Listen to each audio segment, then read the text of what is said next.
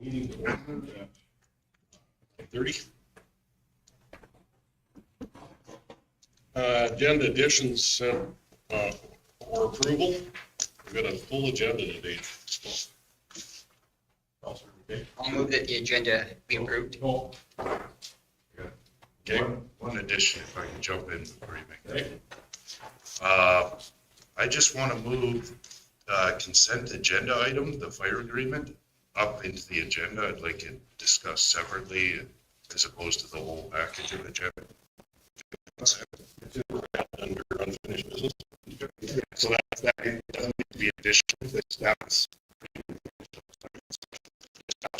I guess one couple things I missed too that Marlene had passed to me is this will be in our minute approvals, but we've had a special meeting on March 15th, 2023, and a special meeting on March 27th, 2023 also.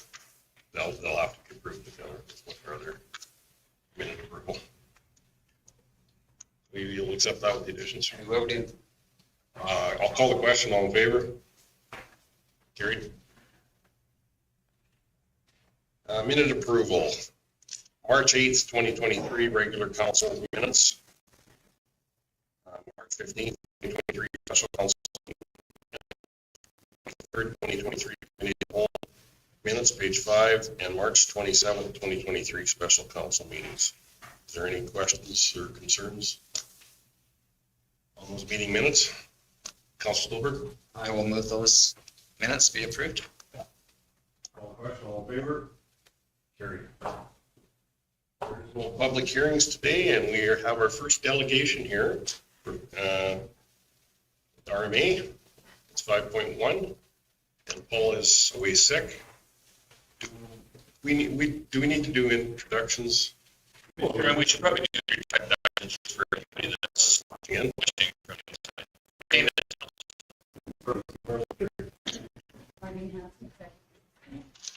Any gender? Good morning. Paul McKay, Larry Clark? Justin Stevens, good morning. Wes Steelberg, James Nyberg, Counselor. Nikki Thorson, Communications. Michelle Hoover, Legislative Assistant. Andrew Brishik, Director of Municipal Services. And I'm Amber Link, your Director for District 2 on the RMA Board. And George Rhodes, Executive Director. You're speaking? Yeah, so on behalf of RMA, thank you for having us this morning. One of our favorite parts of the work that we do is visiting from we tend to take your lead and structure this so we can share some updates on current advocacy work that RMA has been doing. But the main focus for us being here is to hear what your priority issues are. If you have questions, if there's information that we can seek out. If I don't have the answers to your questions right now, I'll certainly endeavor to get answers to any questions that are raised. So it's very much a collaborative visit just to, depending on your interest. We did just have convention, so obviously you guys are fairly up to date on some of the big advocacy priorities. The ministerial order that was issued regarding the unpaid oil and gas tax, we're really grateful for Minister Schultz's work on that and for GOA's work on that and the attention to that issue. We know it's had a profound impact on many of our members and then indirect impacts to our urban neighbors as well when we're not collecting revenue, but still having obviously those infrastructure responsibilities that revenue helps fund. That can have ripple out impacts to urban municipalities as well. You likely have heard recently about the advocacy that we've been doing on the federal, more from a federal angle on the policing contract with the RCMP and the federal budget that did still maintain that downloading to municipalities to cover that difference in the contracts. Because we weren't part of the negotiations, we do not feel that's just. So President has continued to strongly advocate. We do federal advocacy two ways in alignment with FCM and that strong federal voice that they have representing all municipalities across Canada. But then we also, President McLaughlin, Vice President Kara, and do we have a third board member? On the police thing? On a federal advocacy. Oh, yeah, our federal FCM rep. Robin Kirkeway from Cypress County. So they, with some of our administration, went to Ottawa and did direct as well. At times, we have specific federal issues where that rural Western or rural Albertan voice needs to be amplified, maybe independently or in addition to the advocacy that's happening from FCM. That was one of the issues that was addressed there. Obviously, issues around broadband and UBF funding, accessibility to that. We have heard challenges with that across member municipalities as well. And then there are some other federal issues as well, but certainly that police funding has been a key issue recently. We also spent all of last summer, not all of the summer, but many trips to Edmonton and to Nisku to negotiate an LGFF formula, the funding formula with Alberta municipalities. The Minister of Municipal Affairs had tasked us with trying to collectively come up with one formula. We negotiated in good faith throughout the summer, multiple meetings. We had engaged a really strong consultant who had developed a tool that informed our advocacy, kind of drawing on regression analysis and credit curves and like very complex sort of, I guess, principles, but also just mechanisms of tying how do the factors relate to funding and that type of thing. Right up until the very last meeting, which we had already gotten an extension, we were getting closer to coming up with one formula with Alberta municipalities, but ultimately we're not able to agree on a single formula. We did very quickly after that submit RMA's position and our formula, both the factors and the weighting that we were requesting. Sometime after that, Alberta municipalities also submitted theirs. And then recently we did restart discussions with municipal affairs. So we met with Minister Schultz and some of her team last week, I think. That meeting, we basically reviewed the factors that we had integrated into our formula, the factors that Alberta municipalities, we were looking for areas that we had alignment and areas where we disagreed about what should be included. The minister was going to take that back, and they also had some feedback in terms of what they thought was practical to include or what should be prioritized. We didn't get at that point into any sort of allocation, like percentages of how the factors should be weighted. We are very much taking the position that population does not necessarily drive infrastructure responsibility, whereas clearly Alberta municipality sees that as the key driver, I would say, for infrastructure and responsibilities for municipalities. We know, and I know you guys have heard Paul say this multiple times, that rural Alberta has 15% of the population, but contributes 26% of the GDP to the province. We know that a number of the sectors in Alberta that are foundational to both our economy, but also our way of life in terms of employment opportunities and just maintaining our communities as we know it, rely on rural Alberta and rely on our infrastructure that we build and maintain. And that's a significant responsibility. So we're trying to ensure that we are advocating for that and making that argument in a compelling way. Did you get any indication as to when an announcement would be made? I'm making the bold assumption that it isn't until after the election, but should we expect it shortly thereafter, or? And can I add to that, did you get a kind of feeling of where municipal affairs was at? Did you get a read of the room of what they were thinking? So in terms of a timeline, we did specifically ask. There wasn't a commitment to a specific date or time frame for it to be finalized. There was an indication that it would not be before the writ drops. It is quite a complex issue to try and address. The position that we took was obviously if we are redoing this formula, it's an opportunity for improvement. And so we were really trying to do an evidence-based, data-driven formula that would work long-term to address Alberta's needs. The proposal that was put forward by Alberta municipalities was very similar to the current funding structure and had been their engagement was more focused on presenting their proposal to their members, whereas you'll recall our engagement with our members was more around what do you see as driving factors in your needs for that infrastructure funding. In terms of a timeline, there was some discussion about meeting over the summer as well, but there was also some hesitation in committing another summer to an issue that we've already spent. I think we had 8 or 11 meetings that we engaged in over July and August of last year. That's not how I would hope to spend this summer. In terms of your question, Councillor Nyberg, around reading the room, my sense was that the ministry validated the factors that we had brought forward strongly. I think appreciated the formula and we have a tool that we can use where if we kind of pull a lever of one of the funding mechanisms, it will show the impact to all municipalities in Alberta, and how that ties to actual infrastructure spending, both from a capital and also some metrics around operating and long-term responsibilities for that in terms of maintenance. Did you get a sense now going forward?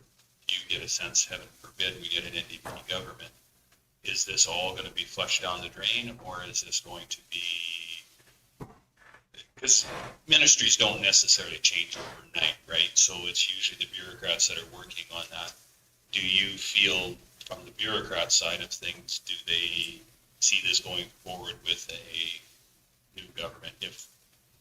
My sense would be yes, and I'm basing that answer on the fact that the LGFF is legislated. Obviously, MSI is expiring.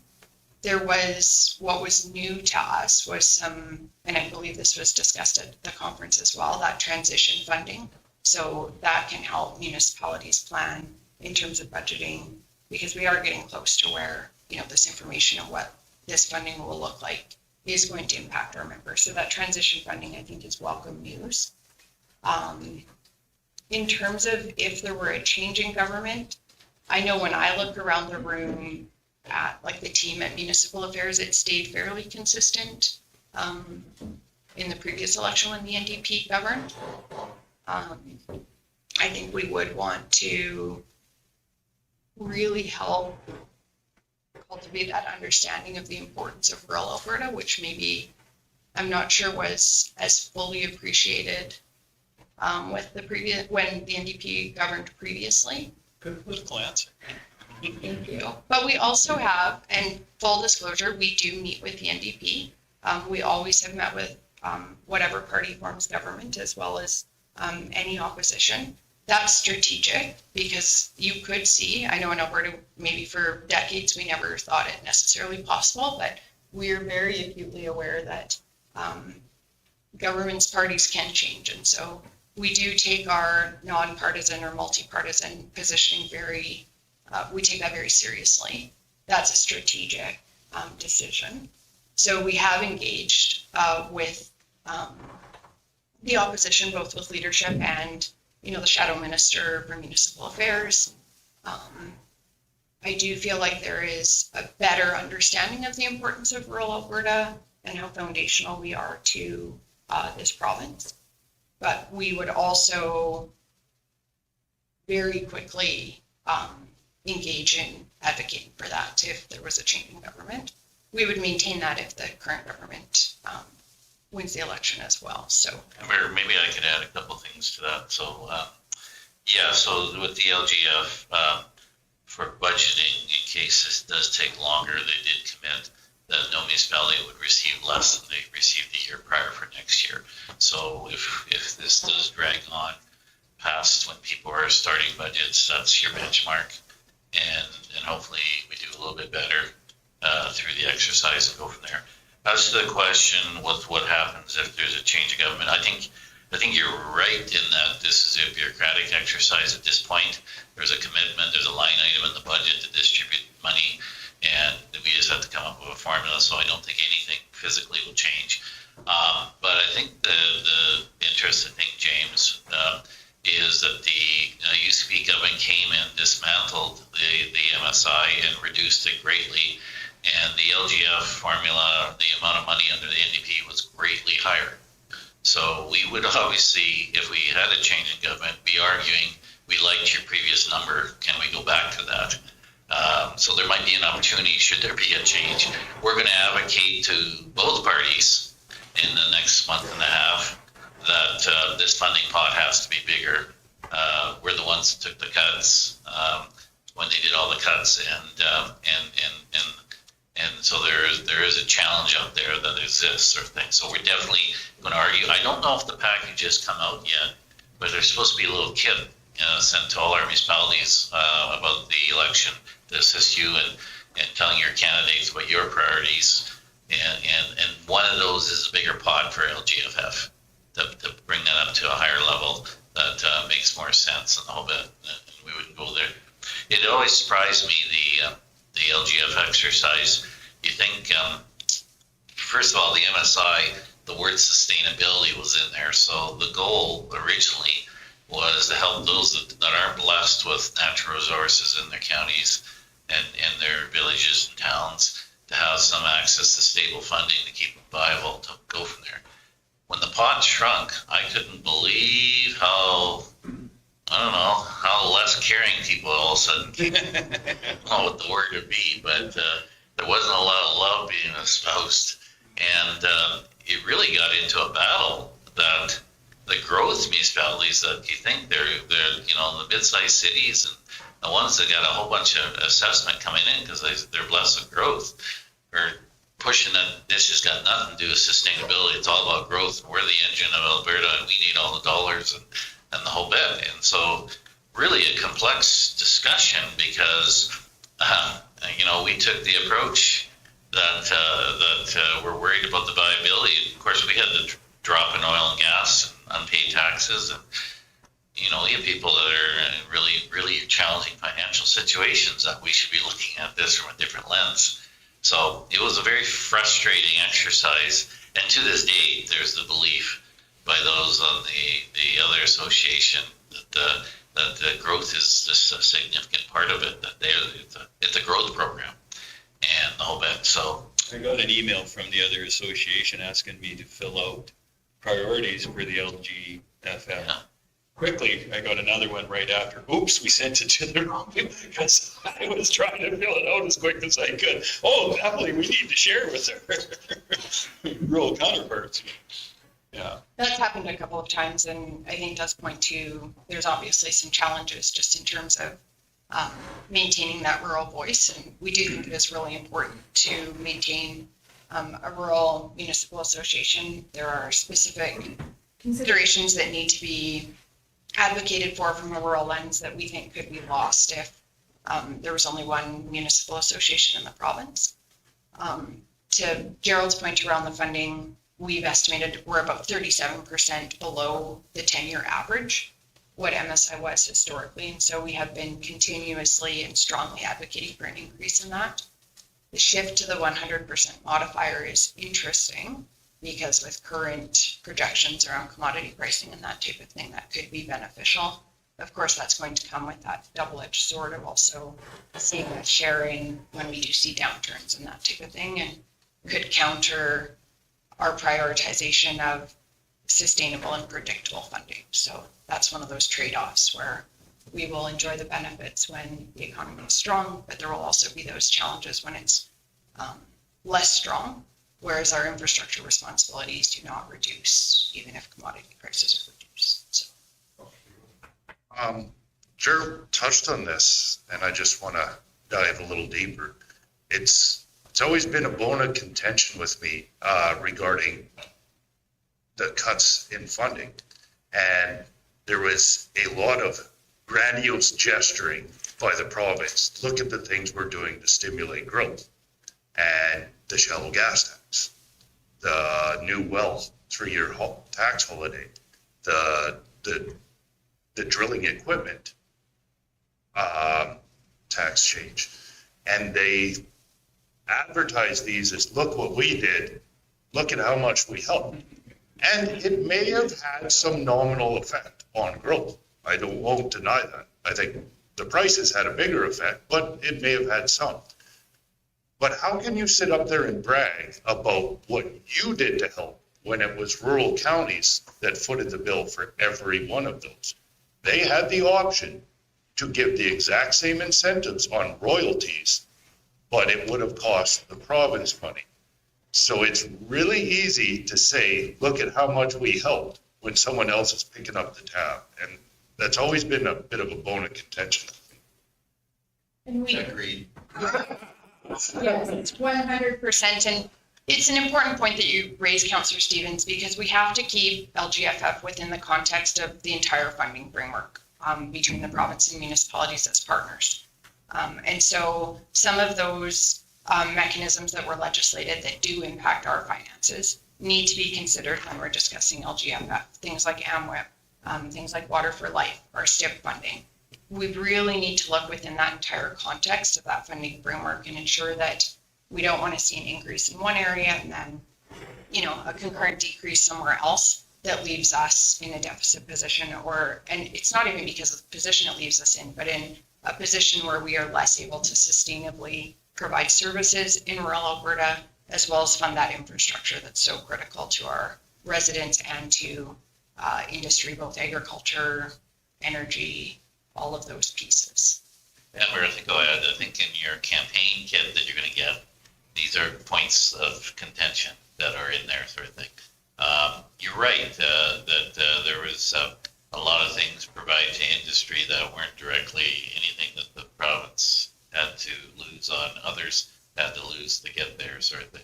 So, you know, obviously with the unpaid taxes, we got a win with the minister order. The real change will be change the legislation to make this permanent. That's going to be an ongoing exercise for us right now, because now it's just a ministerial order, and these can be undone, and there will be exercise there. We are concerned that it took us 5 years to get this to come to fruition when it seemed brainless that just shouldn't happen from the word go.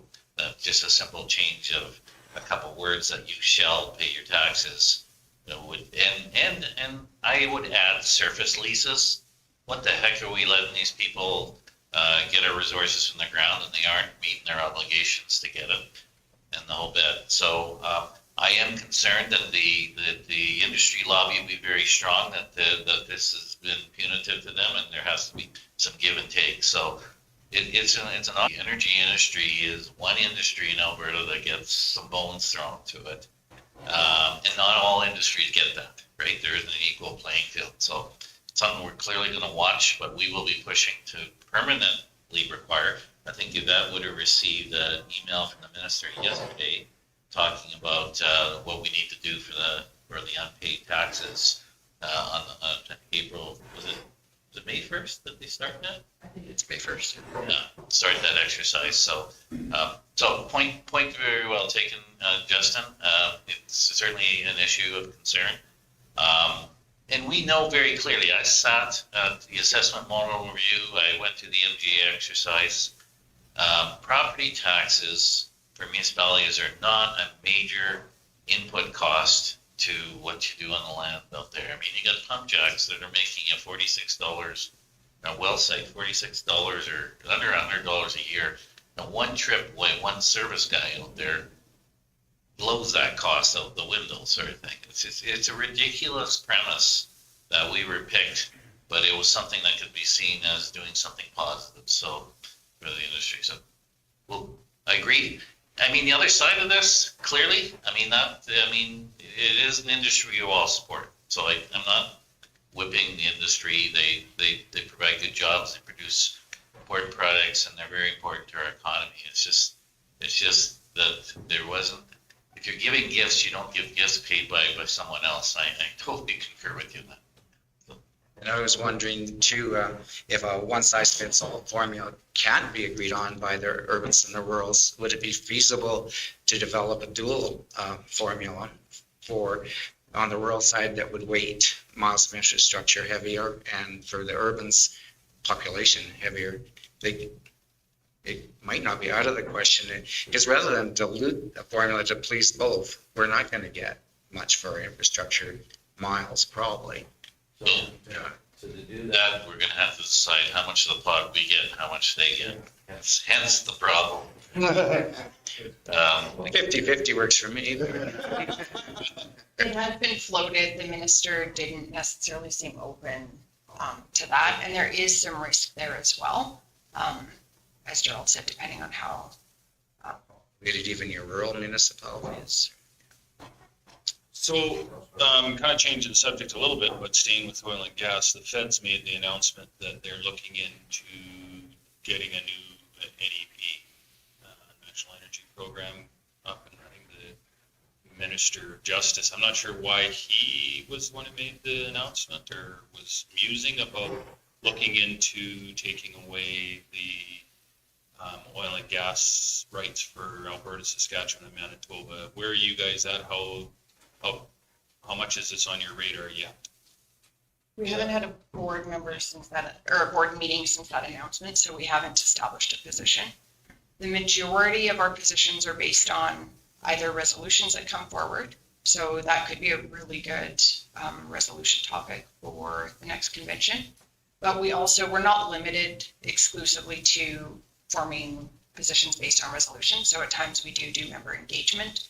Obviously, there's also dynamic situations such as this where we identify a risk to our members. Our advocacy team will do some analysis on it, look at the potential impact to our members, and then we form strategy based on that. Because we already have established federal advocacy, and we also, President McLaughlin has done an excellent job of establishing and developing relationships on the FCM board. He is the president of the Provinces and Territories Association, or Committee, whatever it's called. Right. He has been able to foster relationships and an understanding, and we're talking right across the country with folks that maybe historically did not understand the realities of Western Canada, particularly Western rural Canada.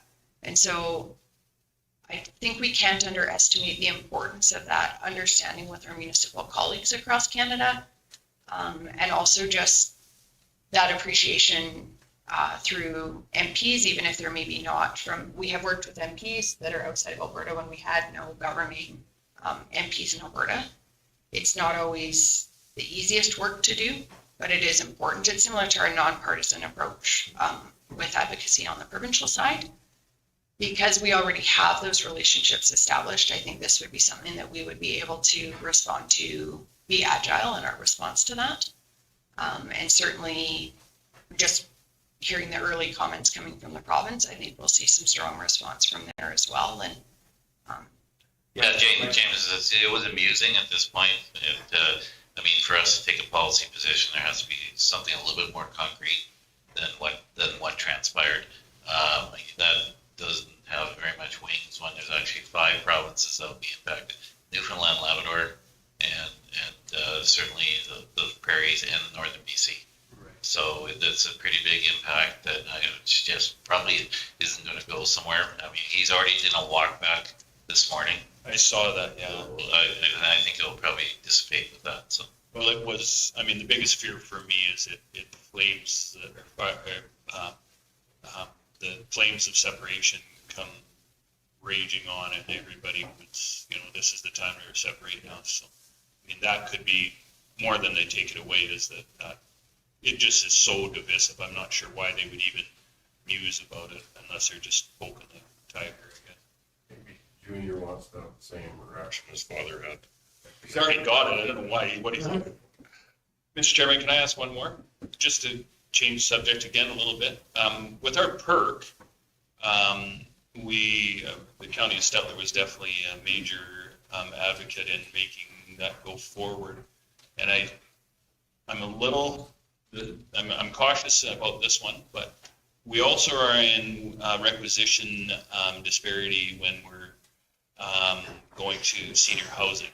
So as an advocate of senior housing, I definitely don't want to see us lose any money on that side of the fence. But I also, as a counselor with the municipality, I don't think we should be picking up the tab for that as well. It is a kind of, it's a touchy subject. I was at the ASHA convention last week and just talked to a few people. I talked to Karen a little bit about it, and the difference between education and housing is the money that went to education we gave to the province, so it's an easy, just don't give us the money. If we go with it for housing and we don't give the money to housing, then it has to be made up by us on, all they'll do is just raise the requisition, but it would be raised to, in our case, 5 municipalities versus the one taking the tab for 200. I think we're into it for 220 grand, which, I mean, is a lot of money, but it's still something that is more than anything. It's the, everybody else is not paying. We're already paying 67% of the requisitions, and now plus we're not collecting that 225,000 becomes an issue. So just on the radar, I guess, more than anything, if you guys are out and about talking to somebody else, ask them where they're at and see. I'm going to do some more background work on it. There So is, for my clarity, the 220 is the portion of your requisition that is uncollected. Is that like for 1 year? no, I think that's over a multiple years. I think it's been over the last 5 years kind of. 2020. James, the real answer to this is not to have unpaid taxes anymore. You absolutely, I agree. But I mean, They're gonna go forward, that's where we need to be, but that's a valid point. I never thought of the other requisitions, other than education, it's a valid point. We've also accumulated on the policing requisition too. That's Been another issue since they put it in, and that's another one we can't, all of us have paid into. We haven't paid it. You haven't? Okay. I wrote that check, yeah. We, Maybe they won't show up for your next delegation if you haven't paid them. Actually, we had, looking for a check. yeah. Council met with Minister Madu, I think at the time, and Starline County was with us. And that was one of these, was that these uncollectible, because we're both going through the Trident ordeal. And so, of course, we brought up the police requisition, and he said to us, and I quote, "If you don't collect it, don't remit it." So we're following his advice to the T. We just bring that point up. We're going to see how that goes. I don't think we're going to win, but we just. I've got a few emails. I send them back with that response, and I haven't heard anything else. Yeah, also, you did mention when we're talking RCMP and the pension catch-up, what does that add up to the RMAs? Like, what kind of a number is that coming at us? So the back pay, Back. it's really, on the first level, it's not an issue for 95% of our members. It's only those that have a contract policing, and that would be Strathcona County for their urban service district area, Wood Buffalo for their urban, the ones that have these hamlets are over, what's the 2,500 the bigger population sort of thing. So it's not a big issue directly, but I guess the issue is the province has to pay that now. And are they going to change all the provincial policing services contracts and change the requisite, how much they charge you based on the percentage that they were intending to collect? I mean, I think it was after 3 years, it was supposed to ramp to 30% or something like that. So if they're going to hold true to that percentage, those numbers will probably change on the last year, I'm guessing. They're going to Add that to the bill, baby. well, first of all, on go forward, the salaries are higher. So they're going to have to do that. Whether they try to put a retro piece in there, we've had no discussions, and we will when the dust falls here with the election and we have a new Minister of Justice to speak to. We need to find that out, because there is a retro pay piece in here that the province is picking up on behalf of all the police that serve the rural areas. So we have no indication that that's coming. But every province that's in the same situation is asking those same questions. So no answers quite yet, Larry. At face value, I think this is really a contract policing. At the first level, it's really an issue for all the towns and urbans and all that. Now, the majority of them, they were given a lot of notice on this. And I know in our area, for example, the city of Spruce Grove near Edmonton they were told to budget, I think, 2.5 or 3%. And so most of the mid-sized cities, for example, actually set aside that money for when these negotiations were done for the prior years. However, it came in considerably twice the amount that they had set aside. But the vast majority of them had planned for it because they were told to plan for it, and had parked some money. The issue is it was much bigger than they thought it was going to be. Just building on that as well, one area that I anticipate potential indirect consequences for our membership is if we're having our urban neighbors experiencing that financial impact to their budgeting because of the mandated relationships and cost sharing through ICFs and IDPs that we are in with our urban neighbors. There could be that indirect impact as well. So we know that anything that impacts us also impacts our urban neighbors, and conversely, a decision like that could more significantly impact our urban neighbors could still indirectly impact us. So talking about ICS, I mean, Drayton Valley and Bradley, they were the last ones to go through. I didn't get up to the spring RMA. Was there anybody else since then that's had another mediation that's gone through? Woodlands, I believe 5 of our members went through arbitration. Some are in litigation now.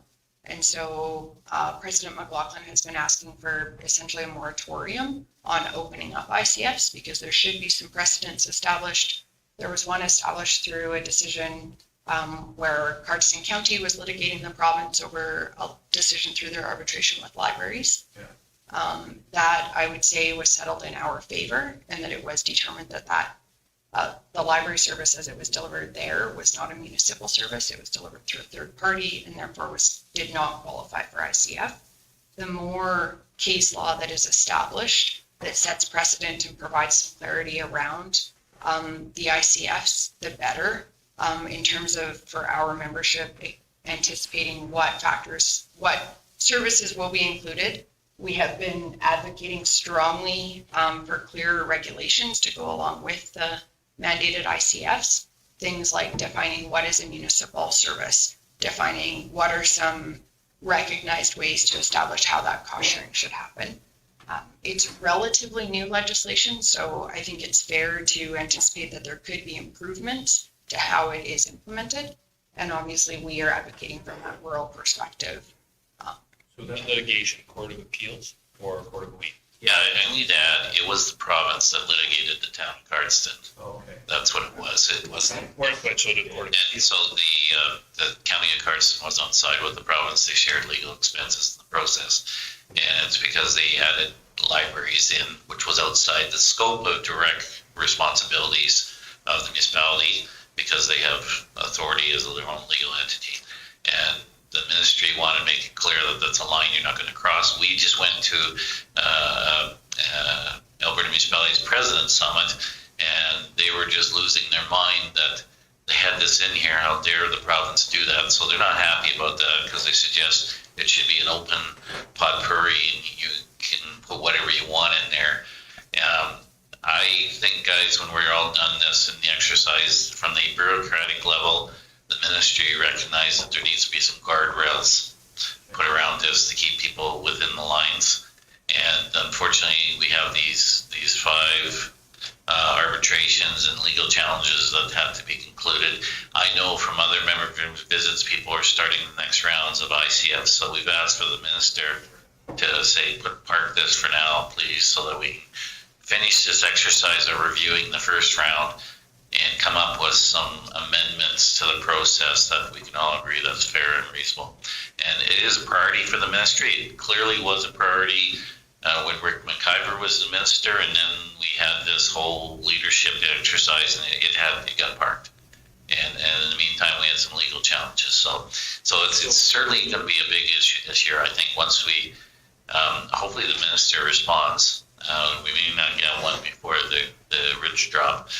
But hopefully this year we can put this thing to bed and have a real frank discussion about the future rules or guardrails or parameters for ICFs. So that's the question is, with the Court of Appeals, are they going in special chambers or are they actually having cases on this? Where are they at on it? This was actually a judicial review, so it went to King's Bench. Oh, okay. So we have King's Bench, I believe, on the arbitrator's decision and authority.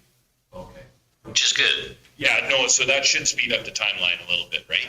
Yeah, for those. And that is one of the challenges, is that inconsistency between arbitrators. And I think that's one of the things we're also seeking, is just more clear framework if things do go to arbitration, so that there's consistency across the province. So So definitely a top priority for us. who's hiring the arbitrators? Is this done by the province? No, you are provided a list, Yeah. a list of potential arbitrators that have been vetted by the GOA, I guess, by the department. And then mutually, the two municipalities together choose their arbitrator. That's been the past exercise. Or appointed by the government if you can't decide on I'm it. guessing if you can't come to that sort of situation. I mean, it's quite interesting for us. We're kind of on the outside looking in, but I have one board member, John Burrows, Yeah. Woodlands, very emotionally attached to this issue. So everything we know about it is because he monitors every breath that's made on this topic. So And we have done pretty extensive engagement with our members as well, specifically prioritizing those who did go to arbitration, just to learn more about what the challenges that they experienced. Partially because obviously that's a key priority for us, but also because there's a lot we can take out of that will apply more broadly to all of our members. So definitely something that we're monitoring carefully. It's going to be a top priority. It is a challenging situation. I think I hear from the majority of our members, there is a will to cost share responsibly, but we need to be very careful that we're not ignoring certain factors, like the investment that we make into transportation that our urban counterparts use, without really even thinking about it. Whereas there tends to be a focus on things like recreation or fire service or some of those bigger ticket items that our urban counterparts maybe fund more of.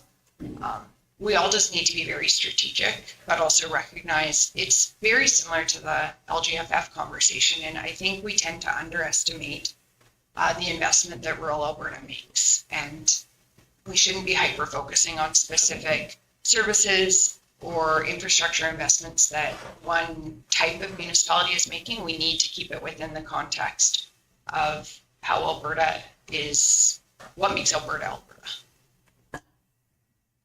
In the contact newsletter, have you guys done a kind of like a sub point on it? I apologize, I haven't seen it in there, but that doesn't mean it's not there.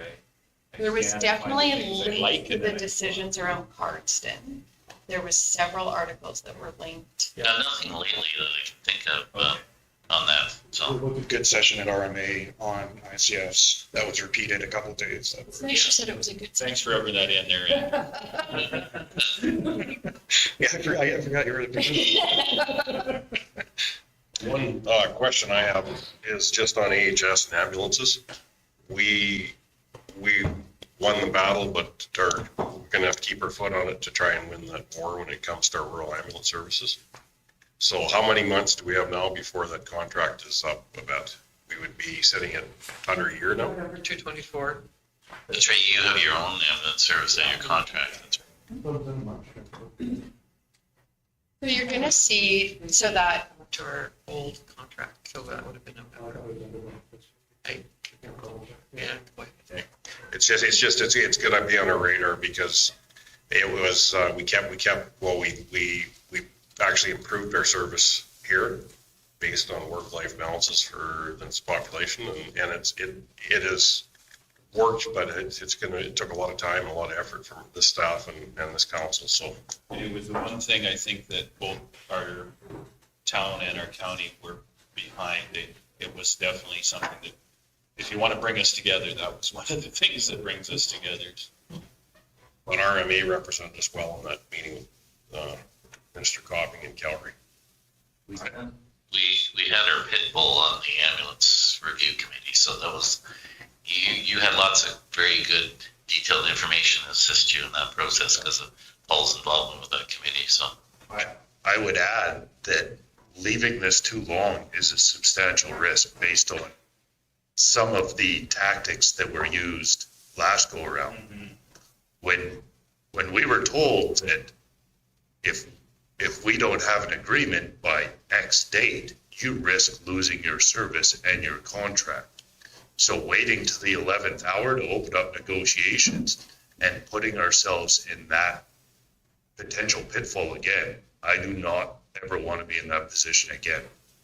So it's, in my mind, it flew in the face of negotiating in good faith. And I do not want to leave this sort of negotiation till, hey, contract's up in 2 months. They could just walk away from the table and leave us hanging. Well, you just renewed that exercise was last year sometime, right? Yes, but it was just for a month or a year and a half. Oh, it was a short-term one. Yeah, and actually, what we ended up negotiating was an extension to what was two prior extensions of a 12-year-old agreement now.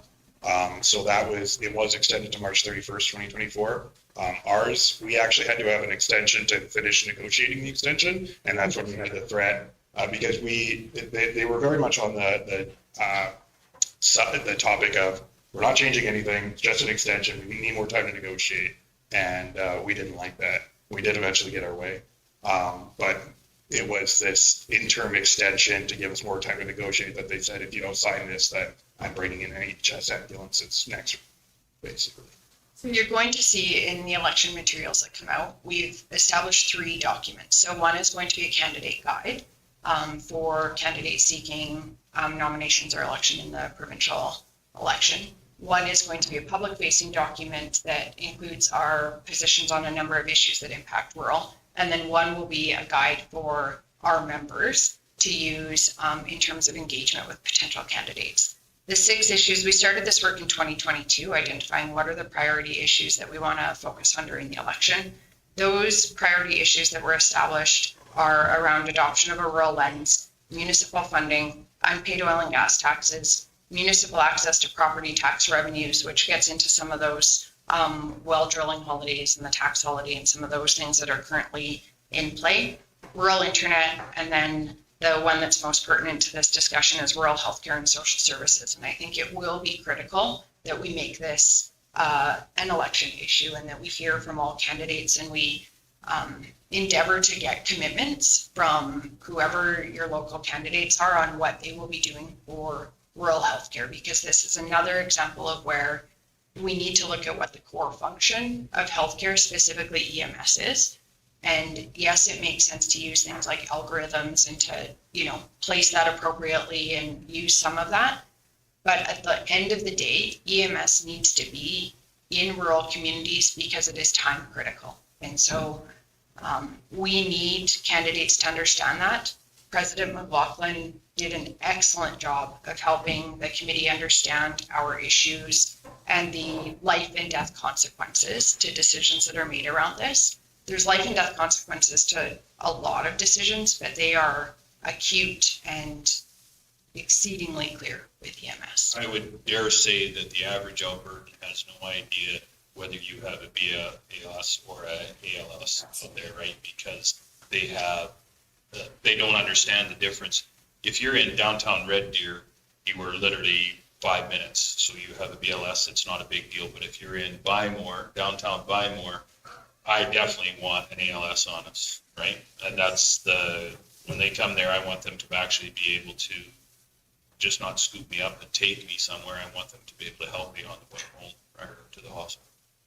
We've raised things like informed consent. You should also know how long you're going to be waiting for that ambulance, because you should be able to make decisions based on that, whether you're going to, try and transport someone or access medical care somewhere else, depending on the timing. So it's a top priority.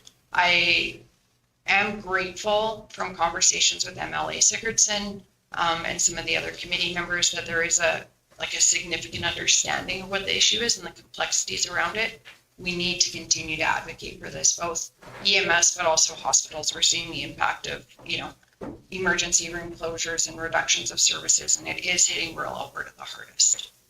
A quick point with what transpired through that whole exercise. I think after many years of a weakening system and challenges, finally, full attention has been applied, and the problem has been acknowledged. And that's one of the issues, guys, was AHS was never acknowledging that there was any problems. And as Paul says, kept saying, "We got it. Hold my beer. We got it." Clearly that's changed. So I'm very thankful for the government on the emphasis that's put on this. The work has been done at this point, so it can't be undone. And so we've got a position to move forward, and we'll see where it goes.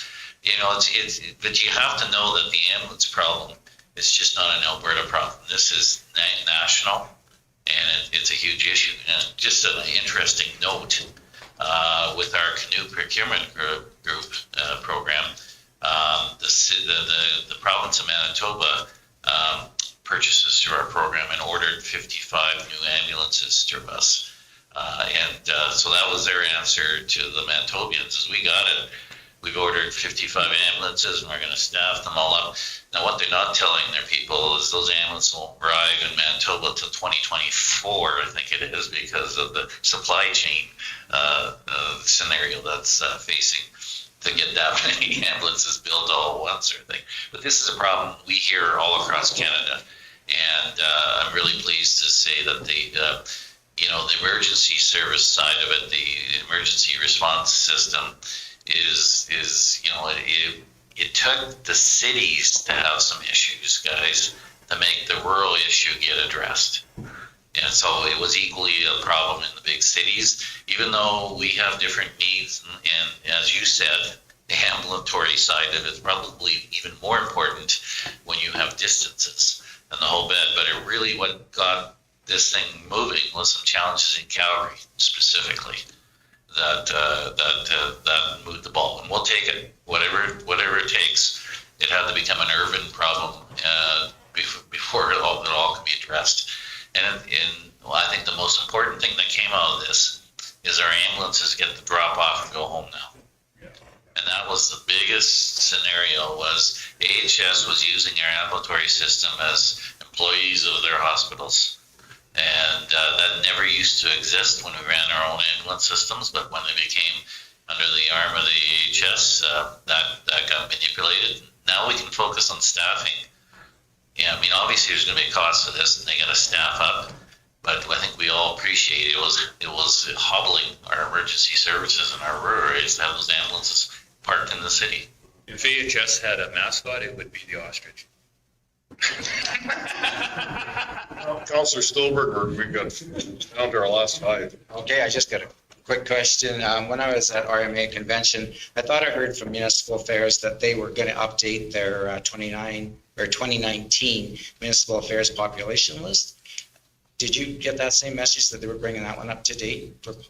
I'm not sure if I didn't hear that, so I'm not sure. I know a census package was sent out to all the CEOs the last week or two. I received an email about that, doing the new ones. Because the reason I ask is it kind of, through the Parkland Regional Library system, it threw a wrinkle into the way they do their requisitions. Because Municipal Affairs governs the Library Act as well, and their recommendation was for library systems to use the 2023 Treasury Board estimates. Well, it turns out that a lot of municipalities were disputing those numbers, and because in some cases they felt they were from hundreds to 2,000 overpopulation what they had, and of course the requisitions were based on those over numbers. So I mean, it was a bit of a contentious issue there, and I mean, the library was doing what they were told to do, is use the Treasury Board numbers. But, and the other numbers for 2019, they're both probably out. And so it would be good to get more accurate numbers, because nobody minds paying for the population you have, but it's tougher to pay for people you don't have. I'll check. We used to have to go to a monthly meeting with the department on these sort of issues. I'll just check, see where that's at. Okay. I'll check my notes. Because if it's estimates at Treasury Board, that doesn't sound very data heavy at all. I do know that what they did do was a few years back, they went into this averaging estimation of what your population would be in between the federal censuses. And I think they, in the last 2 years, they came out and said, we're going back to the old system where you can do your own municipal census and we will honor that. And that's something new that they had thrown out a few years before into this sort of averaging system. So we'll look into that, because I had not heard that they're using Treasury Board estimates for that. And it's that I recall the minister referencing was reinstating that permission for municipalities to use their own census, but we will confirm that for sure. Definitely a complex issue. If I could just really briefly update you on your two most recent resolutions, if you have a couple minutes. So your resolution regarding the uniform method of auditing and enforcing compliance with community aggregate payment levy bylaws. We were not satisfied with the response that we received from the ministry. We have assigned status of intent not met. We will continue advocating for that accountability for the gravel industry related to abiding by the cap levy. There is obviously, this is within the provincial jurisdiction, and there is a change that could be made to increase enforcement of that. So we will continue to advocate for that. Having that regulation be extended until the end of 2024, obviously gives that time before that's updated for GOA to consider the non-compliance within those bylaws and when reviewing the applications for class 1 gravel pits. So we're going to continue advocating on that one. And the other one around the gravel pit reclamation, we also weren't satisfied with the response to that. Again, we did assign a status of intent not met.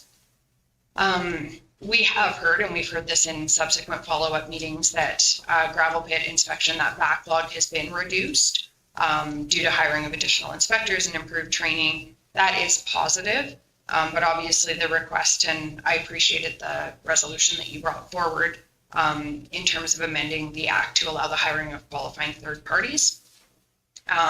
From our perspective, that doesn't undermine or replace the current inspection process, but could provide the language that we were using was another tool in the toolbox for backlogs. And we certainly hear from members that this continues to be an issue. We will continue to advocate for it, despite some of the improvements that we have seen on that backlog. So know that we are continuing to advocate on those. Another one we didn't get to today, but obviously doing lots of advocacy around renewable energy, reclamation, securities, the long-term potential impacts, as well, just like with traditional energy opportunities for municipalities. So finding that balance between those, but certainly that's one of definitely the top priority issues, particularly given that we have the ministerial order for unpaid tax. So know that we continue to advocate strongly, and we appreciate all of the input and the perspectives and insight that we get from our members. The work that I do representing you is some of the most meaningful work that I have done.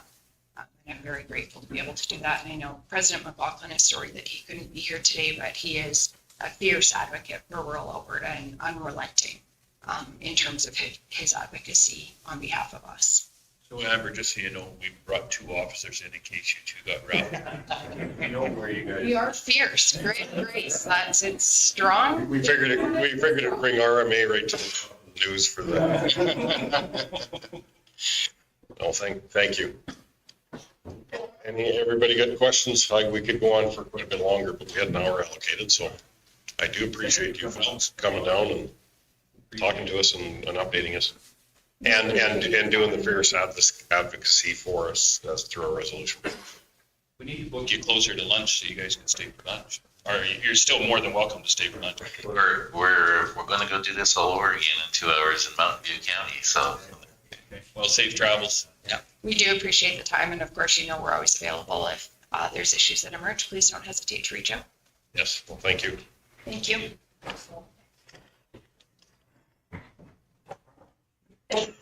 Drive safe. We will. Slowly. I mean, we're in here, you don't have to worry about it. Oh, good. I think we'll. Okay, well, we'll start with another round of introductions. We've more people in their chambers, starting with Marlene. good morning. Paul McKay, Larry Clark. Justin Stevens? Les Stuhlberg, James Haggard, Councillor, Erskine South Warden. Nikki Thorstensen, Communications. Michelle Hoover, Legislative Assistant. Andrew Brishik, Director of Municipal Services.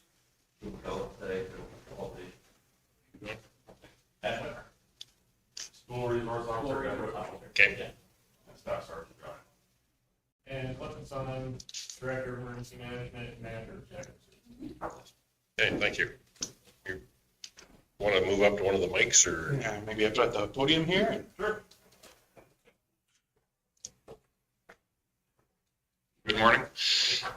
I brought with me Constable Ben Whitmer, a school resource officer for Stettler Detachment, to provide an introduction, answer any questions that you may have from him, as well as to provide stats for the year 2022, which ended December 31st, obviously, and to also solicit feedback for our annual policing plan moving in for the next fiscal year. If you guys have any suggestions or issues you want to include in that for consideration, I'm here to take those as well.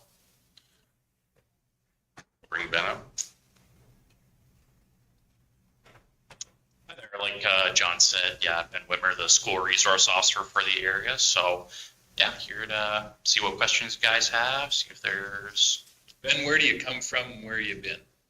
Originally from Ottawa, and I was posted in Bashaw for 5 years before coming down here. So now I've been down here since the beginning of the school year. Perfect, thank you. You have to have a question, Counselor Stevens. There may be a divorce if I don't ask this question. My wife has expressed some concerns during the school bus loading and unloading timeframes. Parking, it seems to be exasperated as the Catholic school has come on. That previous parking area for the school buses is gone, that is used by the Catholic school, which put it exclusively on the street, onto the street. And for a 1 hour range, morning and afternoon, you could not shoehorn in a wheelbarrow on either side of those streets. And large buses blocking the entire one side, meaning limited visibility, and kids crossing haphazardly outside of the controlled pedestrian areas. And I was wondering if we could take a closer look at that. Absolutely. So we've been in discussion about a couple of different things. Maybe if we can't put a new crosswalk in there, now that's more of a town thing than a here thing. However, we've also been today in particular, we had several officers out there to step up a little bit of enforcement, some warnings, and just reminding people the proper way to conduct themselves. Now, as is typical with those things, once we were out there, everyone is behaving like angels. So, it's one of those things. I don't know if we've got a magic answer to it, but I have talked with Kate Sison over at the school there, because in particular the elementary side, that seems to be the real hard area. So, we're definitely in some discussions already to try and see if we can alleviate some of those things. But I am also aware it seems to have been a long-standing thing. So. Just to add to that though, like we did have all our buses load where the Catholic buses load now. And is this just two school boards not getting along with each other, or why can't we still have those buses there? Because it's the safety of the kids we're talking about here.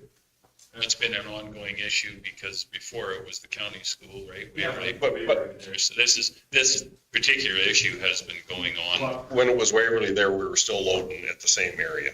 Yeah, somewhat. There was always some pissing match at some point in time. But it wasn't, James, I remember quite well when the loading was there, because I did ride the bus at that time, yeah, I did too. when Waverly was still open.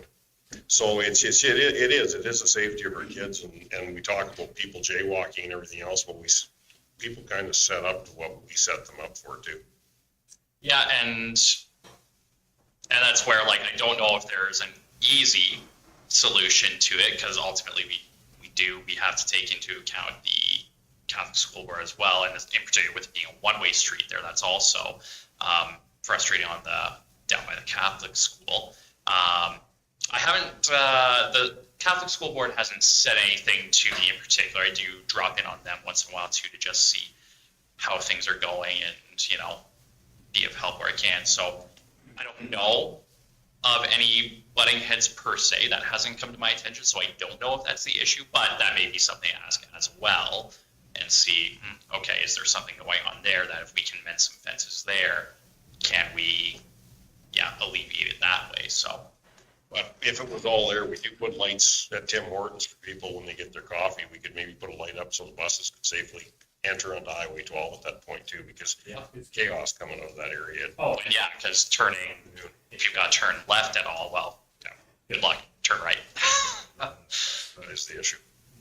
Realistically, you could man that with a, I mean, anybody that has ever moved a large piece of equipment down the highway, you have flag personnel and you man it with flagmen and you stop people and let the buses out. It doesn't even necessarily have to go as far as lights. I agree with you. Your hand up, Councilor Tender. Yeah, I guess I'm not quite understanding the concern here. Because okay, I've graduated in 74. Did they change where the loading of the buses were? So, I believe it's 44 Street there on the elementary side. So right now, all the buses just pull up along the side towards the school there on the side of the road. That's where they all load right now. So it used to be down around the corner, from my understanding. Again, hasn't been a thing since I've been there, but it used to be down around the corner where the Catholic school is. That used to be where they load. But yeah, now it's all along 44 Ave Street or whatever. That's been that way forever. The elementary always loaded there. The high school buses used to be in front of Hall. And I think what maybe has changed, and I'm not sure, but the timelines of when they're coming and going. So the buses in front, like on 44th Street, they've been there for a very, very long time. Even when you were riding the dinosaurs to school. We had to walk up by the Waverly School all the time, James. But that was in high school, or? And that was in high school. Yeah, no, and that was what they did with high school, and I think they still are doing that with high school buses. But the elementary buses are right in front of the elementary school, and they've always been there as far as I've known. So, and that's where the cause is the biggest issue. Right down, it was even worse when we had the swimming pool at the one end. So it's gotten a little bit better, but not. That complaint that you've had, have been ever since my kids were in school. That's been there. So. My kids went to Erskine, but the complaint from other parents. And you are doing tours, like I saw through your the first meeting with you last month, and you're doing tours of the rural schools now? Oh, yeah, absolutely. Today would typically be my travel week, so probably once I'm done here, it'll be Botha and Big Valley today, so that's still quite a regular thing. And how are you finding, you're finding the reception good, but also are you setting up some changes or? Finding reception's been good. There's, each school has its own unique circumstances. I'm sure some of you are aware that the Big Valley School had a little bit of a scare there with a possible threat that was made against the school, and that ultimately we don't know. It was an unfounded accusation at the end of the day is what it was. So everyone there is safe and everything, but there have been some down there particular parents that have been difficult. So there in particular, it's been a lot of just trying to help navigate some of those personnel conflicts with some of the parents who butt heads with some of the staff and try to come up with some best practices. But yeah, every school definitely has unique challenges, and as they come up, I'm doing what I can with the principals and the admin at those schools to figure out what needs to be done and help them as I can. Yeah, because I found it interesting as you went through what you did in the rural schools, because our SRO has been typically tied to the William E. Hay. And it's just for the counselors here that have the schools in their areas. Yeah. Just, kind of what's in a typical day. What do you do when you? Yeah. And again, it looks different every day. Yesterday in particular, I went out to Erskine, read to a kindergarten class in the library. Some talks that I do, internet safety, some of those things, those will be something that I'll rotate to all the schools as much as possible. So, yeah, it's very typical. Hang out in their gym class, and if they want to play dodgeball and get to say they got a cop out at dodgeball. It's things like that. Any headshots? Yeah. Wait, are you asking if I inflicted them or either or? You did, trying to make the hot lunch programs, and things like that. Yes, and yeah, those are some things that I am particularly have tried to make time for. So, yeah, because food is always a good way to connect with. Just to get the kids to know a police officer on a lot different level, and just some parent pointing saying, be scared of that individual. Yeah. In the effort of fairness, do you remove the bulletproof vest during dodgeball just to level the playing field a little bit? Well, I figure the weight helps give the kids the advantage, so then I'm not as mobile for them. So then they've got a much easier chance to hit me. Oh yeah, cross country running too. So that was something that was done again here in town, running with the cross country team in full kit. I don't know if anyone, I know some people have seen me running during the summertime there in full gear with the kids. So. Yeah. I was just going to share a story. This is a number of years ago when the RCMP visited the Bymore School, and they trying to, learn to teach the kids from an early age that they're the friends and the safe place to be. But anyway, so they asked the class, "What do you do when you see a police officer?" And the little grade 2-year-old said, "Put your seatbelt on."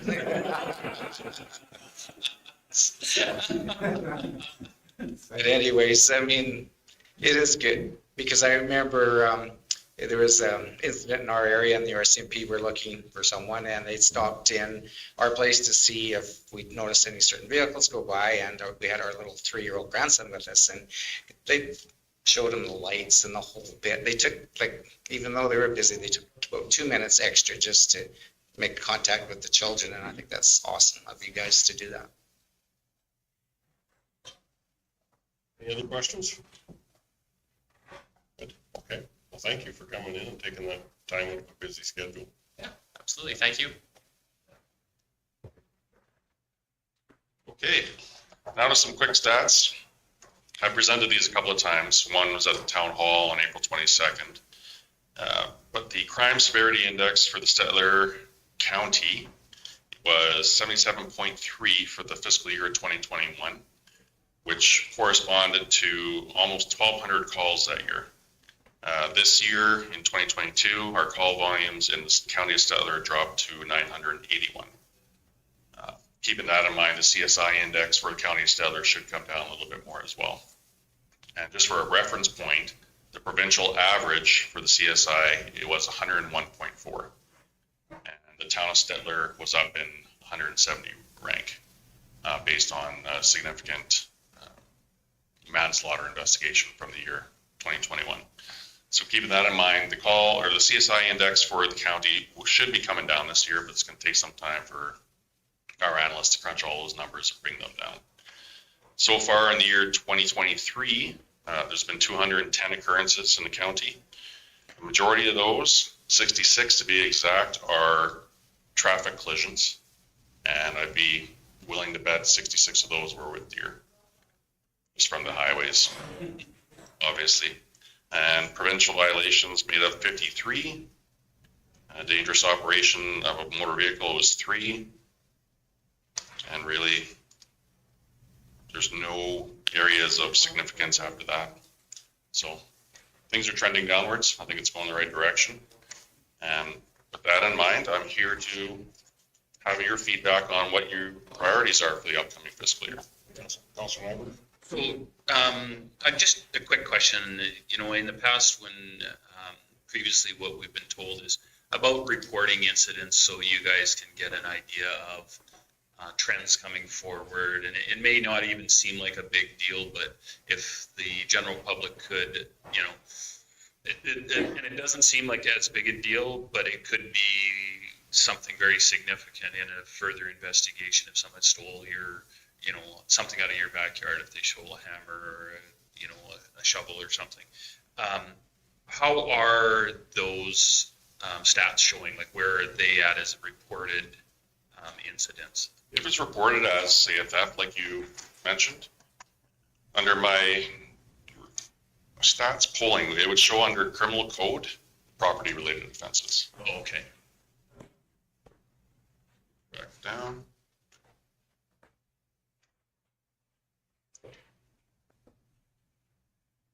So theft under $5,000, crimes against property. So far in the year 2023, we've had 2.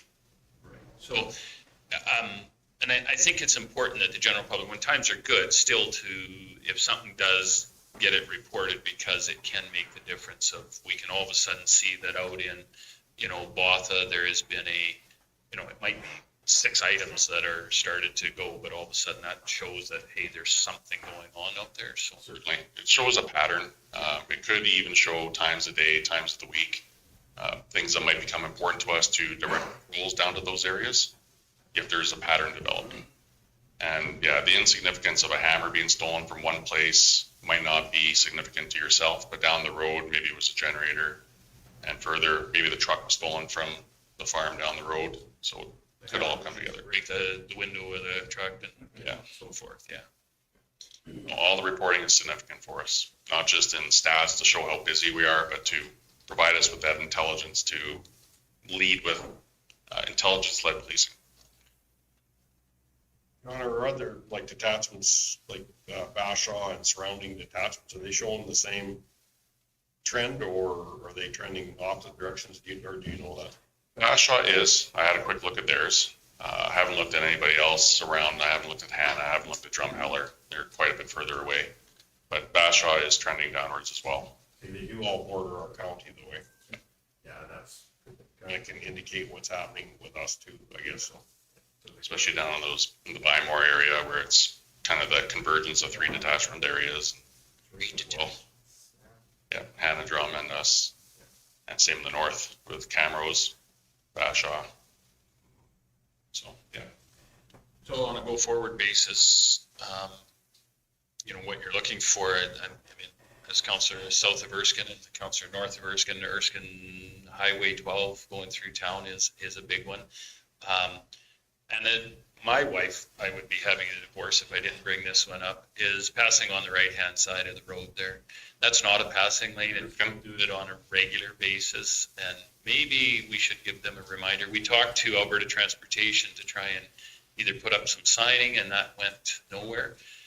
The problem I'm seeing now is with the increase of the grain trucks coming and going on both sides of that road, it's getting worse. And when you are, so if you're turning south or if you're turning north, you see a grain truck and then you cannot see that vehicle on the other side. I am starting to drive very cautiously when I turn to go home, because I know that I'm going to one day encounter a vehicle coming way too fast. Certainly. And those types of traffic related issues we can tackle with county peace officers as well as our traffic services. Yeah. Just for reference, our annual performance plan for the Stettler detachment last year, the 2 priorities were crime reduction and community engagement. So I'm anticipating including both of those priorities in the annual performance plan as well this year. And I think you've done a very good job as far as targets have been going. We can't complain. I think on both accounts, I think you could put those in the success column, that was something that has been done.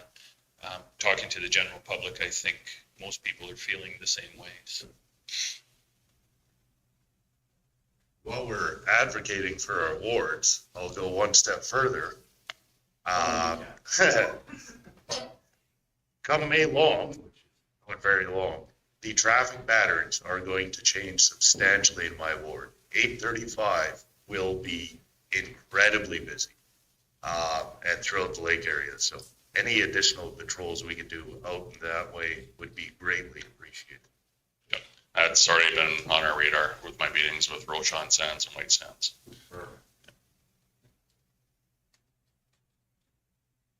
The traffic, I guess, is the other one that seems to be the trend. Yeah. Never goes away, only gets busier. Yeah, and the working hand in hand with our CPOs is, so we bring. What other priorities have you been hearing from, like, our counterparts at the town? What are they asking or quizzing about? The school, obviously, the elementary school is hot on their list as well, and mostly traffic related things. Shoplifting is starting to increase in priorities because it's become such a frustrating issue to deal with. A lot of the subjects that are committing the shoplifting occurrences here in town aren't from here. They're coming in, stealing something, and then leaving, which is making it difficult for us to obviously identify them and to charge them. So it's starting to climb. That's retail theft in particular.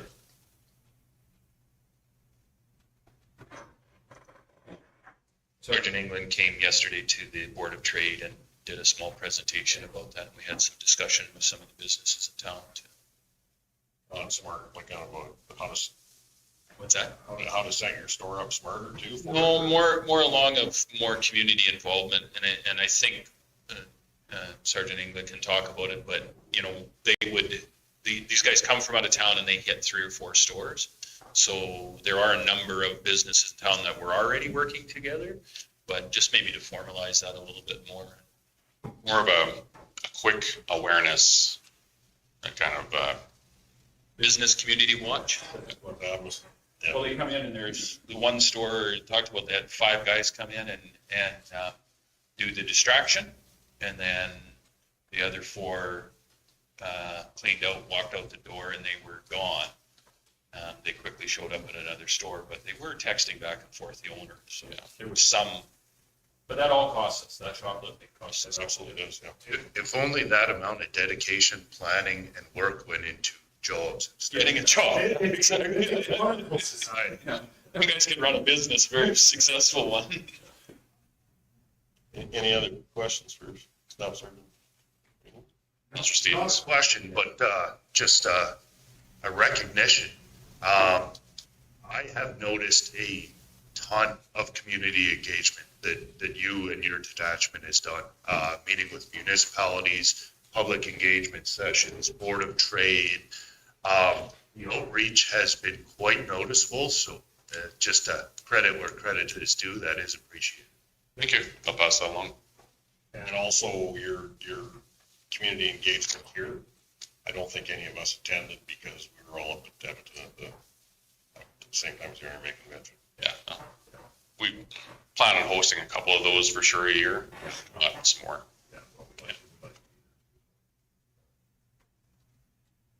Any other questions?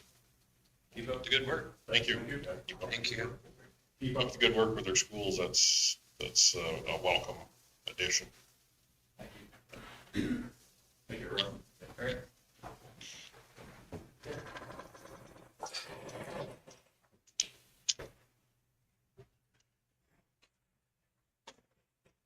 Ten minutes early, are you ready?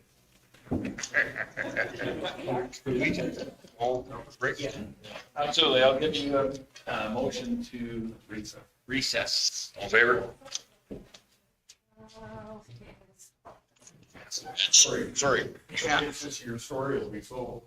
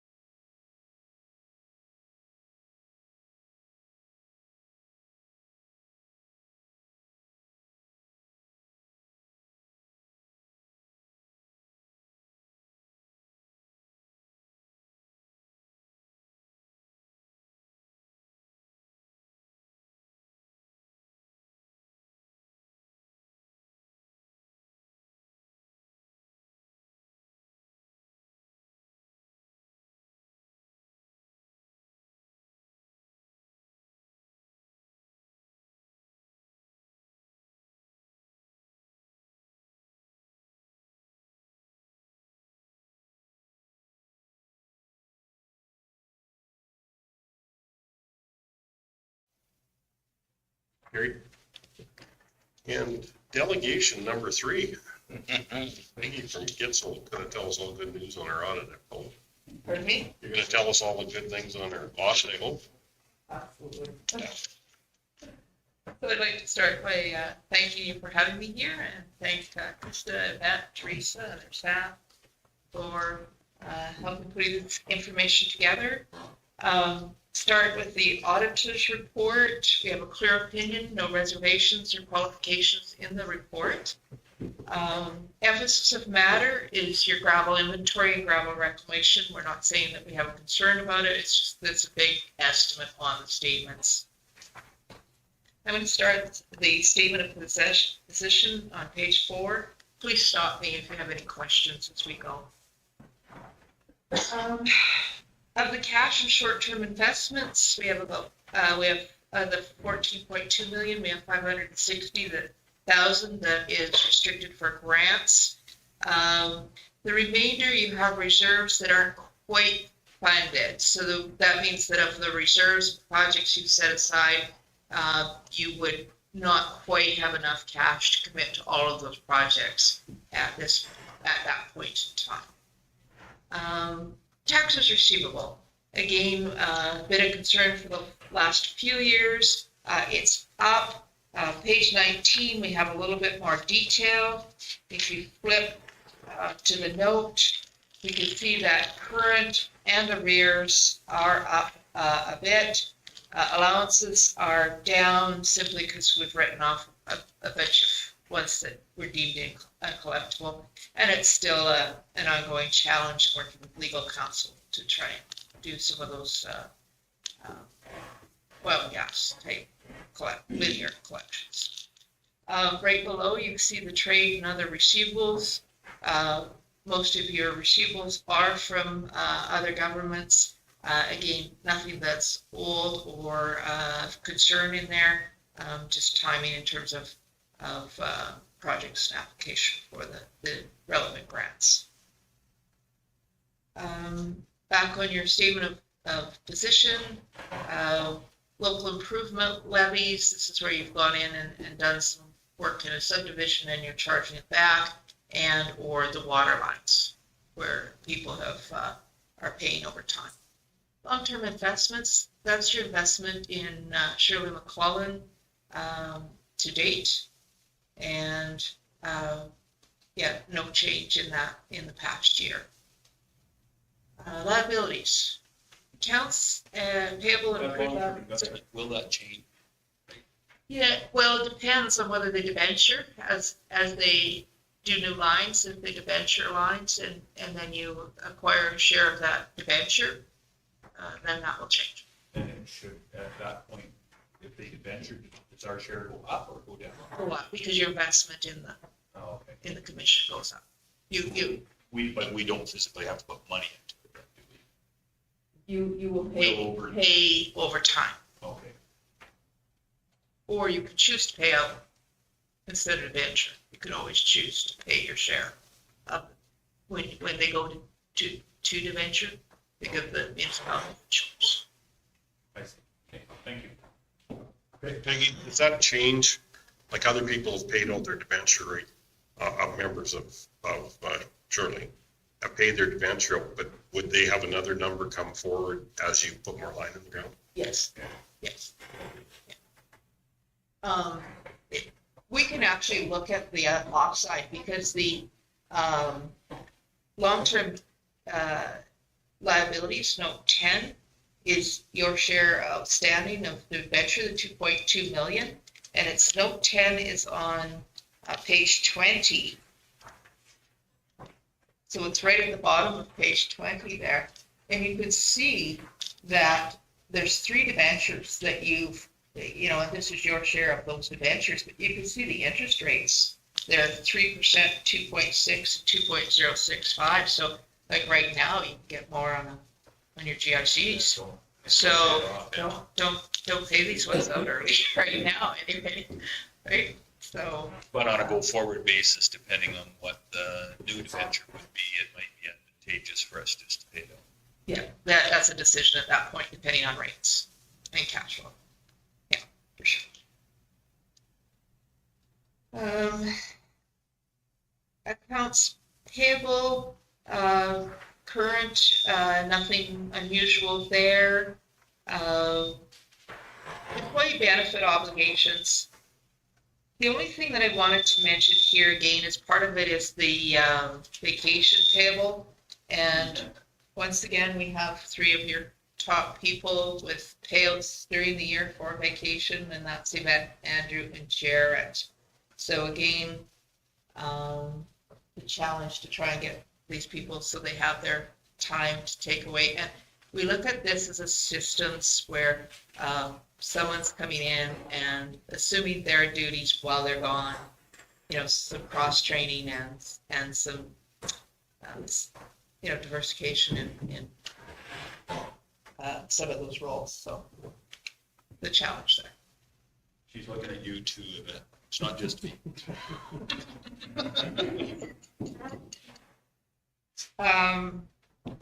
Deferred revenue is your grants. Again, page 20 is the detail on the notes.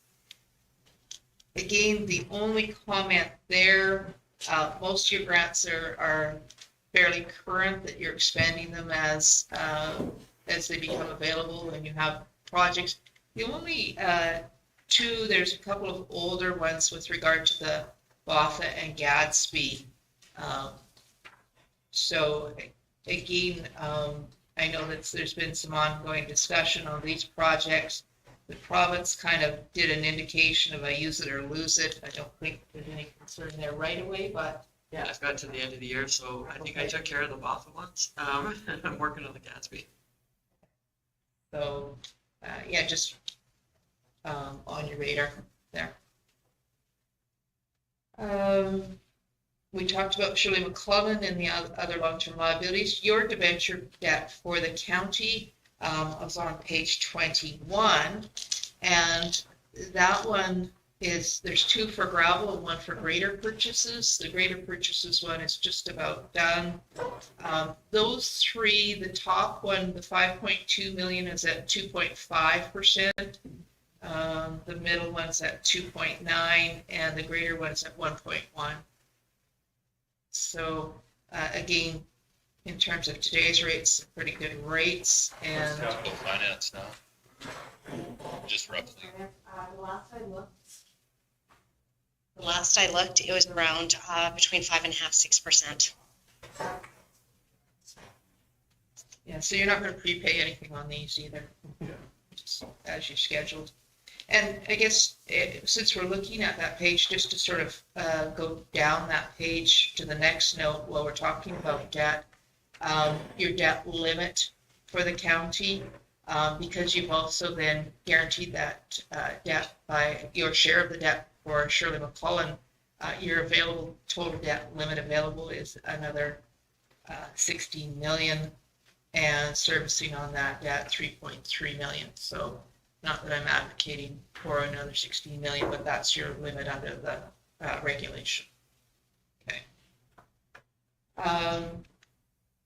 So back on our statement of position, then the last part then of our liabilities is the gravel reclamation liability. And again, as you crush gravel, you're setting aside per ton crush to try to meet these obligations.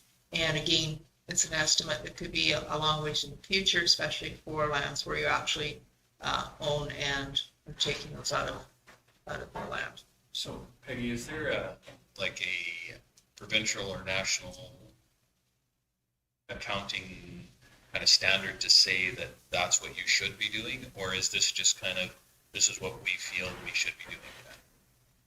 There is not a national, because every soil type, every location is so different in terms of structure, formation. We're not talking about the landfill where we are concerned about leaching and stuff like that, because we're just taking the gravel out. So it's a little bit less concerning in terms of any post-closure type of thing or anything like that. And yeah, it just depends on the formations and water, if you're close to water resources, things like that. So it varies. So we look at past history. So in the history, as you reclaim sites or, have we been able to satisfy the obligations with the money that's been set aside? And we haven't done a lot of big projects lately, but, in the past, the history has been good, so. I know Kamloops County, I think they took one of their gravel pits and turned it into like a fish stock pond kind of thing with a park around it and stuff. So I just wondered if there was some sort of national or provincial, this is what the standard should be. And on some of your lands, there's actually some buyback clauses with the farmer that they were purchased from as well. So the goal there would be turned back to farmland. Yeah, that's true. We're getting more to the point where I think we do less of that and we actually outright purchase just as a go forward it makes more financial sense for us, I think, in the long run to own it than to have that buyback, that kind of stuff. I think we've only got, because the storm pit, the Collins pit, the off pit, the Lion part of the Bashaw pit, they're all totally owned by the county of Stettler, so we can take our time. But we do have the little ones like the Collins and things like that over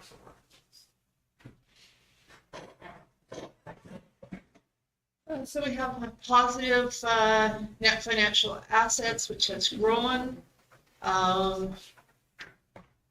in the past years. And part of that is through just an increase in equity. Our tangible capital assets, I'd like to look at the schedule, which is on page 9. And that's a breakdown then of different components. You can see that during the year you purchased $3.5 million in new capital assets. Land improvements is your roads and sands for $115,000, and then we have the path, and then we have office parking lot for $118,000. Buildings for $251,000. The bulk of it's a salt shed at the county office and another gable building. The 1.9 million in structures. Of that, 1.1 million is water lines, and then another 900,000 in roads. Machinery and equipment, 700,000. Just one case, a backhoe and a crate case grader, 243,000 and 108,000 there. And then some minor amounts, a generator for 70,000 and a server for the office, so on. So, in terms of renewal purchases versus your amortization, it's just above your amortization, not taking into account anything in terms of inflation for replacement. So I'm seeing that your machinery and equipment and your vehicles are probably aging a little bit more than you're replacing them. And part of that might be just availability and pricing right now.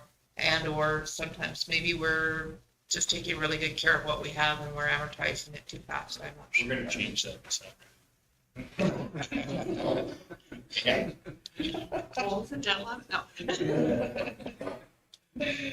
So, just in terms of, that's just a start, and then you have to look in the details, but for sure the So is- engineering structures, you're looking at amortization about 53% of your cost, so it's the gain clearly. Is that a trend with everybody? Because I think everybody's in the same boat as being unable to get product. So, I mean, you end up, your fleet gets older, not because you're not buying, but because you can't buy.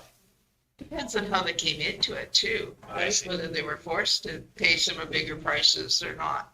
So, if you're fortunate enough that you either were in good shape or had personnel to be able to manage the use, Okay. well, then yeah. So probably a fortunate position there. Again, back on the main page then, land for resale inventory and materials and supplies of that 9.7 million, 9.2 is gravel. And then we have another 450,000 for parts and culverts and stuff like that. And then 80,000 for ASB chemical. Land for resale, the gravel land that we were talking about previously is in here because eventually it will be sold back. It's 2.2 million. And then we have 700,000 at Erskine, another 250,000 at Botha. Prepaid expense, it's mostly insurance. When we look at accumulated surplus, I want to go into some more detail in a few minutes, but let's go to the statement of operations on page 5. I'm going to probably talk most of these lines in a little bit more detail on its cross schedule, but this is the only place where we see it compared to budget. And so sales and user fees is over budget by 970,000. Part of that, or the big one out of that, is the land sale to the museum for 300,000. Water is 220,000 above budget. Fire's another 70,000 above budget. Transportation's about 140, and Children Club water monitoring, so again water, but related to 60,000. So, some departments that were relatively busy, and of course, then like we say that museum land sale for 300,000 is part of it. Penalties and costs on taxes is the other thing on quite a budget by 550, but again, that's not something that you always want to plan for. And so $1.6 million in revenue over budget. On the expenditure side, protective services, fire is 360,000 under budget, and bylaw 60,000. The road, streets, transportation is 3.5 million under budget, and the bulk of that is project at Gadsby for 1.1 million was planned last year and didn't happen. And then gravel was another $1 million under budget for the year. So why was fire so far under budget?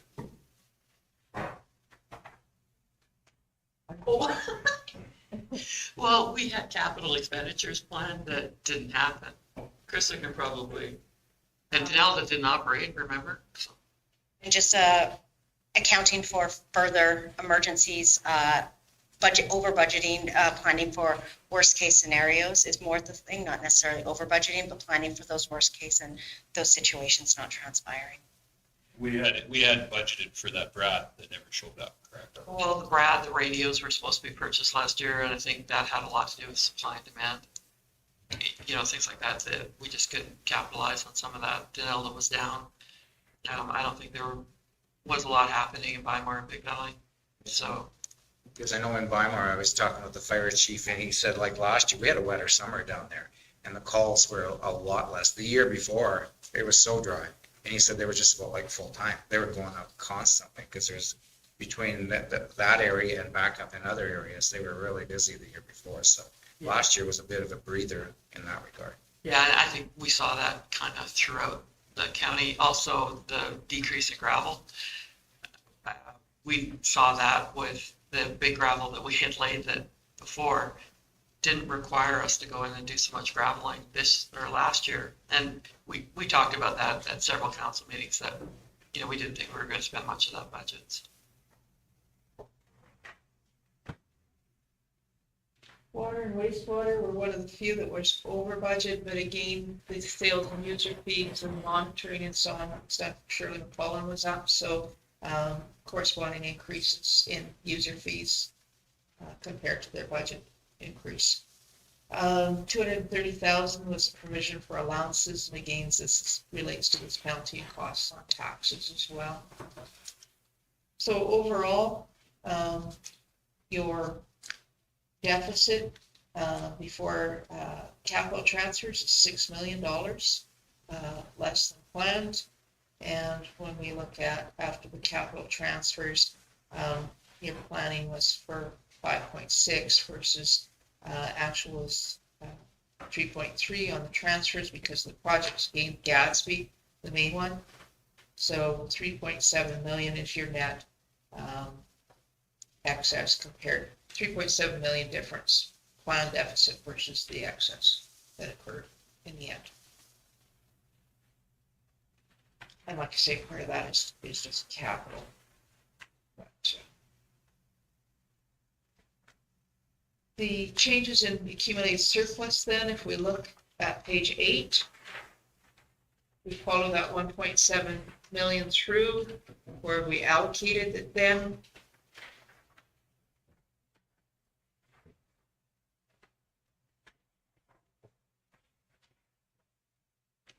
So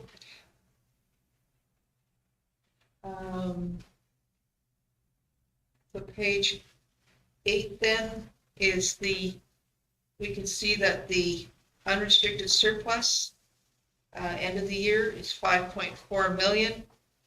That represents 4.8% of your equity. So not a big part of equity left unrestricted. Your restricted surplus is your reserves, as I mentioned, not quite funded with cash in terms of if you were trying to go ahead with all of these projects at once. Some of them, I guess, would be grant funded, but you would be able to rely on your cash. So on page 23, we can see the breakdown with regard to the different reserves and the increases and decreases. So overall, you've decreased your reserves this year by $20,000. Okay. For the number of new projects you've identified, then you've cleared off roughly equivalent amount of existing.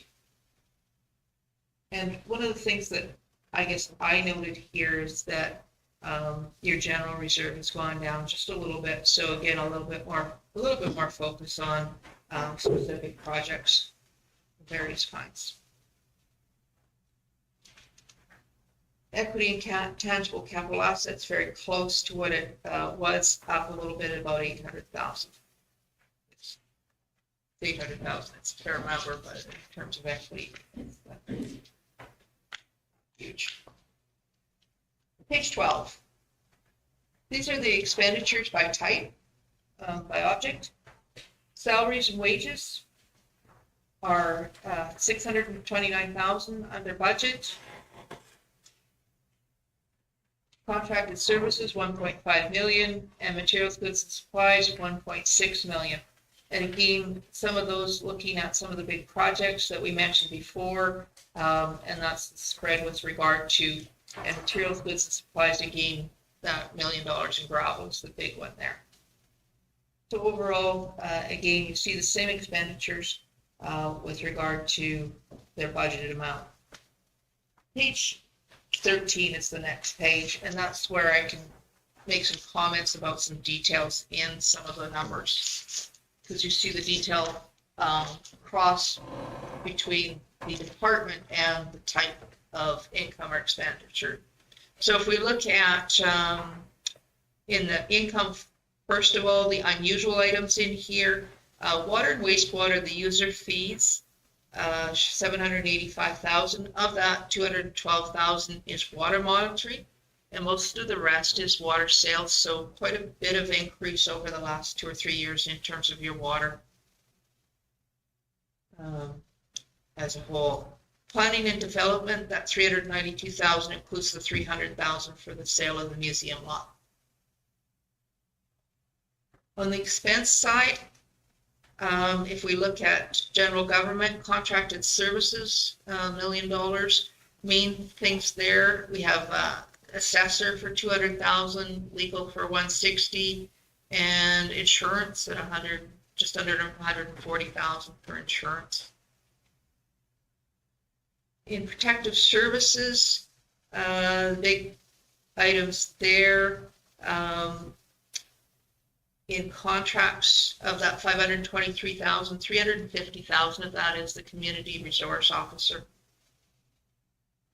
And transfers, is for fire, 140,000.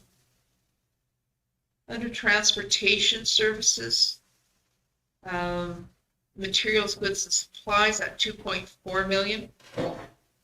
Fuel is 1.2 million. So everybody complains about their fuel bill. County, 1.2 million. Repairs and maintenance, 355,000. Tires, another 140,000 for tires. Building utilities are 87,000. Streetlights out at the county shop are 61,000 for the year. When we go to ag services and the expenditures, of that 385,000 under materials, 216,000 of it is chemical. Planning and development, project management, there was 141,000 in materials. And when we get to recreation and culture, of the 862,000 in transfers, 450,000 is town rec transfer. Under the other column, materials under 90,000, there's garbage. Under the 614,000, 378,000 of that is to waste management transfer, and the other 216,000 is to SCSS. Questions? Those are the big numbers on this page, on that page.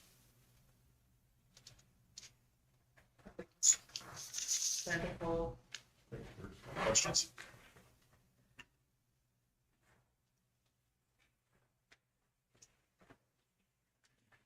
So we have some notes, a couple of notes that I wanted to mention here on page 18. We have the asset retirement obligation as G, and again, making sure everybody has it on their radar. This is going to come into effect for 2023 because it's fiscal year beginning after April 2022.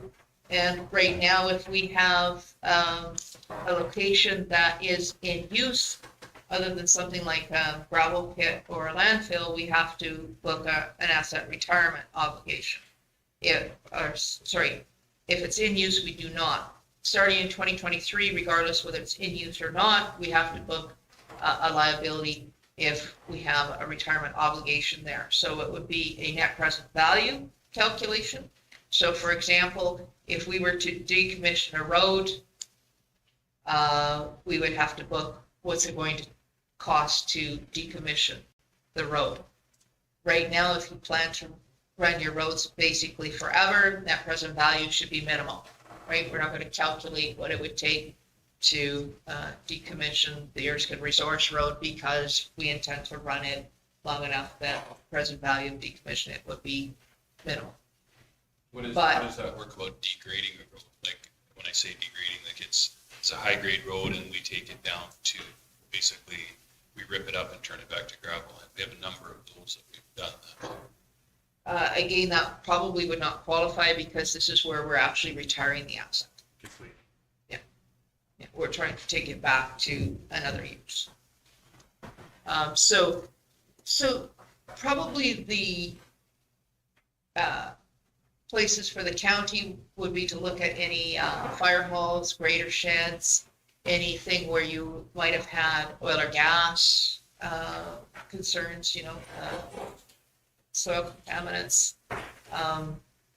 You don't have a bunch of old buildings anymore that you would have to worry about asbestos or anything like that.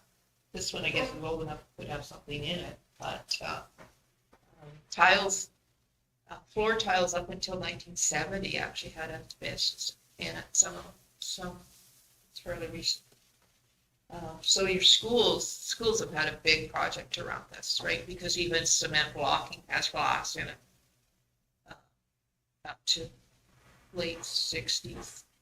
And they had a lot of asbestos in how they filled that cement blocking with the vermiculite, right?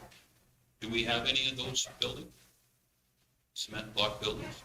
We've got buildings that we've taken back, with, especially the lot in Gatsby, And some of those buildings are fairly old, so we have to take a look at that. Housing authorities in that boat. Yeah, either get them in use or sell them or find something else to do with them, I guess. Under this provision, even if they're in use, you have to look at present value, so you have to look at how long you're going to use them now. And so. We inherited quite a bit of lovely improvements down in Indiana, which I think we're looking at cleaning that up this year. I don't think we're done inheriting the last thing. Yeah, so some municipalities are looking at whether they're taking title to some of these properties, and they're looking to the province for some direction on who's gonna be responsible if you don't want to take title, because there's too big a liability there, at what point, who's gonna be responsible? Right now, I think the province has, in the last 5 years, school divisions have actually had permission from the minister to sell a school. Sell that liability. You keep on using the term inheriting, and we're gonna have to disagree that we've inherited it, because inheritance implies that there's value in some of these things that we've gained. And I think you can inherit that. Liabilities. But, you know, the part when you mentioned this with the schools and everything else, even if something's in use and it's got painted blocks and the insulation is inside the blocks, it's still one of those things until something changes or moves, it's not an issue. Right? But they have to write that off as a liability the longer they run it, how long it's gonna take to clean that up if you had a building like that. Yeah, so their challenge is to try and estimate how long till they have to reclaim. And what that cost And will then be. what that cost would be Okay. at that point. Because what's going on at the school right now could involve a lot of that. They're doing a study as we sit here today and tomorrow on, believe it's modifications to middle school. So that asbestos abatement would be a big part of that. Yeah. They had a major renovation in like 1987, so I think it's fixed a little bit. Yeah, so it's coming for all government related. It's a new handbook section for government entities. The only, I don't know if there's any other notes that I particularly needed to point out or wanted to point out. Andrew, can we bring up the few graphs? There was, I'm not sure. I suspect they didn't. I just had just a few with regard to the looking visually at some of the numbers, just quickly. The revenue by object, we talked about and plan around all our government transfers and granting and so on, but in the end, 66% of your revenue is property taxes. Probably the thing that we've seen grow the most in this county has been the sale of goods and user fees at 11%. It's up certainly compared to over the last 5 years. Next, with regard to, yeah, and that's just expenses by function. With regard to road, streets, your transportation is 50% of your cost. Again, water and wastewater growing slightly with regard to 9%, becoming more of a larger department, and then the various other smaller legislative 2% of costs.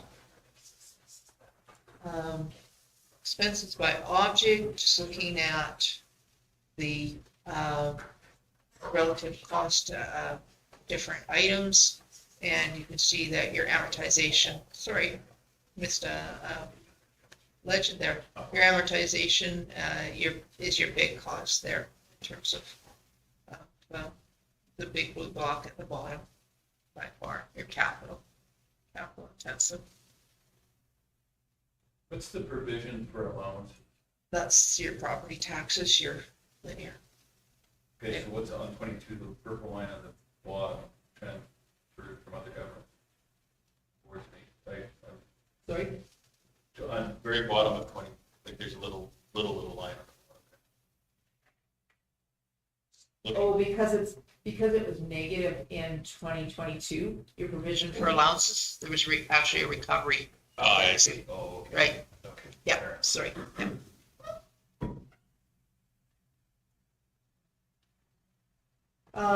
This is your accumulated surplus and just looking at the growth of your accumulated surplus and just looking at the fact that it's, again, capital intensive organization. Most of your surplus is all committed to your GCA. And this is your, again, taxes receivable, and as we mentioned, the ongoing challenge for collections. Current, down compared to 2 or 3 years ago, but that was when the arrears and the total started climbing with especially linear not being collected and the climb there. They used to be the ones that paid fastest, but no longer. And the last one here, again, we were talking about vehicles and the price of a pickup. Everybody says how expensive that is.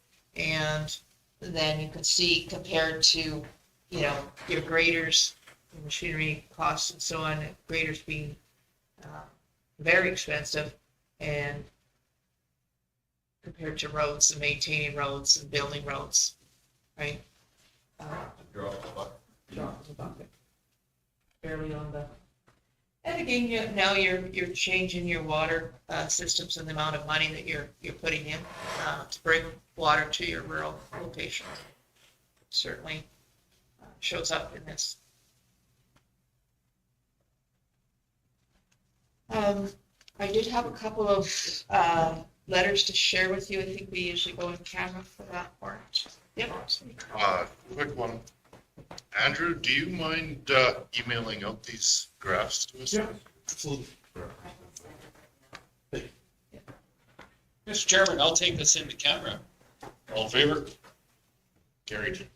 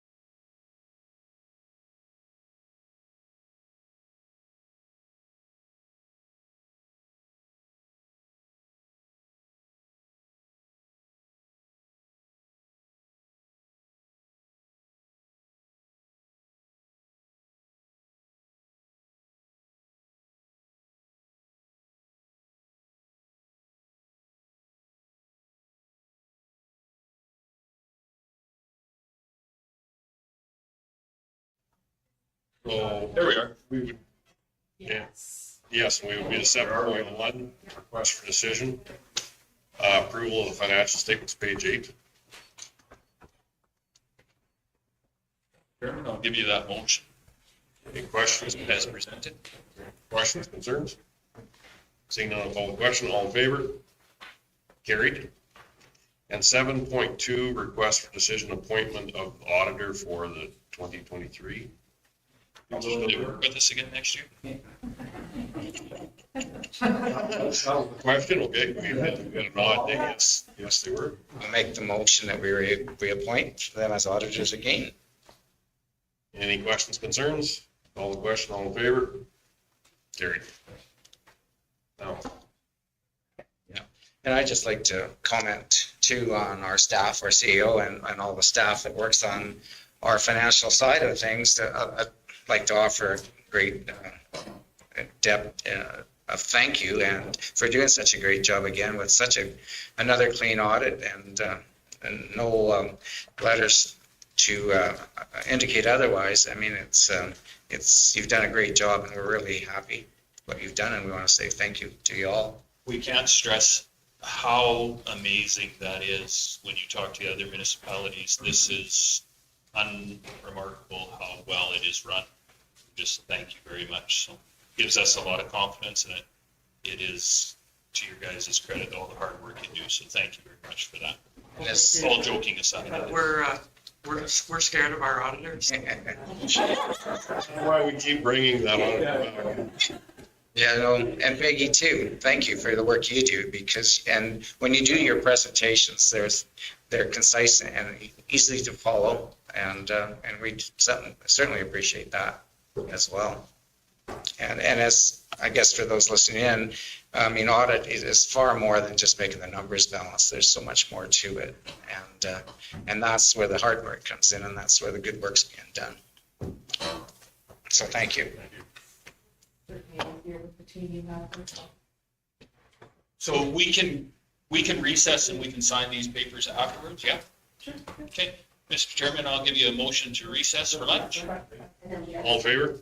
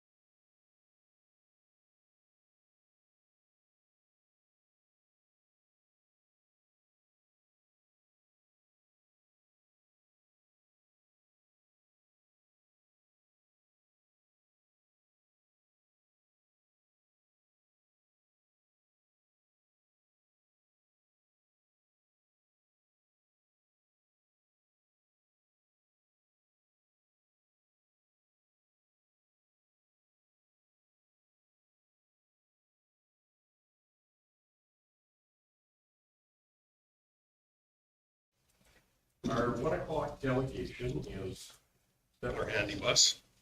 And we will do introductions. I think you've been here a few years. We'll start with Martin. Bernie Jenner, good afternoon. Warren McKay, good afternoon. Larry Clark. Justin Stevens. Hello. Les Stillberg, by Morentier. Nikki Thorstensen, Communications. Michelle Dover, Legislative Assistant. Leadership Municipal Services. Yvette Nancy, CEO. Krista. Christopher Nelson, Director of Corporate Services. Ladies, if you want to introduce yourself. Just sit here. You can come up to the podium up there, or we can give you a mic back there, if that was. No.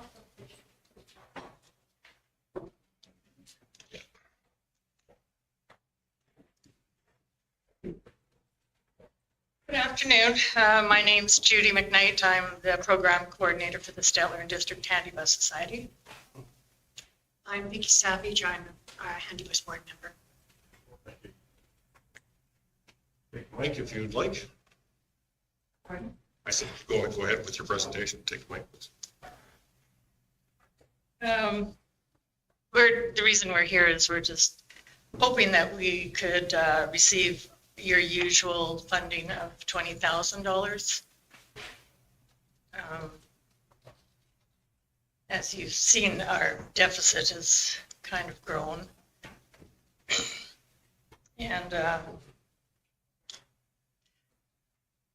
in January 1st, 2020, was the last time that we increased our fares to $6, and we hadn't had an increase in 8 years.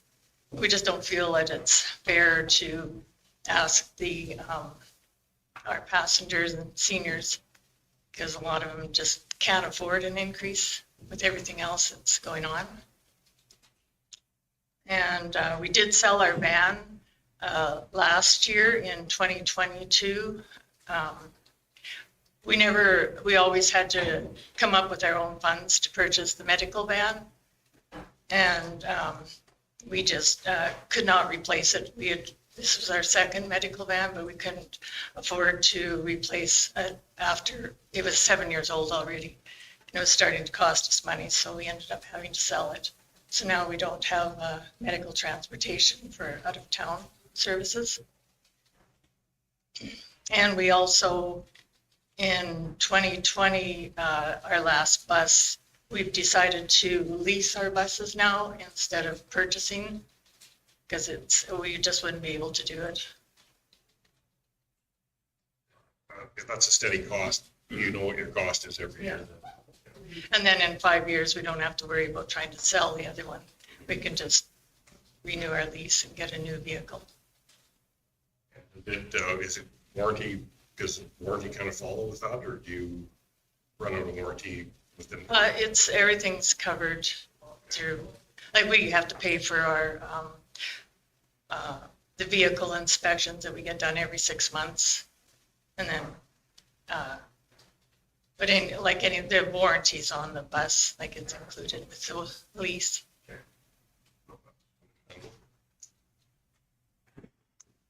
For tires. You still got more? No, that's. Questions? My apologies, lady, I had to take, Oh, but I know your system very well. So. I guess. Go ahead, Councilor Stevens. One question, and there's been a lot of talk with EMS and the province investing more. Is there an option to get a new funding stream for the NAT vans? AHS has had some discussions about that in rural areas. You may not know the answer to this question, but is that an option for you guys as well? as far as I know, it's just any grants that we've tried to apply for. We haven't been able to find, there are some out there for transportation grants, but we've, in the last couple of years, we have been successful in receiving 2 grants, a CIP grant and a BARD grant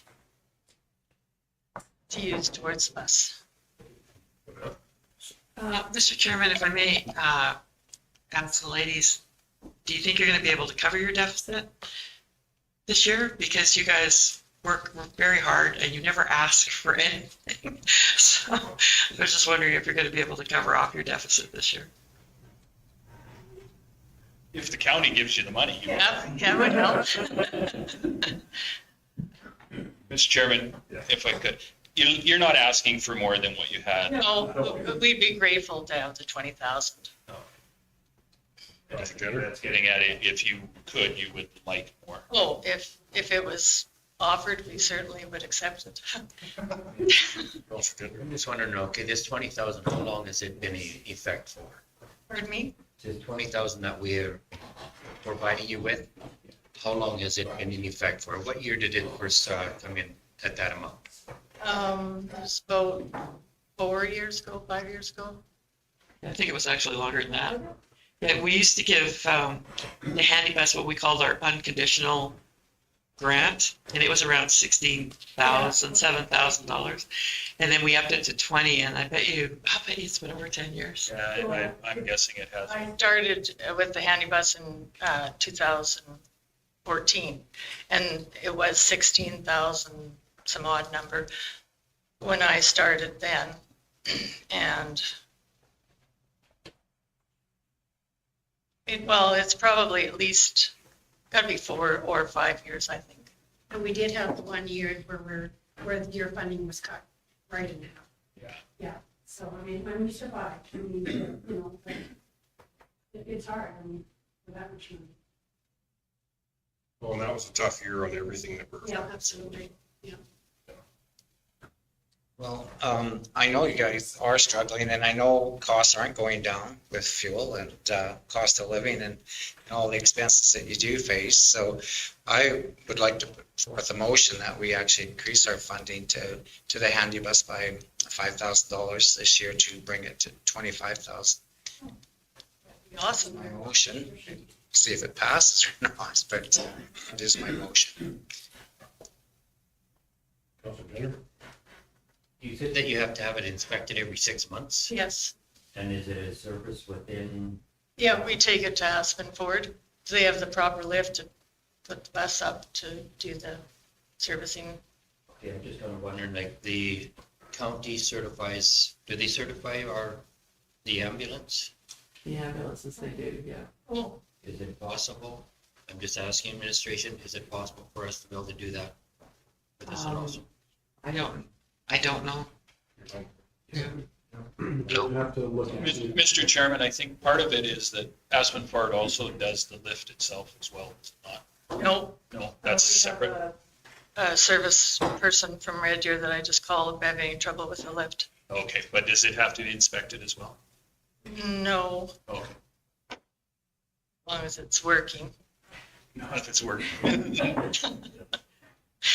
So, for our other buses that we had before we started with the lease, we had to take our bus to Edmonton to get the Yeah. inspection done every 6 months. Yeah. So that was costly too. I remember that was changed and Aspen Ford did something that they could do that. Yeah, absolutely. So, Mr. Chairman, if I could, to Mr. Gender, I think that's something we could investigate at a later date for sure. And I think maybe we could do that after we're done this. We could have that as a motion to go for that. Okay, that's for, we have a motion on the table. Is there any other questions for the presenters or on that motion? All in favor? Carried.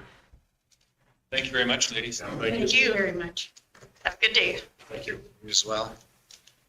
Mr. Chairman, would Mr. Gender like to make the motion and invest? Could ask administration whether we could ask them to look into, see, on having the handy bus certified by our own technicians? Yeah, we can certainly find out. We'll bring it back into the next. Piece whip up too. What about fuel? Yeah, Not a bad idea, Larry. So, I don't know. I could definitely get a hold of Judy and ask her, are you proposing that we, Put a card on if they think, you know, like similar to what you did with the other. with the employees?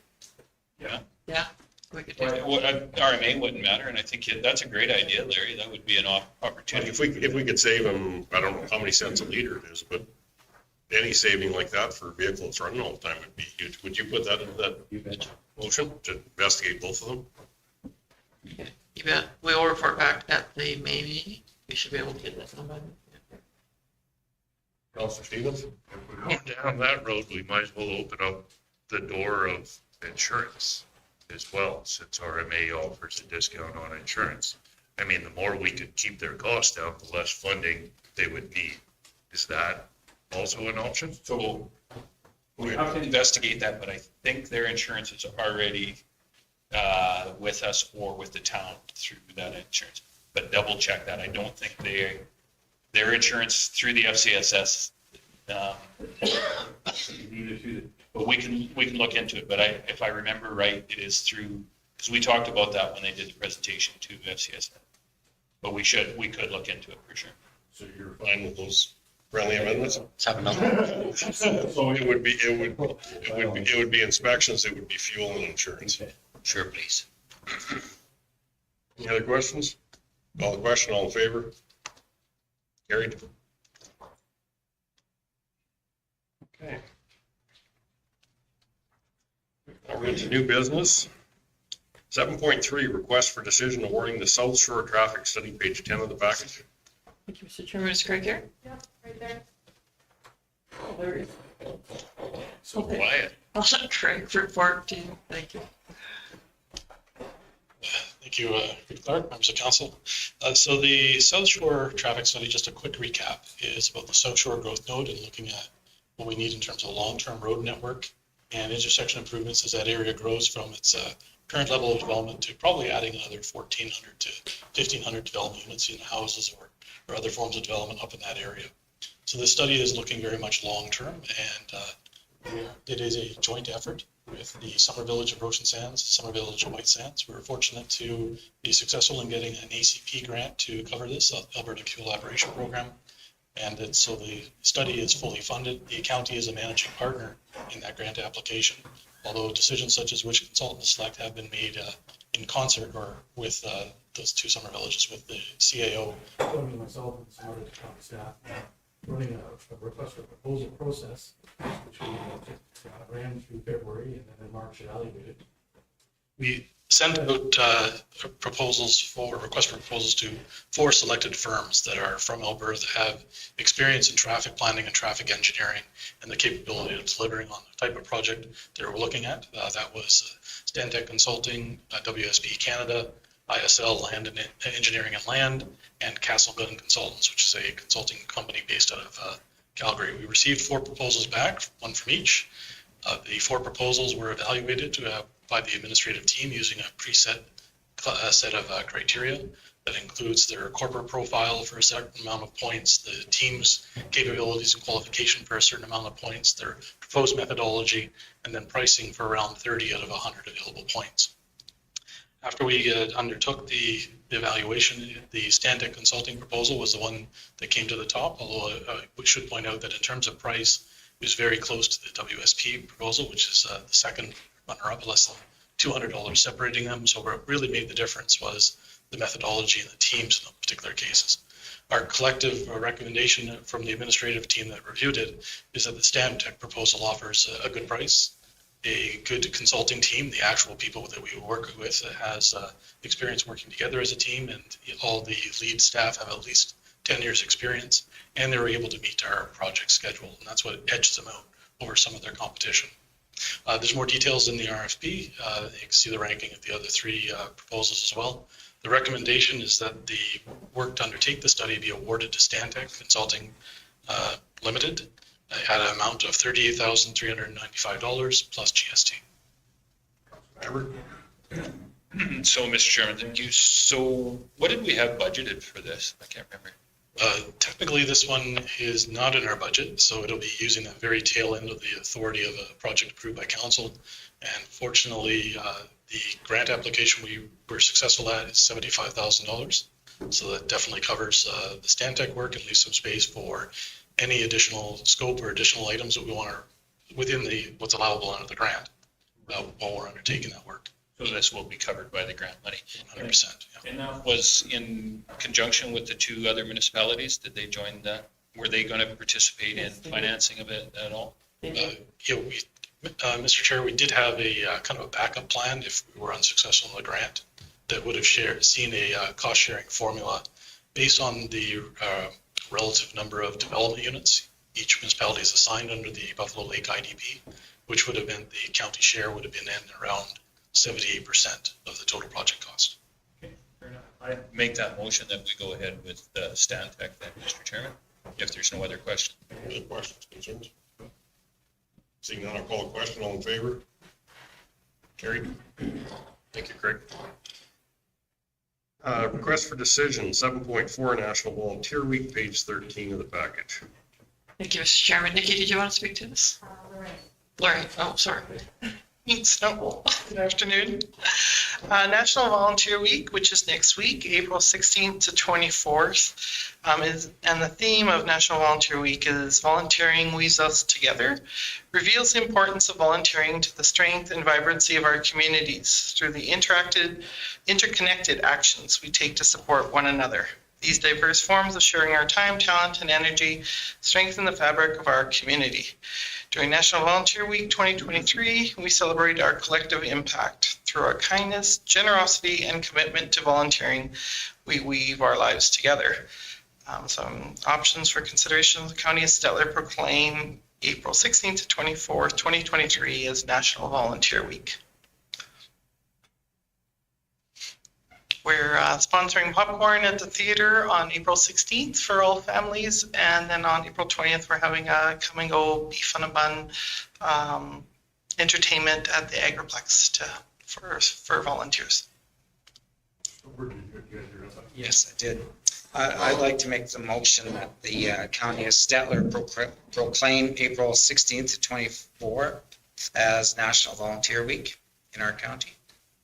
And I guess give a shout out to our volunteers. If it wasn't for them, I mean, we would not have the communities in this county that we have. So definitely volunteers are a precious resource, and we definitely need to salute them. And it's my pleasure to make this motion.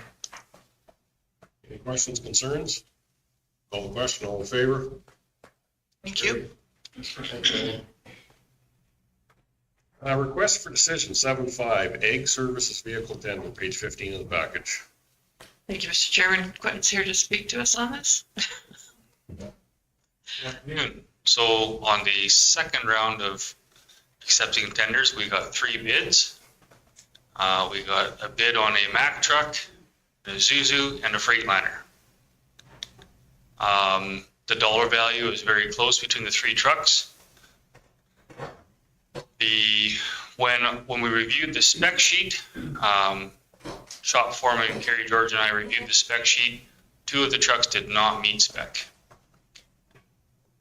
Quite a few check boxes, or quite a few marks were not checked off on both the Isuzu and the Mack truck, which is unfortunate because the Mack truck was a 2 to 3 week delivery versus the Freightliner being 62 week delivery. Say that again. 62 week delivery. It's a long ways out. That's 2 years. That's just over 1 year. Oh, 52 weeks, yeah. I'm going to call it math work. Everyone, yeah. Say it's 62 weeks, everyone. That being said, suspects that the shop foreman and I were desiring, the recommendation is still to go with Freightliner. It just pushes budget 1 year. Councilor Gender? Your first truck that you've got rigged up, what type of truck is it? Kenworth. So I've got a Dodge 5500 and a Kenworth M70. Kenworth did not bid because there's a 2-year wait list to get on and a 2-year build list. So at least 4 years out. So they said they respectfully declined submitting a bid. Question, did we had some luck before looking at some of those other, like the slightly used lots? Did you talk to them at all, or like that outfit? How many trucks we bought from that outfit at Clive? When at Clive had nothing that met what we were after. If I wanted to go with the tandem cabin chassis, lots there. Okay. because I was trying to stay with a single axle. I've seen over the years, there's been lots of single axles there, but it's just timing. Councilor Stevens? What specs didn't Mac meet? I'm just making a judgment here on 2 weeks versus 61. How far out of spec are we? I don't have the spec sheets in front of me, but there was quite a few that didn't meet. Borrow your laptop? Yep, what do you want? So, Mr. Chairman, did we not, when we talked to Mac, their frame size, when we were using them as a plow truck, there was some issues with their frame size on that too, I think. There was also that something, and Kerry George had a word for it, but there's something between the last frame bar and the tail end of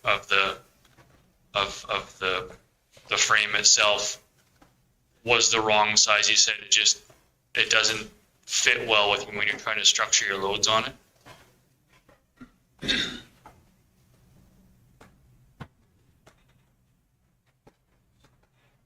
Mr. Chairman, is this also something that we've had some success ordering through RMA? Is there something we should be going through them as an opportunity, or Joe, what do you think?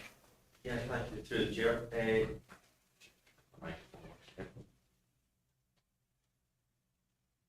I'm a little bit for a little bit longer.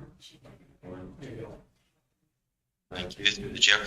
After we've decided to opt for the tender and we've put the tender out, we would need to technically cancel that tender, which then causes a further delay to the process. So we would need to go back to a third opportunity to go back to RMA. We tried that with with some of the trucks here as well, and it was going to delay the process even further. We can go to RMA for the next one, but we can't go to a tender straight away and then choose between a tender and RMA. So we need to either completely drop the tender and notify everyone that we're not going with that, and then give it a period of time and then go back to RMA for it. So what is that period of time?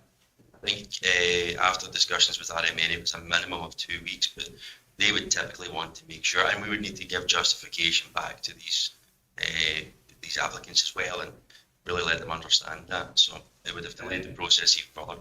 Our RMA, they sat and talked to us, they said that basically their prices already met tender because they had done that previously, right? Yeah, that's quite a stretch out there, like, other than what we said about what didn't they meet on spec would be the. So some of the big ones that Mr. George pointed out, horsepower, they are 45 horsepower shy of what we wanted as a minimum. The transmission, and these numbers don't mean much to me, but we requested a Ellison 3500 RDS.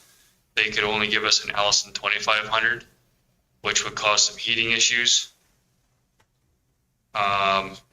Overall capacity, they were low on their capacity.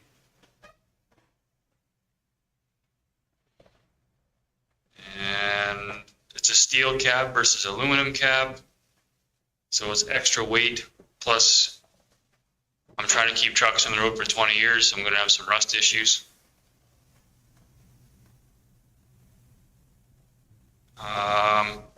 High capacity input shaft for the PTO that did not have, air cleaner was not there. Frame rail 1 foot from the rear of the frame, that's what I was talking about, is not there. They've got a vertical muffler. It doesn't seem like much. There's a stack on this instead of under cab exhaust, but what that does is push my entire deck back another 1.5 to 2 feet, which reduces the amount of weight I can put on the front of the truck, reduces my overall capacity.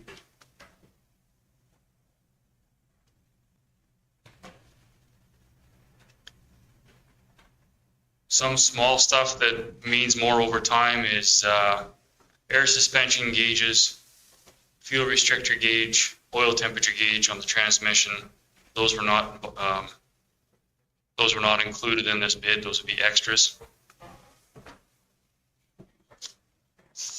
Those are the big ones, or Mac.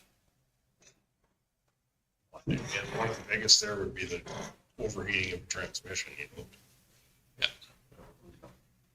That alone is Your that's exhaust and stuff, person goes. you can live with the other stuff. That transmission issue is the biggest one. And then, through the chair to Quentin and Joe, I guess, can you stretch another year out of your current truck without a lot of maintenance work? Yeah, for sure, I can stretch another year. Because the cost went up on the truck and the spray systems, I was gonna have to split what I wanted to do over 2 years anyways. That was the next thing to go for, but I can make my trucks go another year. Councilmember? So is there any potential, if you could talk to these guys, that something comes up, maybe somebody cancels an order or something, that we could take possession a little sooner? Totally, it would cost me, do you mean on these bids here? No, on the freight. So let's say we go ahead with the Freightliner, and then you're saying it's 62 weeks away, almost 2 years. Seems like 2 years from now. Yeah, it's metric. It will be 2025. I'm just wondering if, if somebody comes along and says, yeah, guess what, I've decided I'm not taking it. Could we somehow put our name in and say, if something comes available, can we get it sooner? It's absolutely a conversation I would have with the winning bid. Whether that's an actual possibility or not, I don't know, but that's a conversation I'd be having. Mr. Chairman, with that, I'd make the motion that we go ahead with the Freightliner with that indication that if we can get it anytime sooner, it'd sure be nice to get it in the later part of next year, because then you'd have all winter to fab it up. 62 months puts us July of 62 weeks, yeah. Which is okay, because I can have everything ordered for that winter build, right? But that's 2 years away, winter build. Any other questions? I'll call the question. All in favor? That's carried. You have Mr. Grover on the line too. You're in favor, Council Grover? He said he was. Okay, thank you. Oops.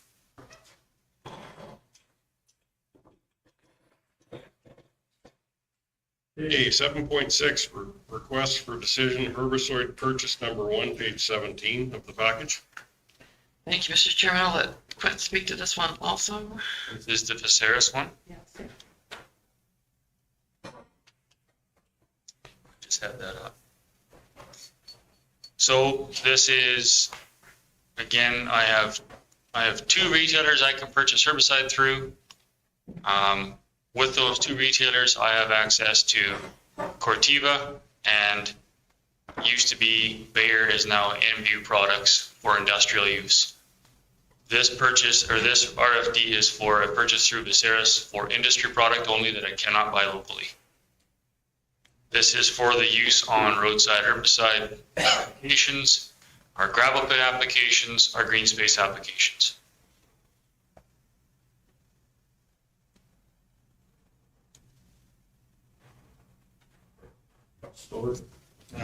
I'll make the motion that we approve the recommendation of $50,172 for this purchase.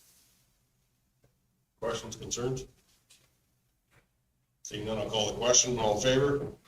In favor. That's carried. 7.7, request for decision, herbicide purchase number 2, page 18. Thank you, Mr. Chairman. I'll let Quentin speak to the last one, I think. Yeah. So again, this is another herbicide purchase through the other vendor. Again, it's for roadside purchase or roadside applications, gravel pit, green space, anything industrial. Between the last approval and this RFD here, it does not exhaust the full amount that I've put in the budget. I do have some room for later on if I'm short somewhere. And it leaves me some room to purchase locally for my range and pasture products, my glyphosate, that sort of stuff that I can buy locally through Co-op, Nutrient, UFA, those kinds of guys. Councilor Stevens? I'll make the motion that we approve the purchase of herbicide from Advantage for the amount of $135,432. Questions, concerns? Call the question, all in favor? In favor. Carried. 7.8, request for decision. Three-quarter ton vehicles tender, page 19 of the package. Thank you, Mr. Chairman. Joe, please speak to this one. Very much so through the chair. I'm very happy to bring forward 3 requests for decisions. The first one is for 2 3/4 ton vehicles.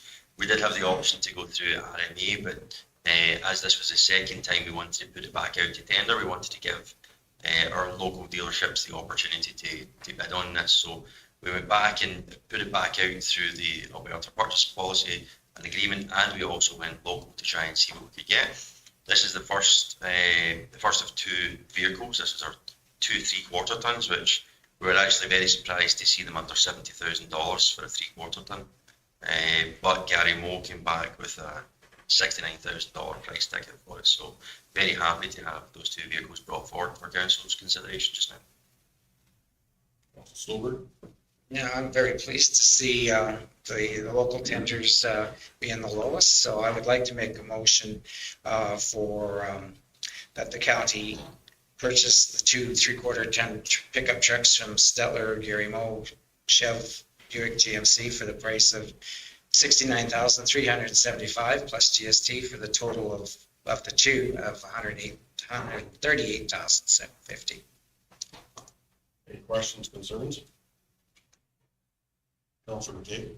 I'd just like to know what time slot are we looking at for delivery? We'd be looking for delivery before the end of this year, but I believe that it's within 2 months. I think that's what they had said. I think it was within 2 months that they'd be delivering them in. I need to check back on that. I wasn't sure what the delivery time was, but I know it wasn't quite 2 years out from these ones. Sorry, Glenn. But certainly within this year, we're looking at doing that.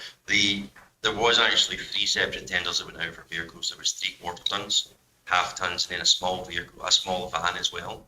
The only one that we didn't bring forward was the small van because the price was out on it, unfortunately.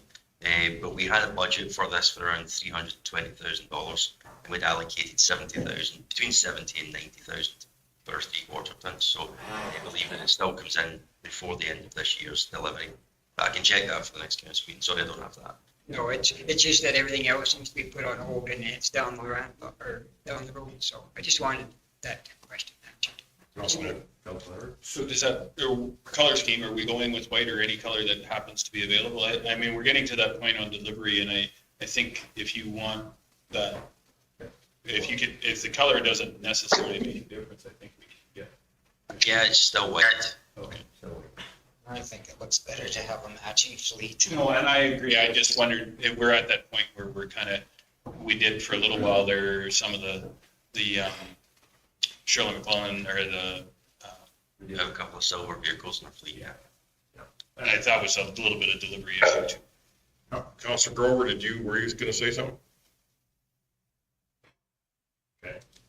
Just specs on these were all very similar for towing capacity, motor sizes. Yeah, we're happy with these as 3/4 ton kind of baseline trucks. There's no real bells or whistles on these at all.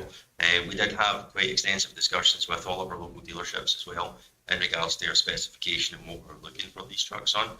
And we were fairly flexible on what we'd be willing to accept on the trucks. But like I said, I mean, we were very surprised to see them all within 10% of each other that were sitting in that kind of mark. So everyone was trying very hard for it at this point. So very happy to see that and happy to support business within the town in this one as well. The other option that we started to look at was lease vehicles, but I appreciate the opportunity to come back when I came to council to show you the full asset management 5-year replacement and what we're actually looking to do with our vehicles moving forward. So this is the first step in us replacing some of our older fleet vehicles for sure. So very happy with that. We have a motion on the table. Any other questions? Call the question, all in favor? Councilor Grover? It's muted. You're muted, Councilor Grover.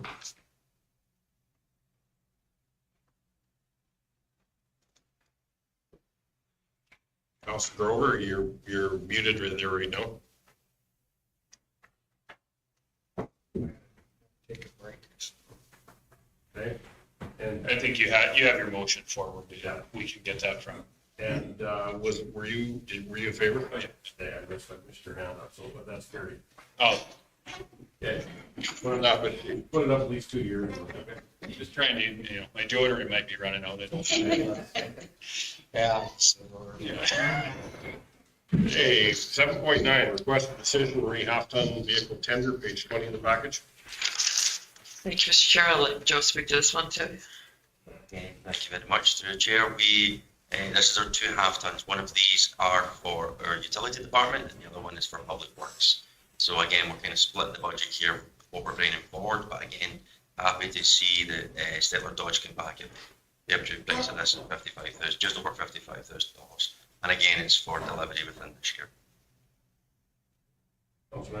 Mr. Chairman, I'll give you the motion that we purchase from Stettler Dodge the 2 half-ton trucks for $11,808 plus taxes. Any other questions, concerns? Call the question, all in favor? That would be carried.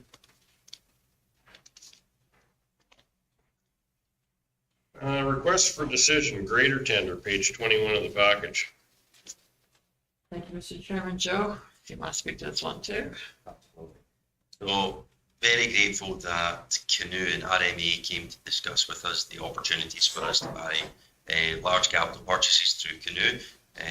As we're aware that we had a very lengthy conversation about where we're sitting at with our graders, the size of our grader fleet, and what they can do for us. I had further conversations with Canoe and with Caterpillar regarding bringing back this, and it's slightly different to what we discussed at the committee of the whole meeting, but not by much. So what we were looking to try and do is this year, to keep it in our $1.2 million, we were looking to purchase 2 140 Caterpillars, and then agree to purchase 2 160s and then a 14M. So it's a 3-part agreement. Really what we're looking to try and do here, as the recommendation says, is that the County of Stettler authorise administration to purchase 2 140 graders with snow equipment for filling in Red Deer, and at the price of $573,000, and with the subsequent warranty on top of it, for a total purchase of 1.18 plus GST, and then to further authorise us to go ahead and agree to purchase 2 160s for next year, and then a 14M for 2025. We're doing that to lock in the price for the next 3 years worth of purchasing, and the reason we're doing that, much the same as what Winton is experiencing just now. We have very, very long lead-in times for these graders to be developed, to be delivered to us. So what we're doing is we're locking in the price, agreeing the price, and then moving forward with it. The reason that I've decided to change to the 160 graders rather than the 140s, as discussed at the committee of the whole, is that we believe it's going to give us the variety throughout our fleet so that we can really look at the next 5 to 10 years worth of capital purchases. I've spoke extensively to Caterpillar and extensively to our operations team, and they feel very comfortable with this as well. And it really allows us to be able to know what we're spending next year and also what we're going to spend the year after that as well. We're locking it into that between $1 and $1.2 million spent for graders. Councilmember? So on a go forward basis, I understand what you're doing here. When do we have to make the cash outlay for this? We've spoken for it. Do we make the cash outlay when we actually take possession? Okay, so that being said, do we then borrow the money now at current dollars, or do we wait, or where? This is a question a very short question. Wow. Every time. Right. And just further to it, this morning I said interest rates are around 5.5% to 6%. I stand corrected. The rates actually did drop with Bank of Canada not having a increase to the prime lending rate. The rates actually started to go down slightly. So rates are around anywhere from 4 to just over 5%. So rates are going down. My thoughts are, and every financial presentation I've heard in the last 6 to 8 months has all been we see that there's going to be a recession coming, and if that's the case, you're going to see interest rates drop. And so my thought would be that we wait until such time as, and hedge that risk. With Alberta Capital Finance, they like to see that we actually have an invoice in hand prior to it. So if we don't have an invoice or an asset in hand, it may be frowned upon that we can't borrow until such time as we have that asset. But typically, we've been finding with our current credit rating, we've been able to get better financing rates from private vendor, i.e. our own bank, right, versus capital finance. We have had that in the past. We had it once. Okay. There was only once. And based on the rates that I've seen with the banks, we're looking at better rates with, and I shouldn't say Alberta Capital Finance, Treasury Board and Finance is what they're called. So. Fair enough. Joe had his opinion. I'm happy to yield to the council. I was actually prepared to make a motion. I like the direction of looking for some cost savings in the size of graders. And I also like the direction of forecasting out, given our consumer issues on trying to find equipment to even purchase. So with that being said, I will make the motion that we move forward with staff recommendation. Okay, do you have any other comments? Thank you very much, Councillor. And through the chair, the other opportunity that I'd like to just point out is hopefully towards the end of, well, not hopefully, towards the end of 2024, when we're taking the purchase of our 160 graders, we should have sold 4 other previous graders to have these ones replaced, and then also add into our reserves for that as well. So we will have reserves, hoping to start building up that reserves quite substantially moving forward, especially when we're looking at what we're doing with our graders. So it was just an idea to kind of add into this mix as well. I appreciate that we're looking at lending for this capital purchase, or part of this capital purchase, but I hope to, from my very rough numbers just now, I hope to have anywhere between $600,000 to $1 million in reserves from the sale of the older machines that we'll be replacing these with as well. So it's just to keep that in the back of our heads as well. Thank you. Any comments, Councillor Grover?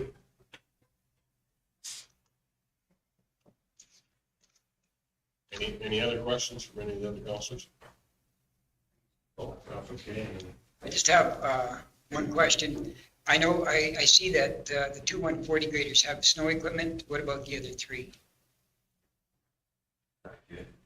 So through the chair, we are looking to make sure that the snow equipment that is on the current models can be utilised. So snow wings would be new equipment, but the snow ploughs would be something that we would look to try and either replace near the time, or what we'd be using is we'd be using the snow ploughs that we have just now, so we don't need to replace them. So moving forward, we don't need to replace as many other items. We're hoping to make sure that it's going to work well for us. We will be replacing our outward wings, but the V ploughs won't be replaced. Thank you. Councillors. Mine was just a comment. I like seeing this long-term planning so that we're not being held without graders, and it updates our fleet. And when times were tough, we were not replacing as much stuff as we probably should have. But now I think it's really important to update as when we can. And with this kind of a motion, doing it over 3 years, I think it's excellent. Long-term planning to get the fleet updated. And to Mr. Kay's comment, and are we putting packers or rippers on the back of these? Because I think we had talked about putting packers on because we never typically use the rippers, so it's just something, and it's not a hill for me to die on. I think that is something a little bit more utilized by. Yeah, I mean, the rippers more in a construction zone, but in ours, we were, and I think we found some success. I think Flagstaff found some success where they would grade and then they would run a packer over it to help them. Painters also have some, painters made a bunch of theirs, so. Packers. Yeah. So just as that as an option, I think it was basically in a, and I don't know the number, 60,000 for a ripper or 65,000 for a packer is pretty insignificant. We have also. Through the chair, we have also been fabricating different weights in-house as well, through a fabrication team that have been getting some great success with that as well. But you're right, it's packers, not rippers. Apologies. Did you ever hand up, Councilor Ken? No? Okay. Okay, any other questions? All question, all in favor? Councilor Grover?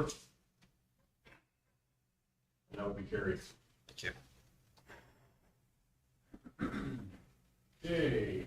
7.11, request for decision, emergency preparedness week, page 23 of the package. Thank you, Mr. Chairman. Nikki, did you want to speak to this one? Sure. May 7th to 13th is Emergency Preparedness Week. And this year's campaign theme is Build Preparedness Habits. It provides us an opportunity to spread information to the public and a chance for our community leaders to teach our community about things they can do to prepare for emergencies. There's several resources we can share, including the theme, information, pre-drafted messages, and then there's videos that we can share with the public, fact sheets, checklists for the public to use and to check and test their emergency preparedness plans. So it would be for council's consideration to proclaim May 7th to 13th, 2023 as Emergency Preparedness Week. Thank you. Councilor Bender? Make that motion, please. Okay, any questions, concerns? Call the question, all in favor? Carried. 7.12, request for decision, re-award Botha sewer work, page 24. Thank you, Mr. Chairman. So this is coming from me. As you heard Peggy talk about, we have a little bit of funds left in the transition and piggybacking of the other grants that Botha had when we took them over. This work needs to be done. We don't have to tender it out, and we've been trying to keep as much as local as we could. So we're recommending that we let Wally's Backhoe Service replace the 460 meters of the 8-inch sewer main in Botha. Was hoping to get it done this summer because then I would have hopefully enough funds to repair any streets that we dig up. Also have a little left on the Botha Lagoon and just a little bit of contingency in case anything else pops up. And we're also hoping to work with Wally's Backhoe to move them from the job in Botha, once they're complete, out to Gatsby to do the work that needs to be done on the lagoon out there. Question on that is this all down the street or we rip pavement up the whole way? I'm not 100% sure that we're ripping up pavement. Not the whole way, because this would be largely the line to the lagoon, so there's gonna be a little bit, but most of it. Kind of where we fixed last time. Well, kind of, but we're kind of hoping to get at it from the grassy side. Get all that work on the. Yeah. Okay. Yeah, I'd like to make the motion that the county award the contract to Wally's Backhoe Service to do the work in Botha of the sewer replacement for a price of up to $191,000.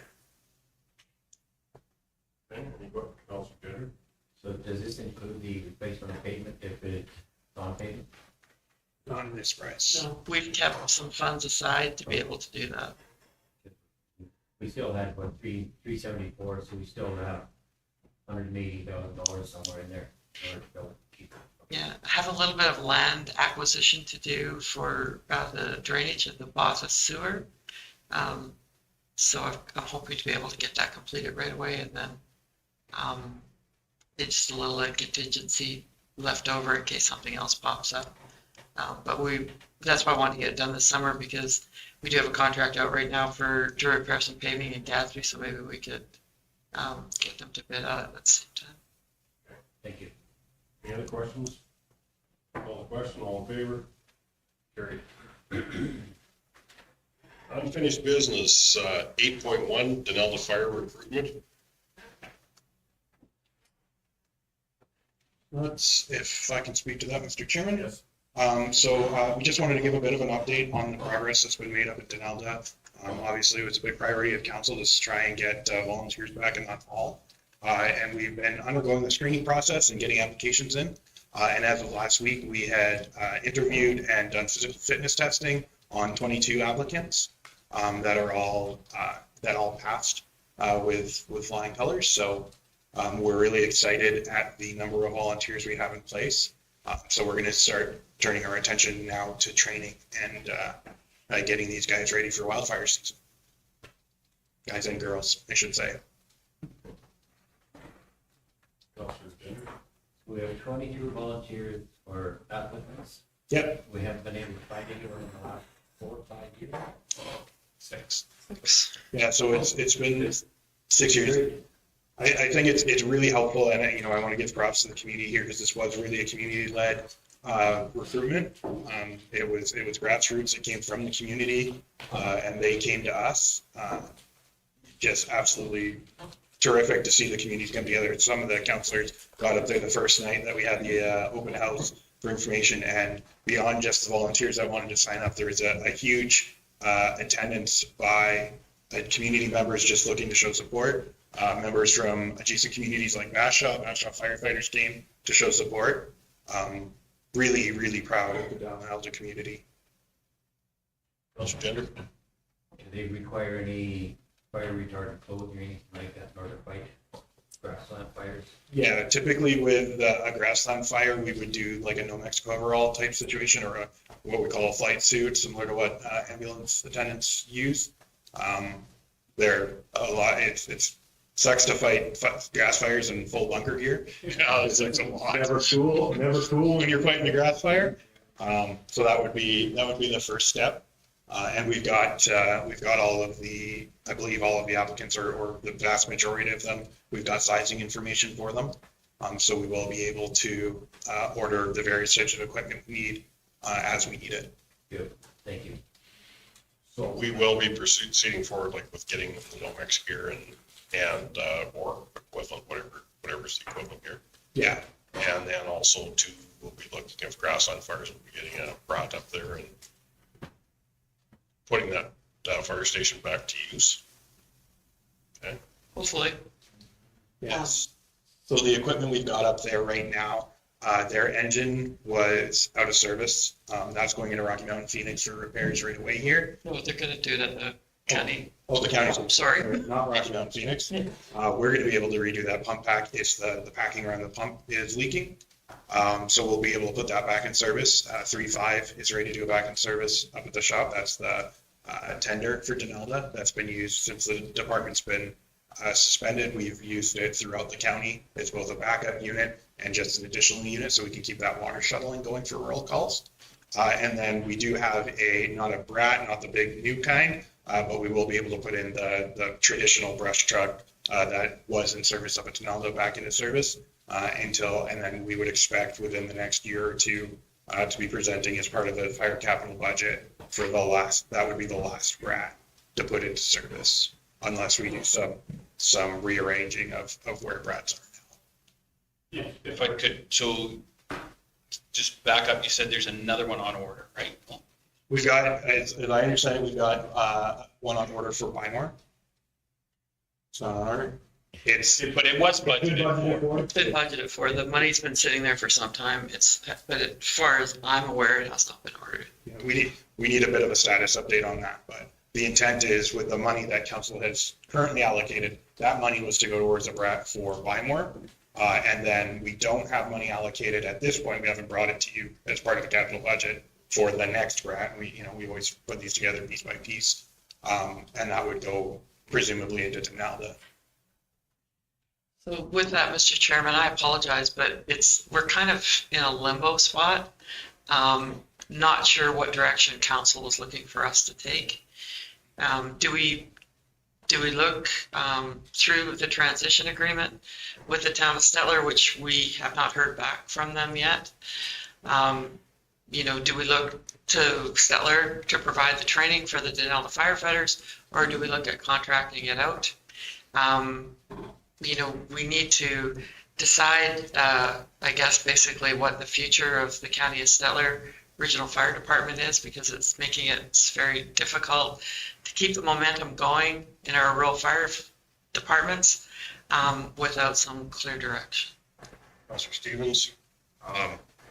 Great point, and I want to get to that, but just to finish up at Denelda on the equipment. So the apparatus that we've just discussed, so they are now CVIP inspected and certified for use. Is that correct? Yeah, that brush truck might still need to go through the shop just for a service, because it wouldn't be at the engine hours or mileage that would have warranted it, but we've given direction that we want to see at least annual servicing, especially for these ones that are underutilized, so to speak, because you never know what you're going to find until you find it, and you don't want to find it when you're on the fire ground.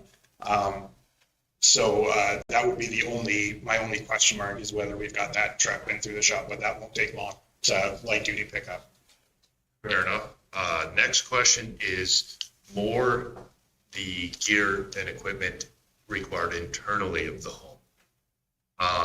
Have we made any headway on the inventory list owned by the regional fire department?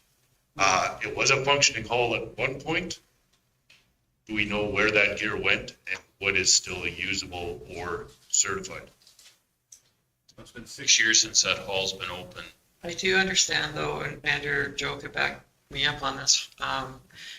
They did have a complete bunch of equipment up there for the sizing, and the volunteers went to size. So we do have an idea of what their sizing requirements are, but I think that was equipment that is currently in use from Station 1. So I don't know where the bunker gear is, or that came out of the Denelda Fire Hall. I would have to assume that it's in use or has expired. Yeah, so if I can add to that, Mr. Chairman, before we move on, when we talk about an inventory asset, as part of the transition that we'll be discussing a little bit later on our agenda here, a full inventory of regional assets is going to be a major portion of that transition work. In fact, it's likely going to be the most involved and laborious part of the entire process. And so that's when we'll be able to get the information as to what we have, so that we know what we can reallocate, because there may be, an abundance of equipment in one hall and a shortage in another hall. And we obviously want to just be able to balance that and then supplement with new purchases as necessary. Councilor Member? So in your, and you may not be able to answer this, but in your interaction with the 22 individuals, is there anybody out there that has shown interest in being fire chief, deputy chief, captains, etc.? And do any of them come with any already experience? So we've got 2 that come with a good amount of experience. Both are NFPA 1001 level 1 and 2, which is the professional firefighter certification. Both of them actually go much beyond that. Very excited to see fully trained guys coming our way. I did ask both of them what their interest in leadership roles would be, because obviously, I smell the trained firefighter. I want to get them hooked, right?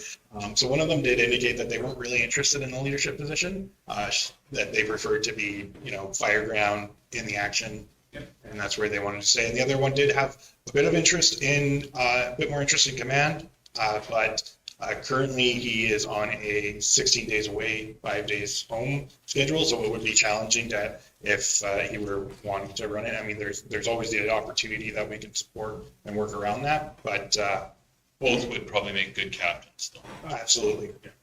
So that helps for sure. Yeah, it was really exciting to see their applications come through with their list of qualifications. So one of them we're taking away from Basha. Basically, her whole family almost runs the Basha Fire Department, but she's been in Denelda for a few years now. Can't really respond out that way, so we're happy to have her. Fair enough. And to go forward conversation, I think of where we go forward. Maybe we could have that at that 8.3. I think we have to make some decisions on go forward.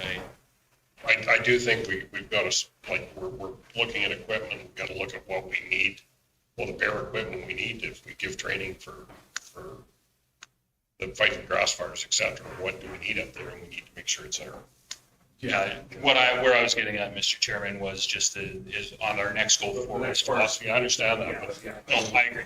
It's just on a go forward, what we're gonna do with training. I have some ideas and thoughts, and then we can maybe have some discussion around that. Okay. Can I get to receive for information? Councilor Spielberg? I will give you that motion. All in favor? Carried.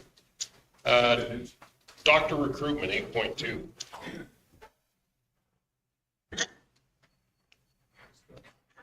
Well, I was informed at the Board of Trade that we have a new doctor coming to town, starting right away. Should have had an invite too for, Nobody invited me. nobody did. That's okay, I get it. I totally get it. Well, there is, I think, with that, that doctor was mentioned at one meeting, but we have to get the legwork in place.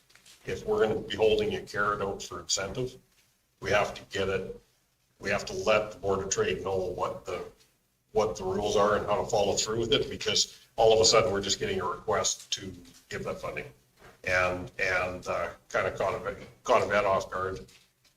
We need our doctors in town, but on the same sense, we need to have a procedure that we go through and make sure that there is a valid contract. And we've had a chance to talk to them actually before they come. So, Mr. Chairman, if I could, so that conversation I had with Byron Geddes, Byron is fairly new at this. He's getting his feet under him on it. And I gave him that exact speak about how we are, where we're at on this, how we would like to see it go forward. The fact that we do have a contract, and he was very much on board. I think he's had conversations with yourself. And he has not actually seen the contract. So I told him to get a hold of Andrew and have a discussion about it and go forward. The last doctor was done basically between the doctor and us. I don't think Byron actually was in. We had a contract with Notorious too, though, so. They're UNs. But I don't think he wasn't as much involved in that one. I don't think Byron was.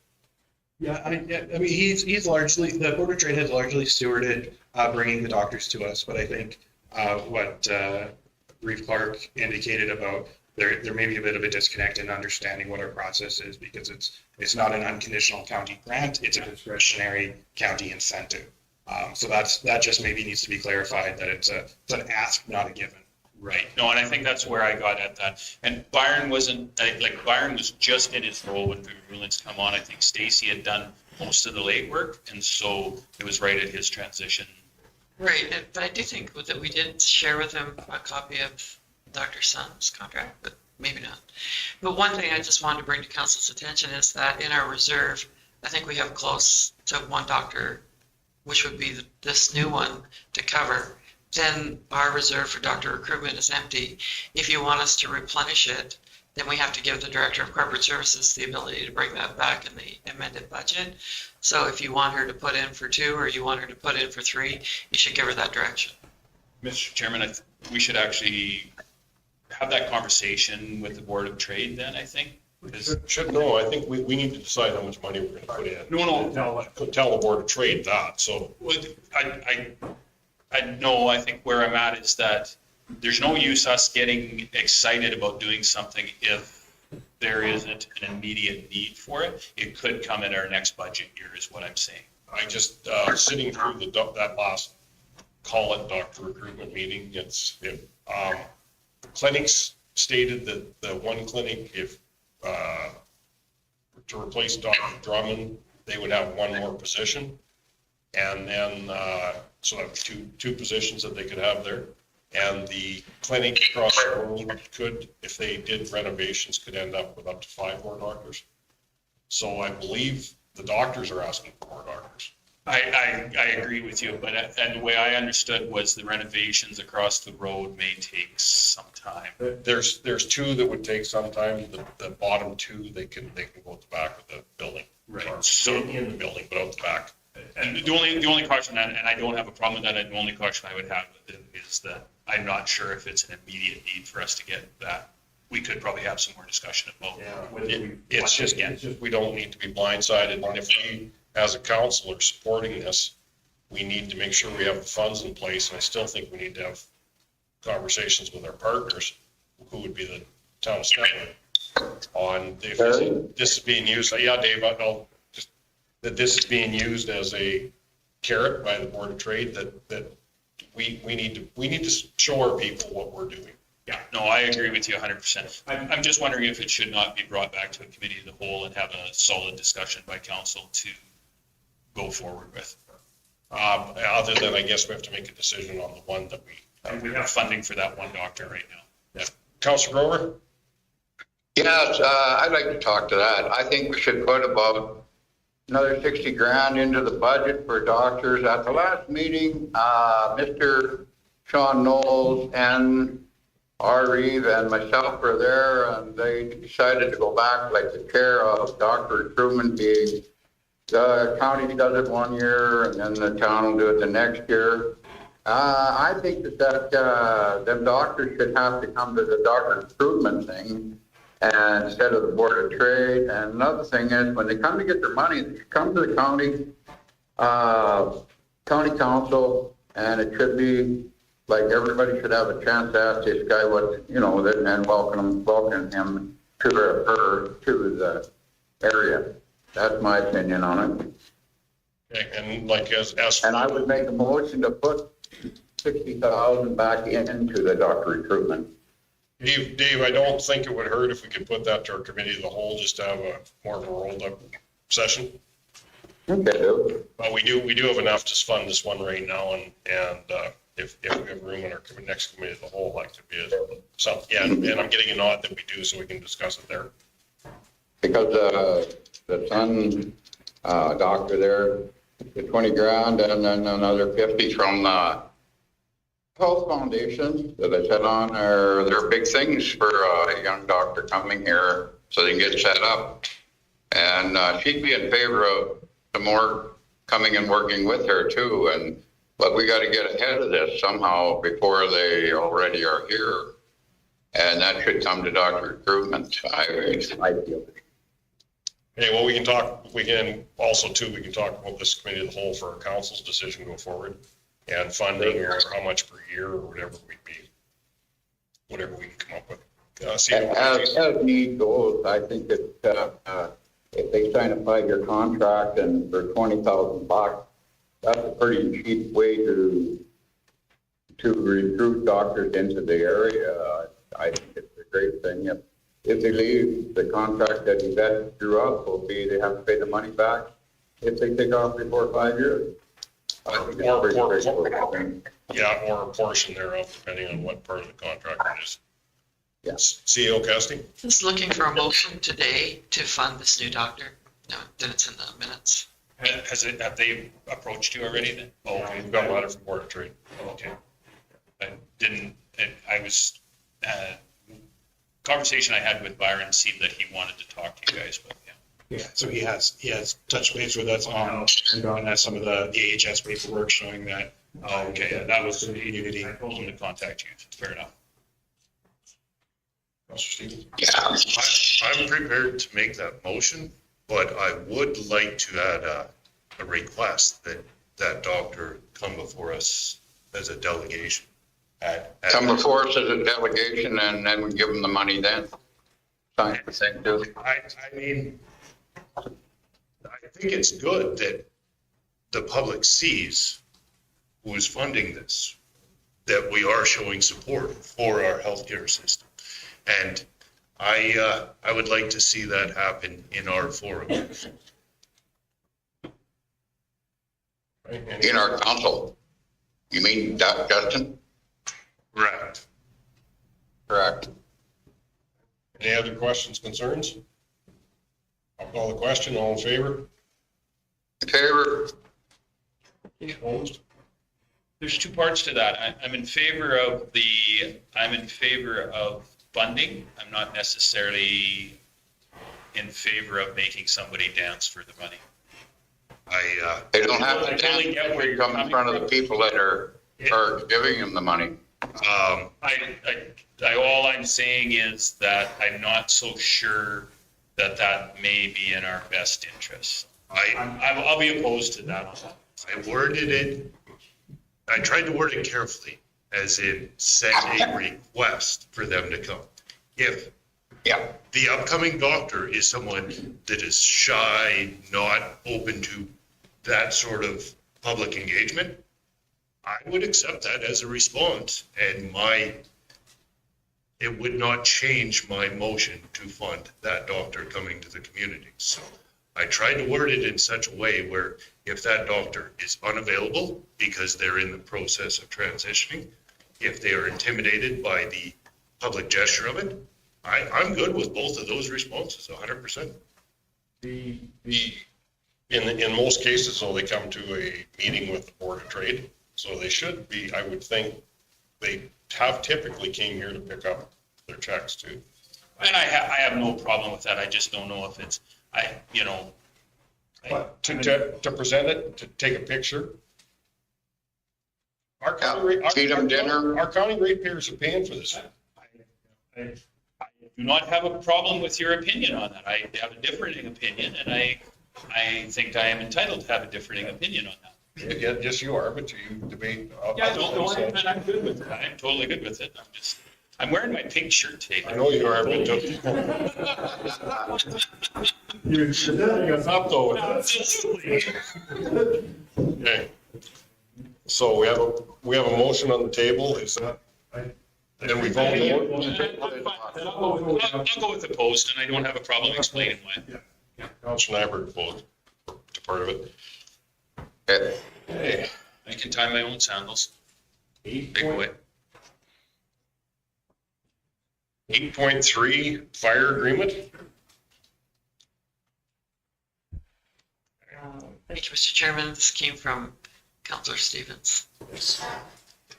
I will start off and more or less the verbatim response I gave at the last fire advisory meeting, in the sense that I am truly disappointed at the decision to separate into two individual fire departments. I think it's a bad decision for several reasons. One, I believe the operational costs for both parties will increase in the future. I think it is incredibly divisive and alienating to our volunteer base that have been the strength of the regional fire department for a long time. But with that being said, I do think that we have to take the town at their word and believe them that this is the direction they want to pursue. They do seem to be genuinely cooperative during the transition stage. I think that that's accurate, that they're portraying that. So we do need to make the best of the hand that we've been dealt in a lot of ways. And I would like to make a motion, because we do have a responsibility to our volunteers and to our ratepayers. I would like to make a motion that we instruct administration to enter into negotiations with the town for a transition plan to ensure that our communities are protected. I would like, in addition to that, I would like us to hire a rural chief as soon as possible. I think that position is incredibly important in helping us plan this transition. We need that skill set. This is, I can only speak for myself, but this is outside of my wheelhouse and strength to a large degree. And thirdly, I would like to send a letter to the town telling them that we are open to negotiations, and the ACP grant for a third-party mediator is still on the table. We support that, whether it be negotiating the continuation or the transition to our new venture. Mr. Chairman, I would just a little bit of a point of order, maybe, that there may be three motions in there, and I not for any other reason, just to emphasize the importance of all three of those. I agree with you, Ian, on that, but I just don't want to get it lost in the. I'm good with breaking them up if that's the preference. Marlene, is that all right with you to break them into three? Whatever you guys want.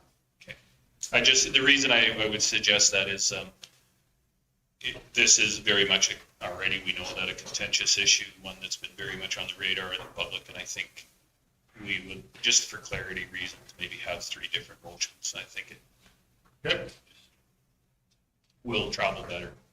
But irregardless of this, we have to get this decision made rather quickly, whether it's mediation to transition, and this whole thing about having a fire chief, because we have to get down, if this is a path we have to go down, we have to get walking and hopefully not running down that path, but walking quickly.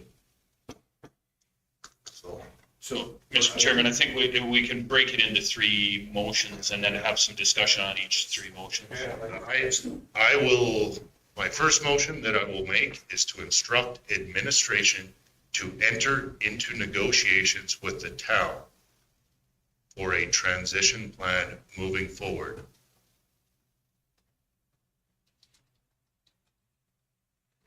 I guess, does it matter the order, or should the first one be the mediator? The letter to the town. I think, I agree with you, Larry, let's just put that around. The first one should be that we offer up the mediation, right? Correct. Okay. So give us your third one first. The motion I'll make is that we send a letter to the town instructing them, or requesting that they participate in negotiations with a third-party mediator to A, work out a regional agreement, or B, for that mediator to assist in a transition plan. That's clear? Not from, yes. Questions? Councilor Stewart. Yeah, I've got one. Hey, Dave. Well, how are you gonna pick a fire chief when you should let the ones that are gonna be fighting the fire pick the chief when it's how that should be. I'm in favor of bringing somebody in to train the people that we already have. We have 20 or 19 and at Denelda, you got another 2 new ones in Big Valley since we're down there. And I heard there's 1 or 2 maybe gonna come back at Bymore. I would think we should hire somebody to come in and train them. And then you get it done. We had the meeting in Denelda, and that was 2 months ago. Well, we're gonna come up here and train them. Nobody's trained anybody since. No, I'll be voting against the first motion. Well, Dave, this Carry on. A fire chief in a system like this is not a volunteer that would be voted up the ranks of volunteers. It would be an employee that you're paying to vote. I just don't want to pass up the best chief for the whole area of the county of Stettler by just appointing somebody just because they have got a ticket right now.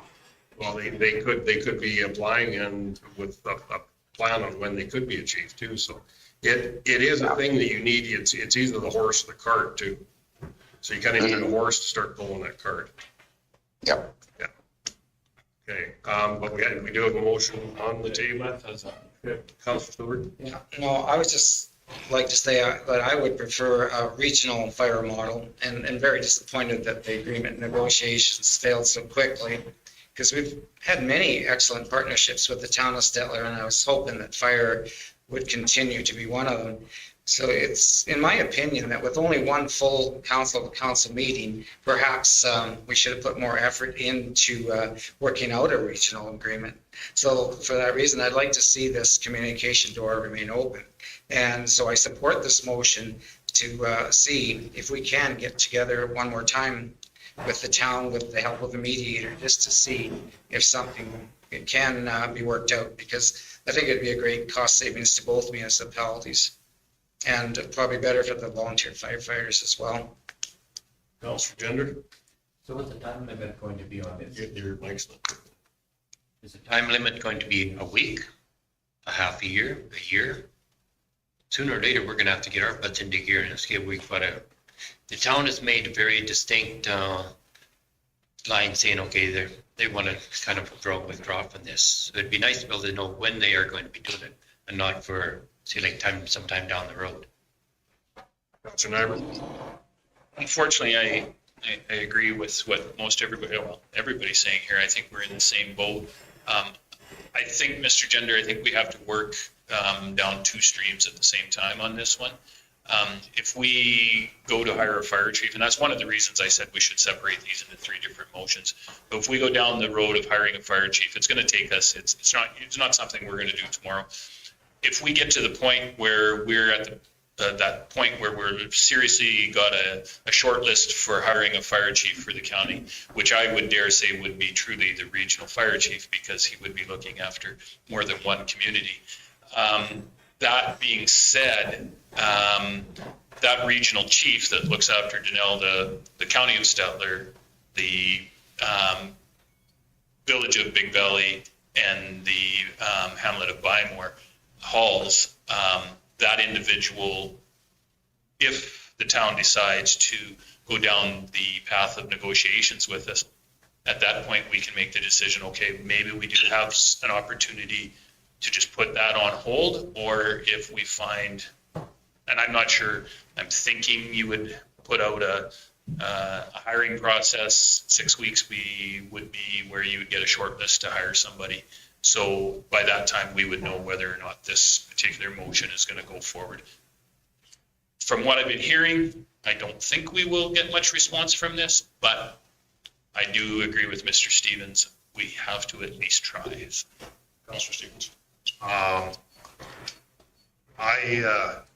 agree that we have to act in a timely fashion to ensure that our ratepayers are protected.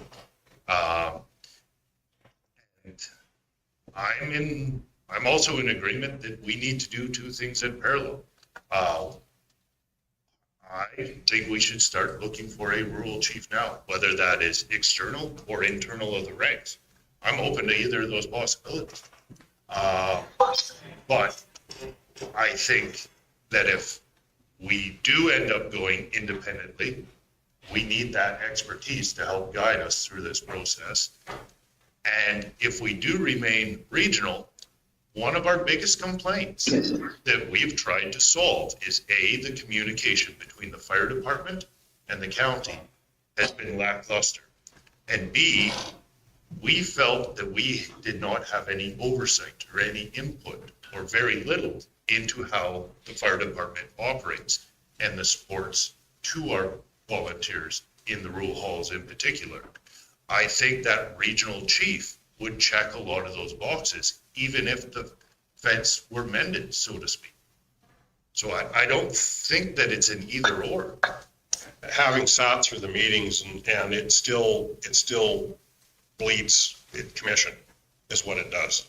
But the partners said that they didn't want to do a commission, and everybody at that table has a right to make their choice. That would be this part of mediation, because in that, then a board would be running it. All our interests would be taken care of. Costs would be audited. It would be very similar to what our other commissions, how they run, and they ran very well. We are kind of a model for how commissions are within Alberta. And so we run the largest water commission, and the county of Stettler manages it, does a very good job on it. So hats off to that. So it is, I agree 100% with the mediation, but somebody's made a statement, somebody gave us a letter making a statement, we have to go down two paths at once, because we have to be ready so that we can protect our people. And I do agree, maybe that person would be one of the fire chiefs that we had as part of this to make sure our rural assets are protected the same as Station 1. So I agree with what is being said about the two lanes. Councillor Stilberg? I'm in favor of that as well. We have to be prepared for whichever way it turns out, so it does make sense to work on both simultaneously. Okay, so the first was to send that letter to the town in regards to communication. So any other questions? Call the question, all in favor? Councillor Grover? Opposed. Councillor Grover, opposed, carried. Yep. Okay, to your second one. We started down this path, so I'll go to my second motion will be to hire or advertise to fill the position of a rural fire chief. to get in some expertise to support while the iron is hot for Denelda. We don't want to lose momentum, to ensure that our rural halls and ratepayers are protected. So, and lastly, we would need their expertise to guide a transition if the town does not re-enter negotiations. Questions, concerns, Councilor Gender? Within the negotiations that we have now, the 22 that are up in Denelda, is it going to be held by our agreement that we have now? Are they obligated to train them? And certainly, we would expect and have discussed with the town that operations would continue fairly status quo. So we specifically spoke to training in Denelda, and that our current deputy fire chief would be willing to shepherd that during the transition time. Councilor Nyberg? Realistically, what do you see? Are we 6 weeks out from hiring a chief? Yeah, or longer. Because I mean, you typically, I mean, we just went through it. We were looking for an engineer, a planner, and we were a 6-month process. That being said, because of some of the criteria of what we were doing and moving in, and then just they were hen's teeth to find. I think we may have a better luck finding somebody to do that role. My preference would be Denelda is the perfect time and the perfect opportunity for us to get this new chief, have them start doing the training up there, have that as their base right now. They could base themselves out of Denelda with 22 new volunteers and really start forward down that path.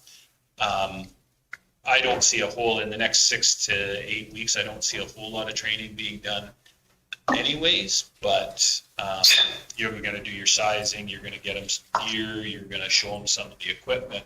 But when we actually get into certified training, I would like to see our own fire chief maybe be the one doing that. Councilor Stevens? The concern that Councilor Gender raised, I agree with them. And there's a whole series of unanswered questions about the interim or transition. What level of training? This is one of the flaws in our current expired regional agreement. Who is exactly responsible for each and every step? And that was one of the missing links in our expired contract. So that's part of the justification for my third motion, in that we instruct administration to enter into negotiations on a transition, because I would really like to know a month from now which party and which person is responsible for each step. And then there's nothing lost in communication. There's accountability. If something falls through the cracks, we know who to talk to. So I agree with you, and that's why I am trying to justify my third motion. And I agree with your third motion. The reason I'm saying that is because at the current rate, and I'm not disagreeing with Mr. Gender at all on that, but at the current rate right now, we don't have an option. We're saying that we are going to get training done up in Denelda. We don't really have an option to say we're going down that path without the 2 current bodies that are with the Stettler fire, right? So there is third parties that can train. We either have to do either or. I've been very concerned right now waiting that 6 weeks or 2 months or 2.5 months to have a chief sitting here to start training, because our grass fire season could start anytime, and the sooner we have them trained for that type of firefighting.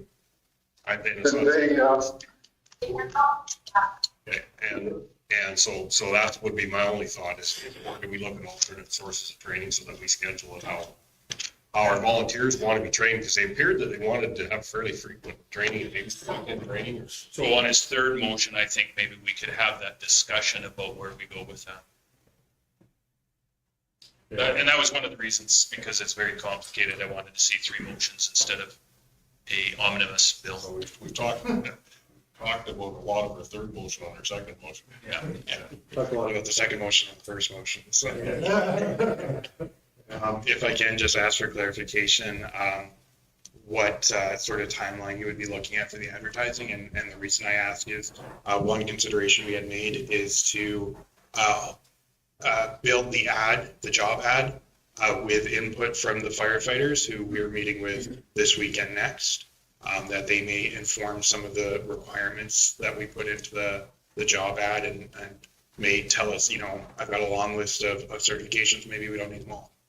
And then cast a wide net. I don't think we want to have a job ad so daunting that we don't get local applicants, but at the same time leave ourselves open to potentially external applicants who can hit the ground running with things like inspections, investigations, their safety code matters, those sorts of things.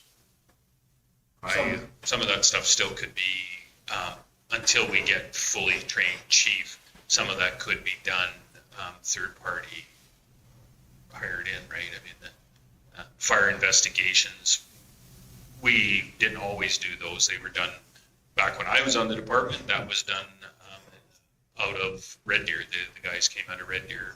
I think more maybe Anoka or somewhere else. There was about 4 inspectors in the province that used to do that. The chief took that on and got that as a certification. So that could be changed going forward. I mean, I'm agreeing with Mr. Clark. We got to get our motions in so that we can do some of and the grass fires is going to be our biggest one in MVAs. So. The idea of getting some input into the criteria and qualifications makes a lot of sense to me.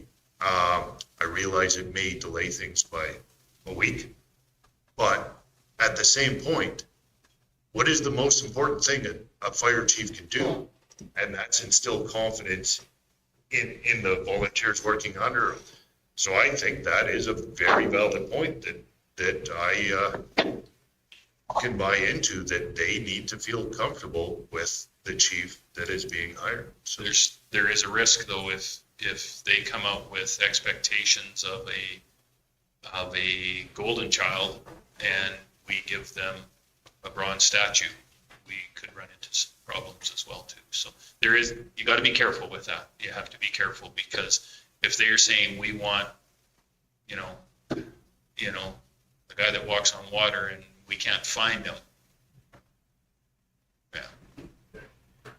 Councilor Grover, this is the motions on the table to put an ad out for fire chief, which could wait until after. I'm okay with that. After we've met with firefighters. I think we should wait, but I'd vote against it right now. Well, I think the motion is to get input from the firefighters on what we're asking, tempered by our HR department. But it would be putting an ad out for fire chief in the weeks upcoming based on what as soon as ASAP. As soon as possible to get the ball rolling. Yeah.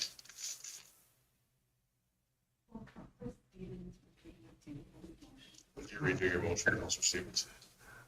I will make the motion that we advertise to hire a rural chief ASAP, while also being cognizant of getting input from the upcoming meetings with the volunteer firefighters. Clear? Okay. Any other questions on that? Call the question, all in favor? I'm opposed to that, Larry. Okay, Councilor Grover opposed, carried. I am. Okay. In your third one now, Councilor Stevens. The third one is to instruct administration into entering into negotiations for a transition agreement with the town. Even if that transition is strictly while negotiations are ongoing, I think it works both ways. Because we need to highlight who's responsible for what. Procurement, maintenance, training, all these items. Inventory or other fire stations. Inventory. we need to clearly identify who is responsible for all these items. That was a missing link in our agreement. So whether or not the town is willing to re-enter negotiations, I believe that transition negotiation needs to take place. So, good. CEO Gatsby. We did send a letter prior to April 4th meeting. I think I sent it on the 3rd, Monday, requesting a transition agreement. I sent a copy to you on it so that you know what it said, basically outlining some of the issues that we'd like to negotiate. So the next day, the town met and they made their motion to withdraw. We have not heard anything back yet from the town regarding the transition request. So if I could, and I don't know necessarily if it's an add-on to that motion, with the ability to look at hiring contract operators to fill in some of the voids, because if they come back and say, well, then we're not going to do training anymore. I mean, they've said that they would, but after we do some of the negotiations, that may change. And I don't want us to be held in a position where we're not able to get up to Denelda to do training. So I don't know where that goes in there. Yeah, so if I can just, I could briefly touch on what we had in mind administratively for a memorandum of understanding or memorandum of agreement for a transition agreement. So primarily, we would want to define the responsibilities of the fire chief through this period and these designates. And then secondly to that, and this goes to the point you just made, would be to establish a clear procedure for reassigning responsibilities to the fire chief to county designates, so that if we wanted to move training elsewhere or maintenance activities or whatever else, maybe mostly to make sure that we don't ever duplicate responsibilities, so that, you know, Joe and I aren't doing the same thing Mark and Chen are doing, and that we never leave a gap in there. As well, we would want to define how fire service delivery will continue, so who's responding where through the transition period, how much notice time we want prior to changing service areas. We would want to refine the terms of the asset dissolution committee. So the expired agreement speaks to having a committee convenient to distribute the regional assets.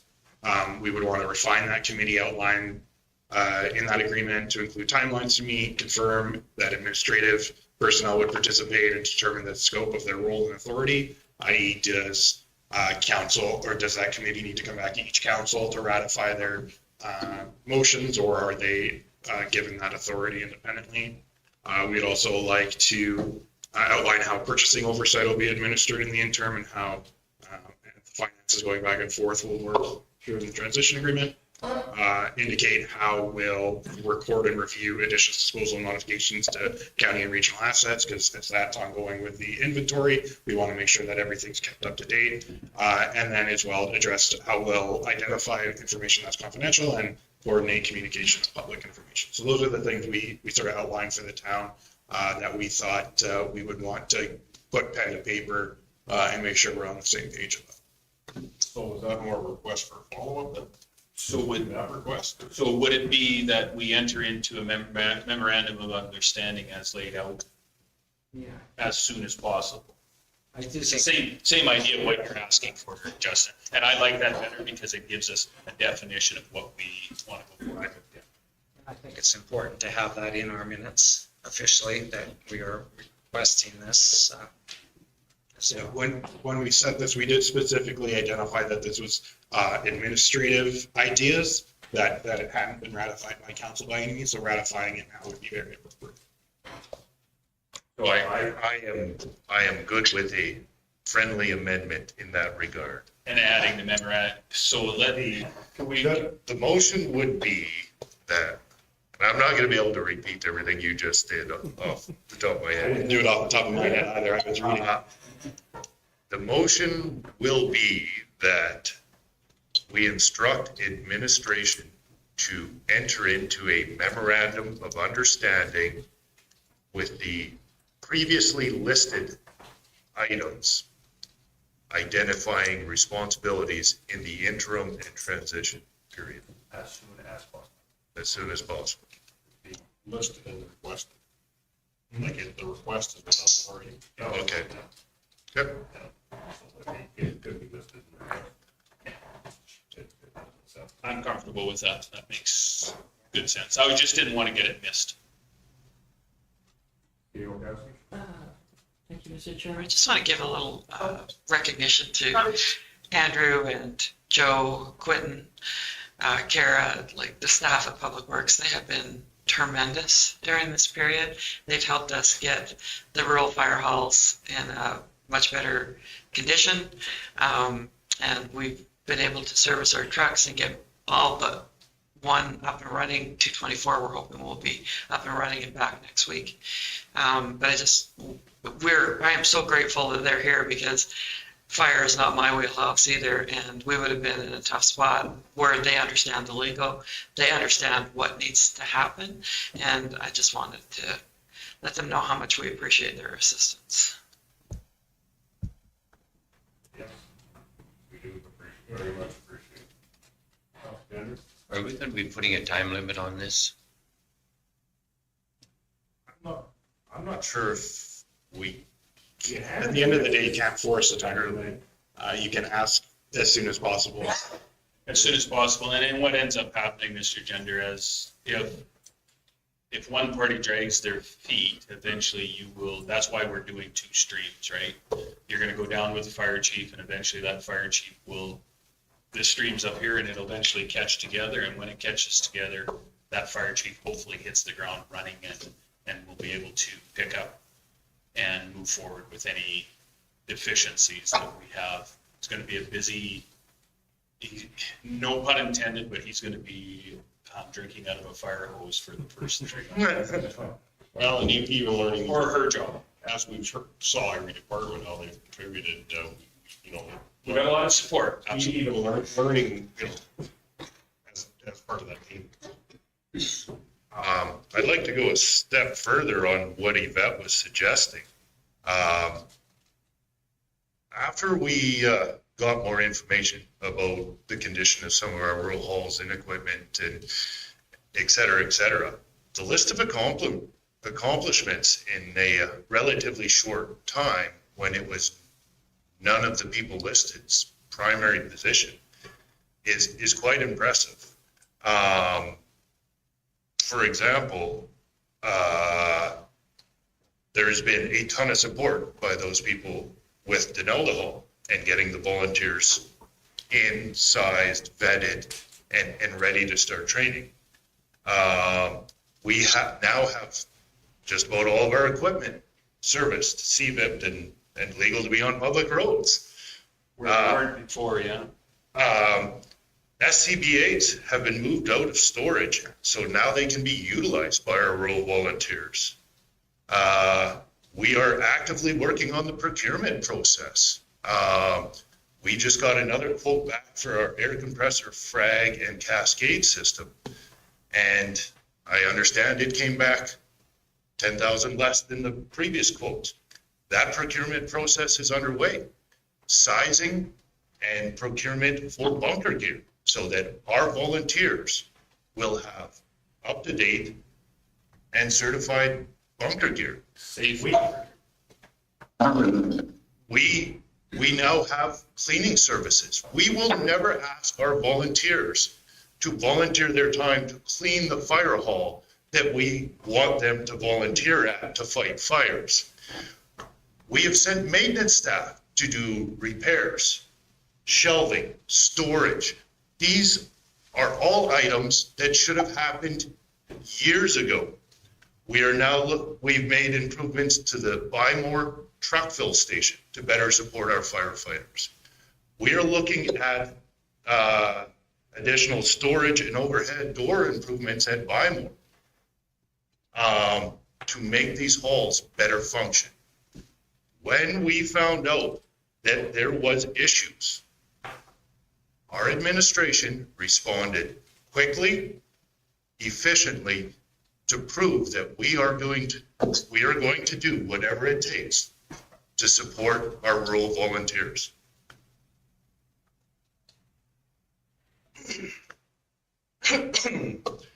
And I say that not to place blame on anyone. It is a wake-up call that we collectively need a renewed commitment to support, recognize, and celebrate our volunteer firefighters. I take my share of the responsibility in the conditions got to this stage. But now that we know, we cannot let this ever happen again.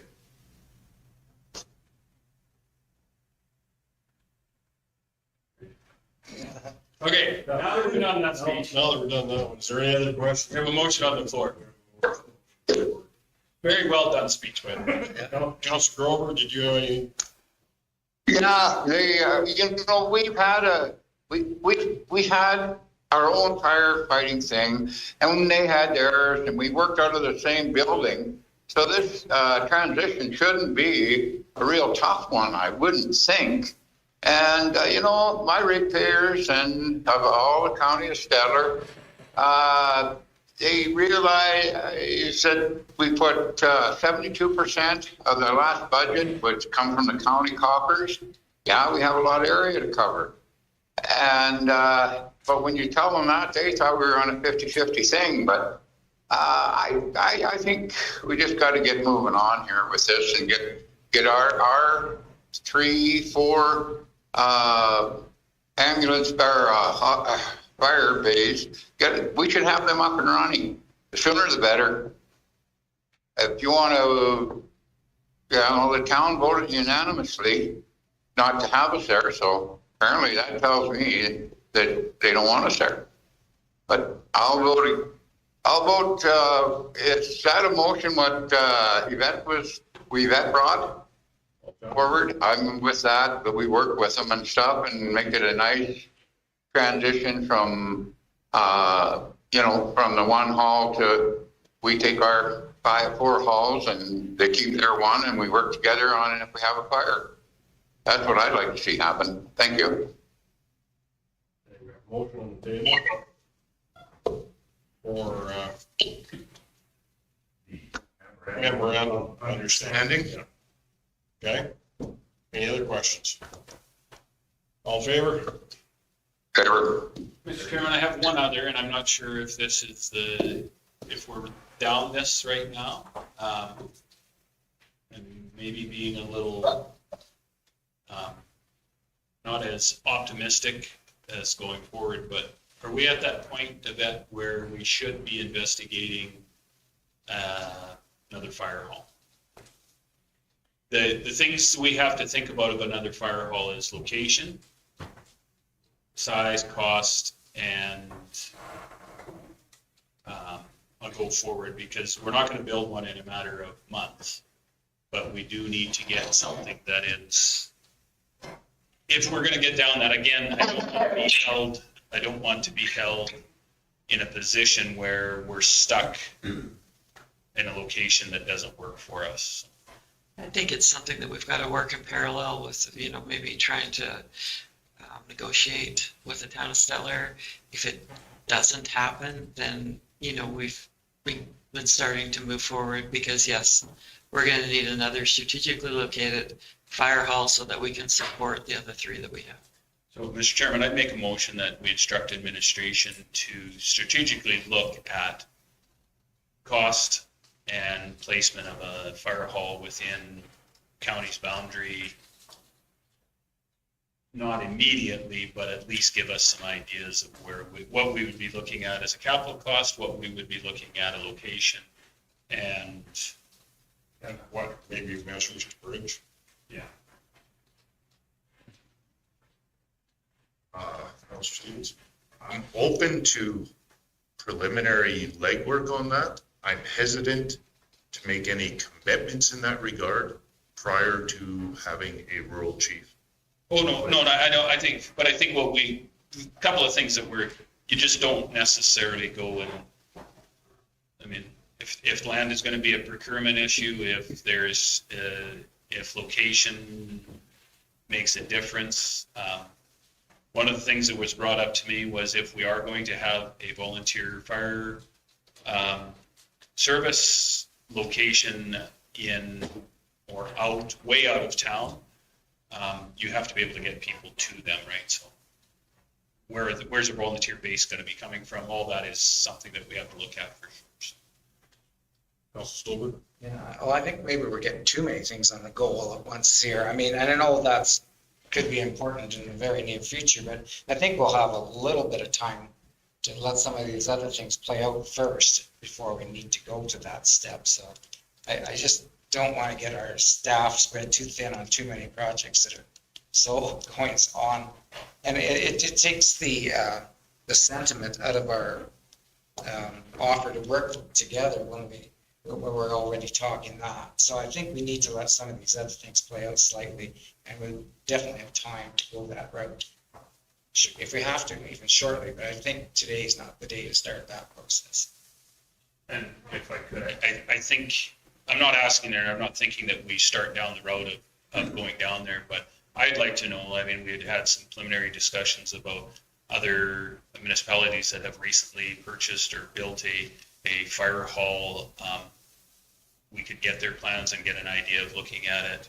We could get a general location. I mean, there's locations that have been thrown out, Erskine, the airport, the land that's here, and then also possibly out in our county shop. So just a general idea of where we could go for. I really do feel that we're going to be, that's probably the longest decision we're going to make, and the sooner it gets triggered, the sooner we'll be able to move into the new hall. I just don't want us to be, again, held up because we're stuck in a hall here, or worse yet, they say, get out. See, Gosti, where are your thoughts on that? Is that something we have to act on right now? Could we have temporary space? Do you think we could make space required? Or? I mean, if they kicked us out tomorrow, we do have the area here, even if it meant we had to put up a temporary storage with the fabric, maybe for one of the trucks. We do have the ability to utilize some space at the shop. We might want to maybe use some space at the shop, move a department from the shop over to the ag building here on these premises. I mean, I think we've got some options. I think probably further just to this whole conversation is, as soon as we got word that this was being considered, we started contingency planning. It's just what we do as administration. No matter what, you're going to have options ready for you by the time you're ready to ask the question. That's generally what we hope to have. Some, options for you by the time you're ready to ask. So basically, the motion that's being asked for is happening already. So that's kind of what I'm at. That's what I kind of figured you guys were already down that route, but I just was making it a formal motion that we start looking at contingency plans and a move forward plan. Okay, well, so that's a motion. I'll leave that as a motion, yeah, that we look at contingency plans because it's got to be part of our proper strategic planning. We're going to be, we're going into budgets 2 months from now, right? And part of a transition. It's got to be part of a transition plan. It's where it goes to. Any other questions? Call that question in favor? Councilor Grover's meeting. In favor. Okay, carried. Okay, that was something else on fire? Well, yeah, just one thing I just wanted to make sure, we've talked about it, and it might be clear in the transition memorandum, but the training of the Denelda volunteers, I mean, it's wonderful. We've got such a great response up there, and I just don't want to lose that momentum. So I think either with the current Stettler fire chiefs or private trainer, I think we should start as soon as possible on that, not leave it to see what happens sort of thing. I think that step should start right away. And I was just wondering, has that been made clear so far in any of the motions we've done? Yeah. It has. I have spoken to municipal affairs, also spoken to them about granting opportunities for both mediation and training. I also have spoken to the fire commission for the province of Alberta. He's going to get back to me in a couple of days with some names of some regional experts that could help us work our way through this.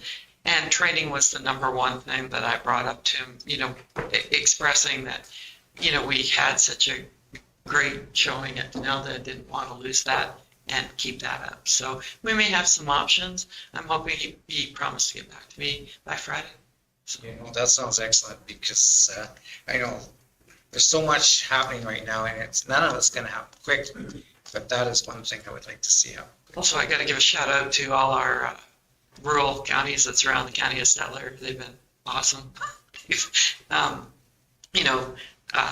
Phoned us up, said, wow, that's a pickle you guys are going through, but if we can help in any way, let us know. Training, trucks, anything, they said they would be there for us. So we're surrounded by, a lot of support. So that's helpful going forward too. If we, fall down, they'll pick us up. That's excellent to hear as well. We have that backup from the other worlds. Yeah. That's really good, yeah. Yeah, because fire is so important. Fire protection, I should say. Fire is so very important to us all. Okay. Good for fire. Item 9, agenda items, 9.1 update phase 1 of the Gatsby water line. Are we ready to do that? Yeah, I think so. Okay. I mean, we got the numbers I wanted from Stephen yesterday, so. Yeah, we just wanted to give a brief update on the phase 1 of the Gatsby water line. The substantial work is complete. We're ready to sign off on the substantial completion certificate.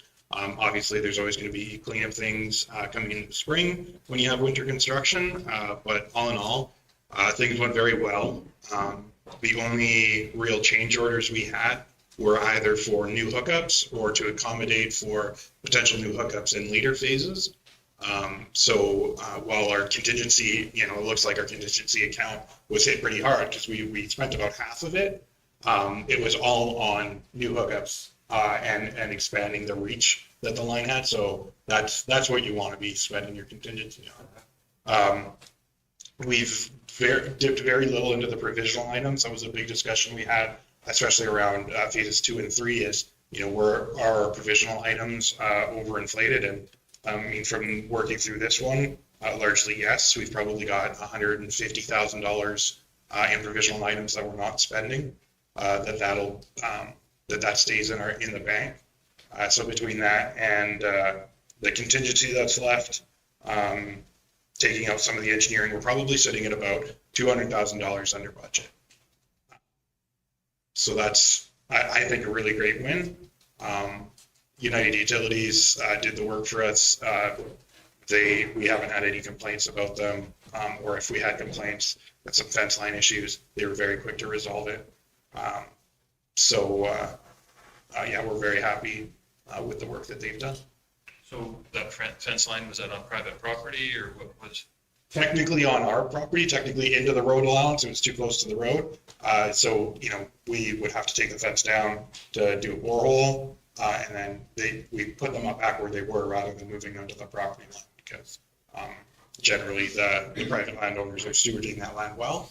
And we're not looking to, get more road back for the highway because that's an AT highway anyways. It was a boundary in 852 and the fence line was into the ditch.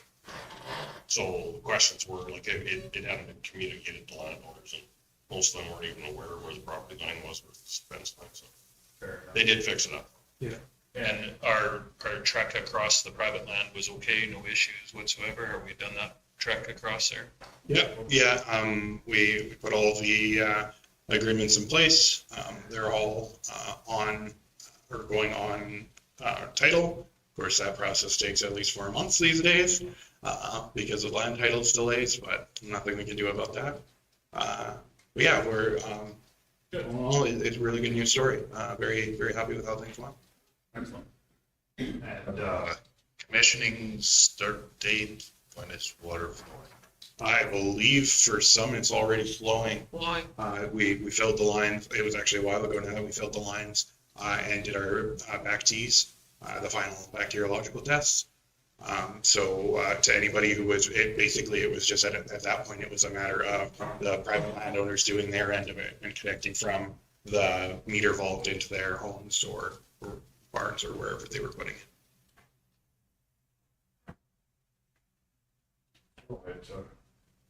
There was just a couple complaints and they were addressed very quickly, so.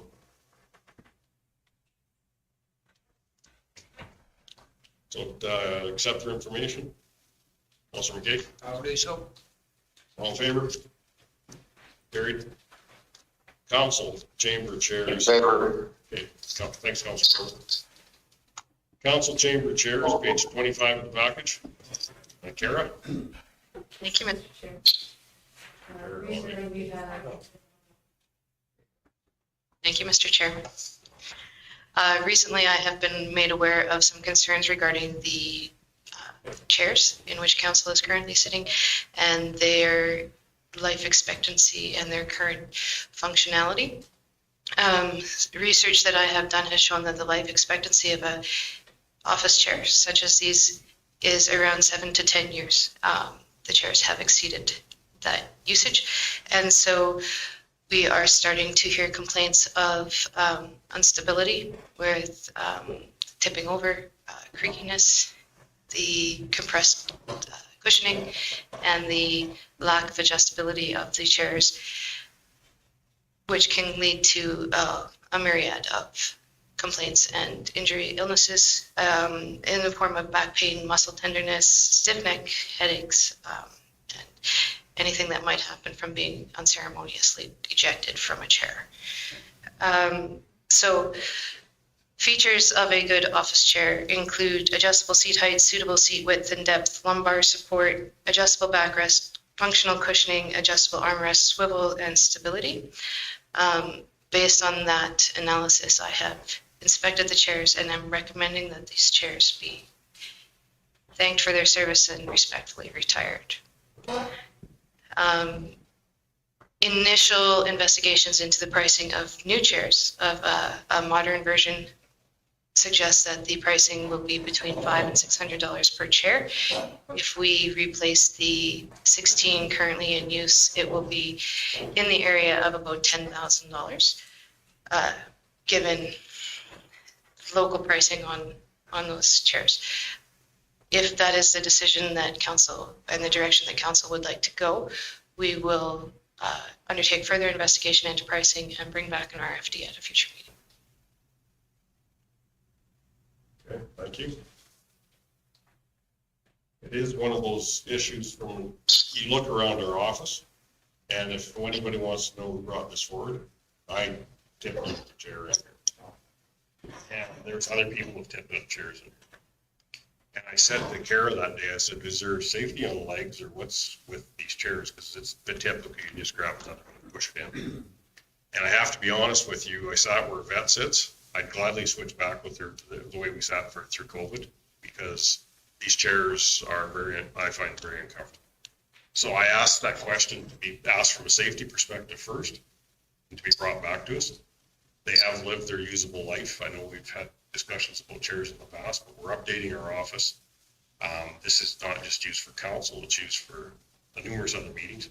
And we have a lot of other people come in to use these chambers for our other commissions and stuff that we sit on. So that in itself, I didn't know about the pricing piece, but that was a concern I brought forward on these. We could pull wheelies up. Yeah, we could. Wheelie bars on the back. So. Yeah, we could. No. Not on my watch. Well, it would work. We would mitigate the safety risk. Well, we've got pillows on some, we've got, it's out of the 16, do we need full 16? I think that would be part of a further conversation, same as styling of the chair and specifics. Basically, we had enough to go around the loop, whatever the seating was. To me, that's what we have, Mr. Chairman, in the past, I think had, we've jam-packed quite a few people in here. We've pretty much used every chair. When we've had joint council meetings with some of our villages and our counterparts in town, we have jammed this full. We haven't in the last few years, of course, because of the situation we're in, but yeah. I have seen multiple times where we've used them all plus. One thing I've noticed is the mics seem to pick up the creaking and the stuff, and my hearing's not great. When every time that happens, then I just miss what was being said, because it's hard to hear when they're making all that noise with the chairs, and it's just people shifting their weight, and the chairs are pretty much done, and they're letting us know, I guess. Well, when you flip over, we don't need anybody flipping over and having somebody smack that rock behind. And people do have a tendency to lean back a little bit. So that's the concern.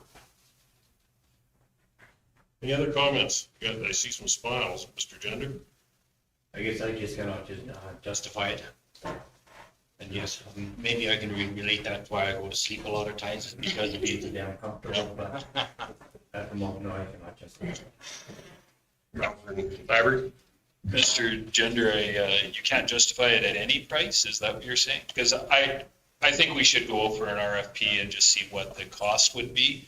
I'm not gonna sit here and say that I can't justify it if I don't know what the price is. Maybe if we get a half decent price, maybe it's something we could entertain, but I think we need to know what we're gonna be getting into. So, Mr. Chairman, I'd make the motion that we instruct administration to look at least look at it, and then we can make an informed decision instead of sitting here and saying absolutely no. And Mr. Gender, well, next time we look for handrails and cats and stuff, we'll see if that's an issue too, because it is a bit of a safety issue, so. We have a motion on the table. Any other questions, concerns? Call the question. In favor? Opposed? Councillor McKay opposed. Councillor Grover? Opposed. Okay, so 2 opposed, Councillor McKay and Councillor Grover. So would you get cost back and see? Thank you. Bylaws 10.1. 1693-23 amendment to the LUB, discretionary uses in a specific zone for first reading, page 27 of the package. Greg? Thank you, Reeve Clark. So this is an application that's been brought forward by a prospective tenant of the Petrocan station on the east side of town. So they would like to move in and set up a massage clinic, which in our land use bylaw qualifies as a personal service facility. And in that particular commercial district, that's not one of the listed allowable uses. So the applicant has chosen to exercise their rights to, with the permission of the property owner, to seek an amendment to the land use bylaw. Just by a little bit of a rabbit hole, when applicants do that, part of their dealing with their process typically means that they're entitled to at least advance to the public hearing stage of the process, as opposed to being denied first reading. So first reading in this particular case kind of puts it on the table, and then we'll hear from everyone for council to make a decision after a public hearing. The way staff have structured the bylaw is to limit the impact on the property that only that landowner can speak for. So that's why it has a very specific reference to Law 1, Block 2, Plan 1420412. And what that means is if council approves it, it will be a discretionary use for that parcel only within that subdivision, which would then be considered as a discretionary use development permit application by NPC at a future date. So this particular application will be circulated to adjacent landowners and the town. We are in the IDP area, and we do make a commitment to seek their input on changes to the land use bylaw. And the recommendation is for first reading and the establishment of a public hearing for May 10th, 2023 at 1 p.m.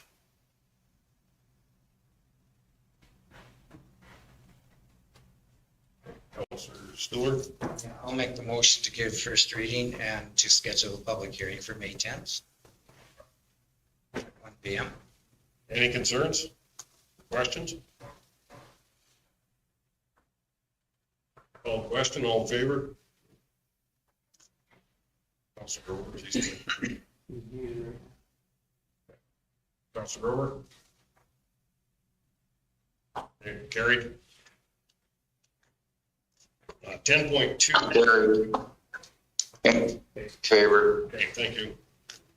10.2, 1694-23 amendment to the land use bylaw development approval lengths for first reading.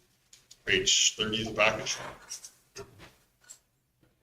Thank you, Reeve Clark. So unlike the other LUB amendment, this one effectively, council is the applicant and has requested to change the land use bylaw to go back to a 5-year restriction on the excavation component of any sand, gravel, and surface mineral excavation use within the ag district or the industrial district. Those are the only 2 land use districts where we allow that as discretionary use. And the purpose of going back is to kind of somewhat match up AAP's 5-year check-in timeframe.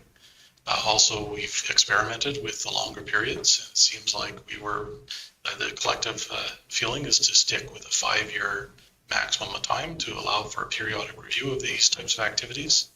That periodic review can take into account how things have gone on that particular site and may or may not lead to adjustments to conditions of approval for the next 5-year period if necessary. So it's not to limit gravel operations for just 5 years. Most likely the typical gravel operation is going to be over a 10 to 15-year period, so they'll be coming in for multiple development permits. The other intent of the bylaw is to take away the ability of Municipal Planning Commission, the Development Authority, to grant a relaxation or a variance on the 5-year time frame.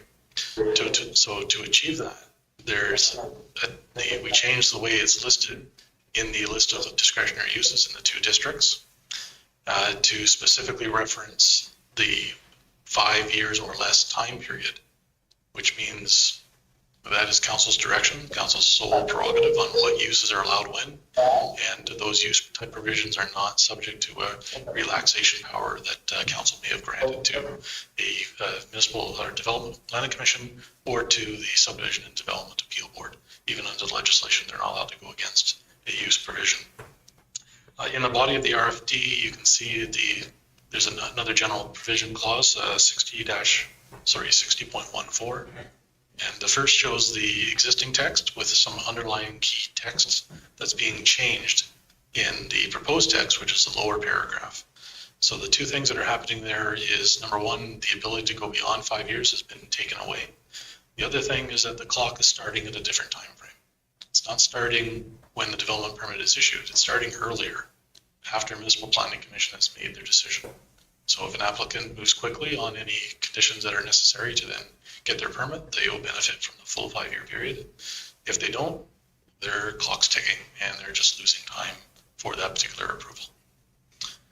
The recommendation, Reeve Clark, is for first reading and the scheduling of a public hearing for May 10th, 2023, most likely shortly after 1 p.m. I'd give it first reading, Terry. Mr. Stevens? Just a Quick question. The ones that were previously processed and approved under the old timeframe, they would be unaffected by this? Is that a correct assumption? That is correct. Any other questions, concerns? Councilor Grover, we had a motion for first reading and public hearing. So when we put this out, this only really is going to affect a certain, not only, but it would affect a certain segment of our population. When we send it out, are we going to send direct letters to our current stakeholders? No, we probably just advertise it like we normally do, but if council asks that we send it out to our stakeholders, which would be the operating gravel companies within the county of Stettler. And the only reason that I 2 things, I don't want somebody to come in and think that we didn't, number 1, give them the opportunity to speak to it, and 2, that they are under the assumption that they could walk in and make a 10-year application. It's informed on both sides. They know that we know you know. So at the end of the day, you were sent a letter. Yes, you had an opportunity to come speak. Whether that is a valid argument, well, however they made it, we at least were transparent enough to give them that information. I know it's a double-edged sword and it could bite us, but. Well, it could, but I mean, if you advertise it and they choose not to read. Yeah, no, I agree with you, but you know that. Like everything else that we do. Yeah, I'm just trying to go that extra step to say that we have some really good operators that might be out there and saying, you know what, I'm looking at a 10-year go forward in my business plan, and then get here and go, well, when did you change that, right? Just a thought. Councilor Jim? It might make the ones that you're talking about it, that become a little bit more prepared to the table, instead of dragging, well, shit, I can drag this issue out for so damn long that it's not really gonna matter. They do realize when it comes in, we make the conditions, and the clock is starting now. Yeah, that's kind of, and some of our good operators might be already doing some planning, right?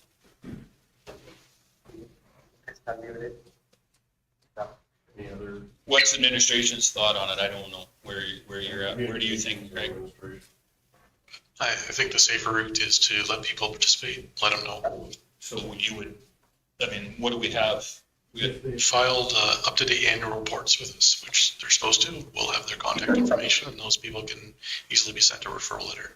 The others will have to rely on the newspaper. Yeah, if you've done a cap report, you get one. That would be 10, maybe, 10 letters. Yeah, we don't have that many operators. Okay. So, I mean, that would be, would be fair enough. Councilor Grover, you put a motion on the table for first reading, but I'll also send letters out to the relevant operators that file reports. Well, you can do that, but I don't see why we would have to change the way we do business, just because we got a bad actor, but yeah, sure, that'd be all right. My motion still stands. Any other questions, concerns? Call the question, all in favor? Carried. All in favor? Carried. In favor, Larry. You betcha. Okay, reports. Chief Administrator's Officer's Report, page. Thanks, Craig. Four of our packets. Thanks, Craig.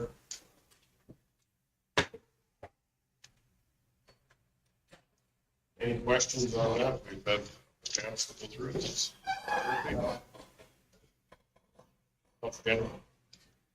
On a highway, like for the emergency, what's the definition of passing? Like, I know they have changed it on a two lane that you either way. So like, what's the definition in the traffic act as as passing? If you're going by them, now it's on either lane. If you go past them, that's passing. Okay. Right? If they're at one spot, if they're ahead of you and then they're behind you, you pass them. So that's where you've got to slow down to 60, no matter what side of the road you're on. Either side, it's like a school bus, right? Any other questions? Very thorough report. I'll move it. You'll move it. All in favor? In favor. That's carried.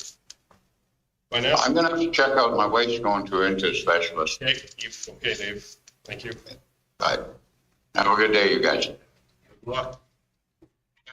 Okay, reports, 11.2 financial reports, 11.2.1 accounts payable register, March 31st, 2023, 11.2.2 bank reconciliations, February 28th, 2023, and year-to-date budget, 11.2.3, and that would be pages 79 to 98. Questions? Just wondering, the entrust to Reynolds Mirth, then $10,000. $10,000 in trust to Reynolds Mirth was that, that was the purchase for Stettler Waste, of the land. Down payment. The down payment, right. We, can only transfer to the Reynolds Mirth in trust account through the county of Stettler. So we do it for Shirley McClellan and for Stettler Waste. In fact, there's a check here to do the same for Shirley right now.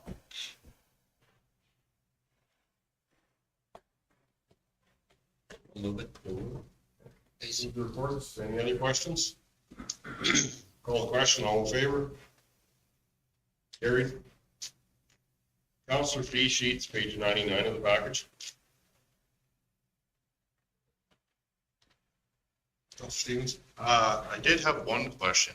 I thought last year we had discussed the community service awards that unless we were in official capacity, giving speech, greetings, all that, that was a chargeable item, but my memory could be off on that one. Just wanted to see what everyone else thought. That's typically what we've done in the past.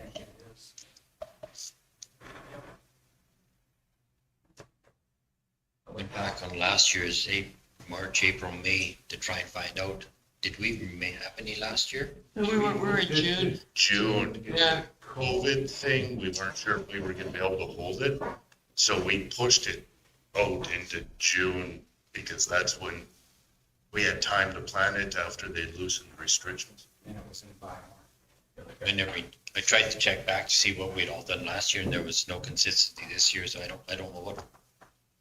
Be nice to see if we all were consistent on it. I don't think when we're recognizing volunteers, we can volunteer at the time as well. So wasn't the rule of thumb that if you went and you gave greetings, you were paid? If you didn't, you weren't? That's typically what's done. I mean, we can go in and adjust anybody that's charged for it if that is okay with you guys.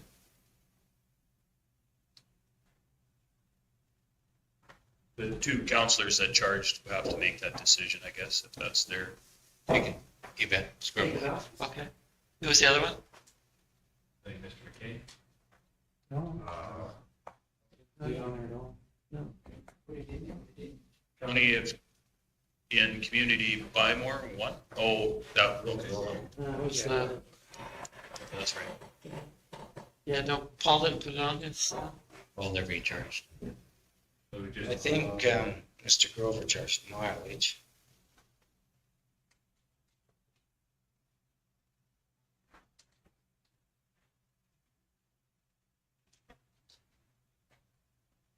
I can reverse that. Outside of the community service boards, I saw no issues, so I will make a motion that we approve with that one change. Any other questions? It's just a comment, for the community engagement in Bymore, which I wouldn't charge for, but I typically would put it in so that it shows that I attended, and I didn't put it in, which is okay because I wasn't charging for it anyway, but I did attend, just for the record. I definitely was at the one in my ward. Yes. Yeah. Okay. No, other than that, I'm good with them all. Call the question, all in favor? Carried. Council committee reports, Parkland Regional Library System, Stettler Public Library, Stettler Town County Museum, or Country Museum, I should say. County of Stettler Housing Authority, Doctor Recruitment, Stettler Health Foundation. Is there any comments from on those, or does anybody else want to bring anything further to it? Well, I just want to make council aware, and what the topic I brought up on the municipal numbers from the province, it does affect this requisition funding from Parkland. So, and there's nothing we can do about it this year, but I'm thinking we might be paying a little more than we have people for. But it was done properly. That was the way the government wanted it done. But just so you're aware. And for going forward next year. And it should correct itself next year, hopefully. I agree that the Treasury Board numbers do seem to be pretty inflated across the board for populations. They're projecting a lot of growth across the whole province. There was one community within Parkland who insists that their estimate is 2,000 more than their actual. So at $8 and some cents, that's a little bit of cash more than they've got people for. And nobody minds paying for what you got, but it's a little tough. And in a few, either way doesn't matter. But when it's that many out, so it was a little bit contentious because a lot of people were thinking first it was accusing Parkland of doing it wrong, which it wasn't. And then the other ones were thinking, well, the 2019 numbers are less than these estimates, so it would bring in less revenue. So, but over and all, it's just going to have to work its way out next year. Just like to highlight a couple things that the museum is doing this year. They have started additional fundraisers and events, community events. So they did their Valentine's. This summer, they've partnered with P&H Elevator as well as the Antique Tractor Club. They have a reasonably large antique tractor. They are planning on displays, right from thrashing to the mill to wood stove making, basically from wheat to bread, all on display. It seems very promising, and I like it when these multiple groups work together like that.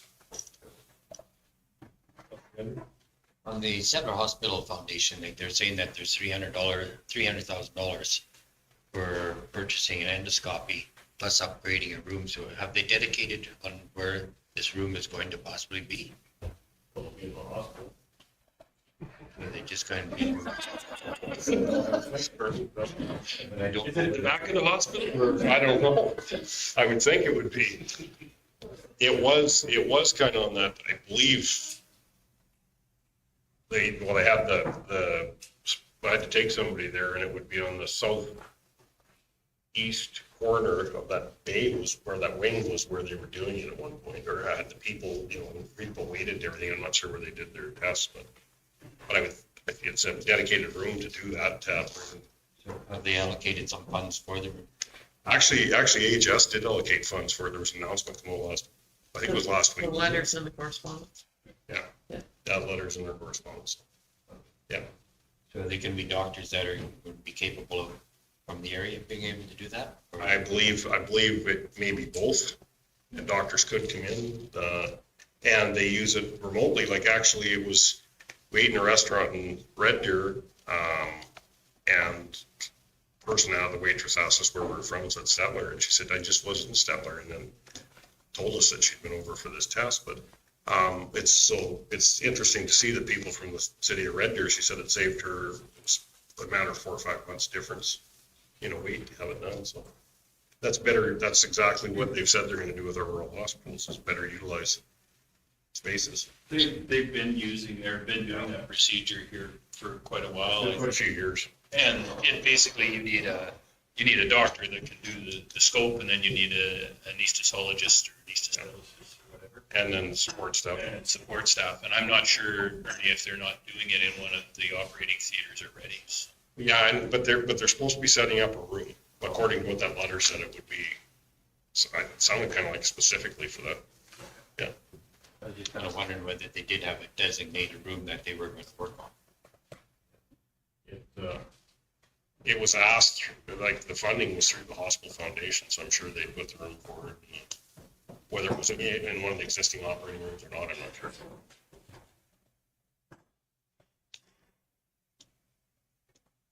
Any other questions or things? Move the reports, Council. Yeah, I'll move them as presented. Okay. Call a question, all in favor? Carried. Consent agenda items, is there any of those that should be popping on this? Mr. Chairman, I have a quick question about the ATCO franchise reports. Yeah, so that franchise report, why would they go down? Do you know why both entities? I'm trying to get to it here. My apologies. Got too many reports. Okay. Gadsby went down a few sites, and then Watha, and both their numbers went. You're trying to show us the potential of the franchise tax? Yeah, but the numbers were for 22 were lower than the numbers for 21. I'm just wondering. I think we've had a couple people move out of the Gatsby community. So lights one. So it's just the overall power being used. Okay. We had talked about looking into that, and I just didn't know whether or not. Yeah, I know that you guys have talked about it several times, so that's why I told them to throw it on the agenda when they sent it to me. Kind of shows you the potential, but Now, the general services, streetlights, we went down one streetlight in Gadsby. Did we take it out? No, I think one, we weren't being charged for, and then we changed it over to the other rate, so that could be it. Okay. And the number of sites in Botha went down considerably, actually. I think that had the. Or no, it went up. Sorry, Yeah, I was going the other way. funded and unfunded, and there was actually, in both these communities, we found streetlights that were there, but we weren't. I think there is some potential for that, but I'm still not sure that's where we want to go. But we found them all, which in the scheme of things, it was great that they did audit all our streetlights, because they found that we've been paying the light bill at the rep subdivision for the last 14 years when the town of Stettler should have been paying for it. So, don't really fund yet either. Did we get a thank you? No, we've asked for a refund. So. Oh, good. What kind of money will that be? Pretty substantial. 14, 18,000 somewhere. Mr. Chairman, I will move those consent agenda items. Okay. Any other questions? Call the question, all in favor? You in favor, Councillor Gender? And carried. In camera, and can we take a quick recess? We go in camera first? Yeah. Councillor Gender, taking us into camera, all in favor? Carried.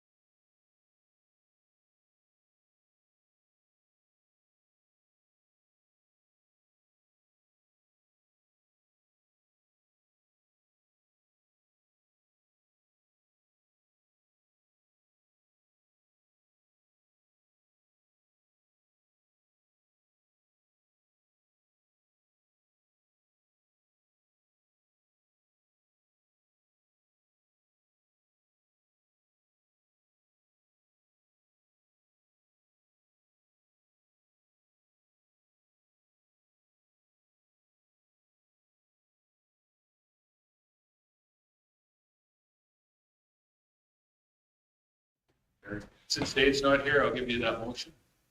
Next. You already know what that is, look, perfect. What read your package, apparently you didn't read your package, Justin. May the 10th, and I may be a little bit late for that one. That's Ronald McDonald House Day, and I'm going to go serve coffee at 8 o'clock, if anybody wants to join me. Who's making cookies, speaking of? Oh. Tim Hortons. You We've already signed up. You already signed up. I haven't, but I will if you can just When was that again? put Sheila and I in a couple. Get a slot. You sent it to me, but I'll send it to you again.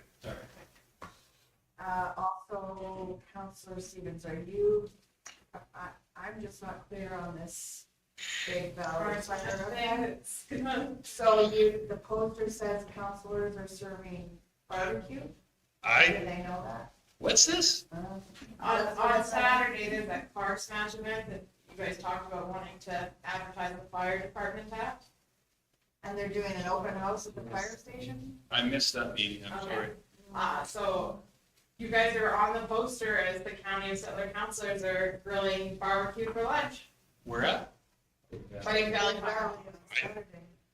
The conversation I had with Dan was I would bring it before council, but he would have to get in touch with Nikki or Lorraine to coordinate this. Spoke with Lorraine, she's had. Lorraine said, hey, what's going on? Yeah, she got a poster. She got a poster that says you're gonna be there serving hamburgers. Oh, he's in jail. They're gonna do fire hall open house and recruitment for volunteers. So who's handling all Who's bringing the burgers? that? Yeah, I have no idea. Okay. I want to use this money to keep you in jail, Mr. Stevens. Okay? Perfect. Thanks. Thank you. I'm not bailing you out. I'm bailing you in. For anyone who is available, the event starts at 10 a.m. on Saturday. Unfortunately, I'm working Saturday. I do have other things I have to do once in a while. So if you can make it, Well, somebody needs to let this guy know who's coming. He's coming. He'll be there tomorrow. and you let him know, please tell us if we're supposed to get our hammers on and stuff for like the barbecue. Can anybody else go? Well, Justin will be there. Oh, Justin's, he's in jail, isn't he? I booked that specifically for the afternoon after, because committing to go to that meant that work was a write-off that day, so I thought I'd get two birds stoned at once and go to the jail and bail afterwards. I can come up there, I'm supposed to be at a yard sale in Hannah at 8, so anytime after that is fine. Like I said, I got a few girls that need haircuts up these. Well, you said you go? I can try. I will try too. I have that jail thing on Thursday or Friday night. I guess I thought it was Saturday. So what time is it? 10 till 2. Yeah. But yeah, it is very important if we're supposed to bring the burgers. Yeah, we're supposed to bring the burgers? Well, I don't know. Do you want me, Somebody needs. as soon as we're done, I'll Did someone? call Dan. Yeah. Okay, Mr. Chairman, I'll give you the motion that we go up. Oh, yeah. Adjournment. No, Okay. all in favor of the meeting? There.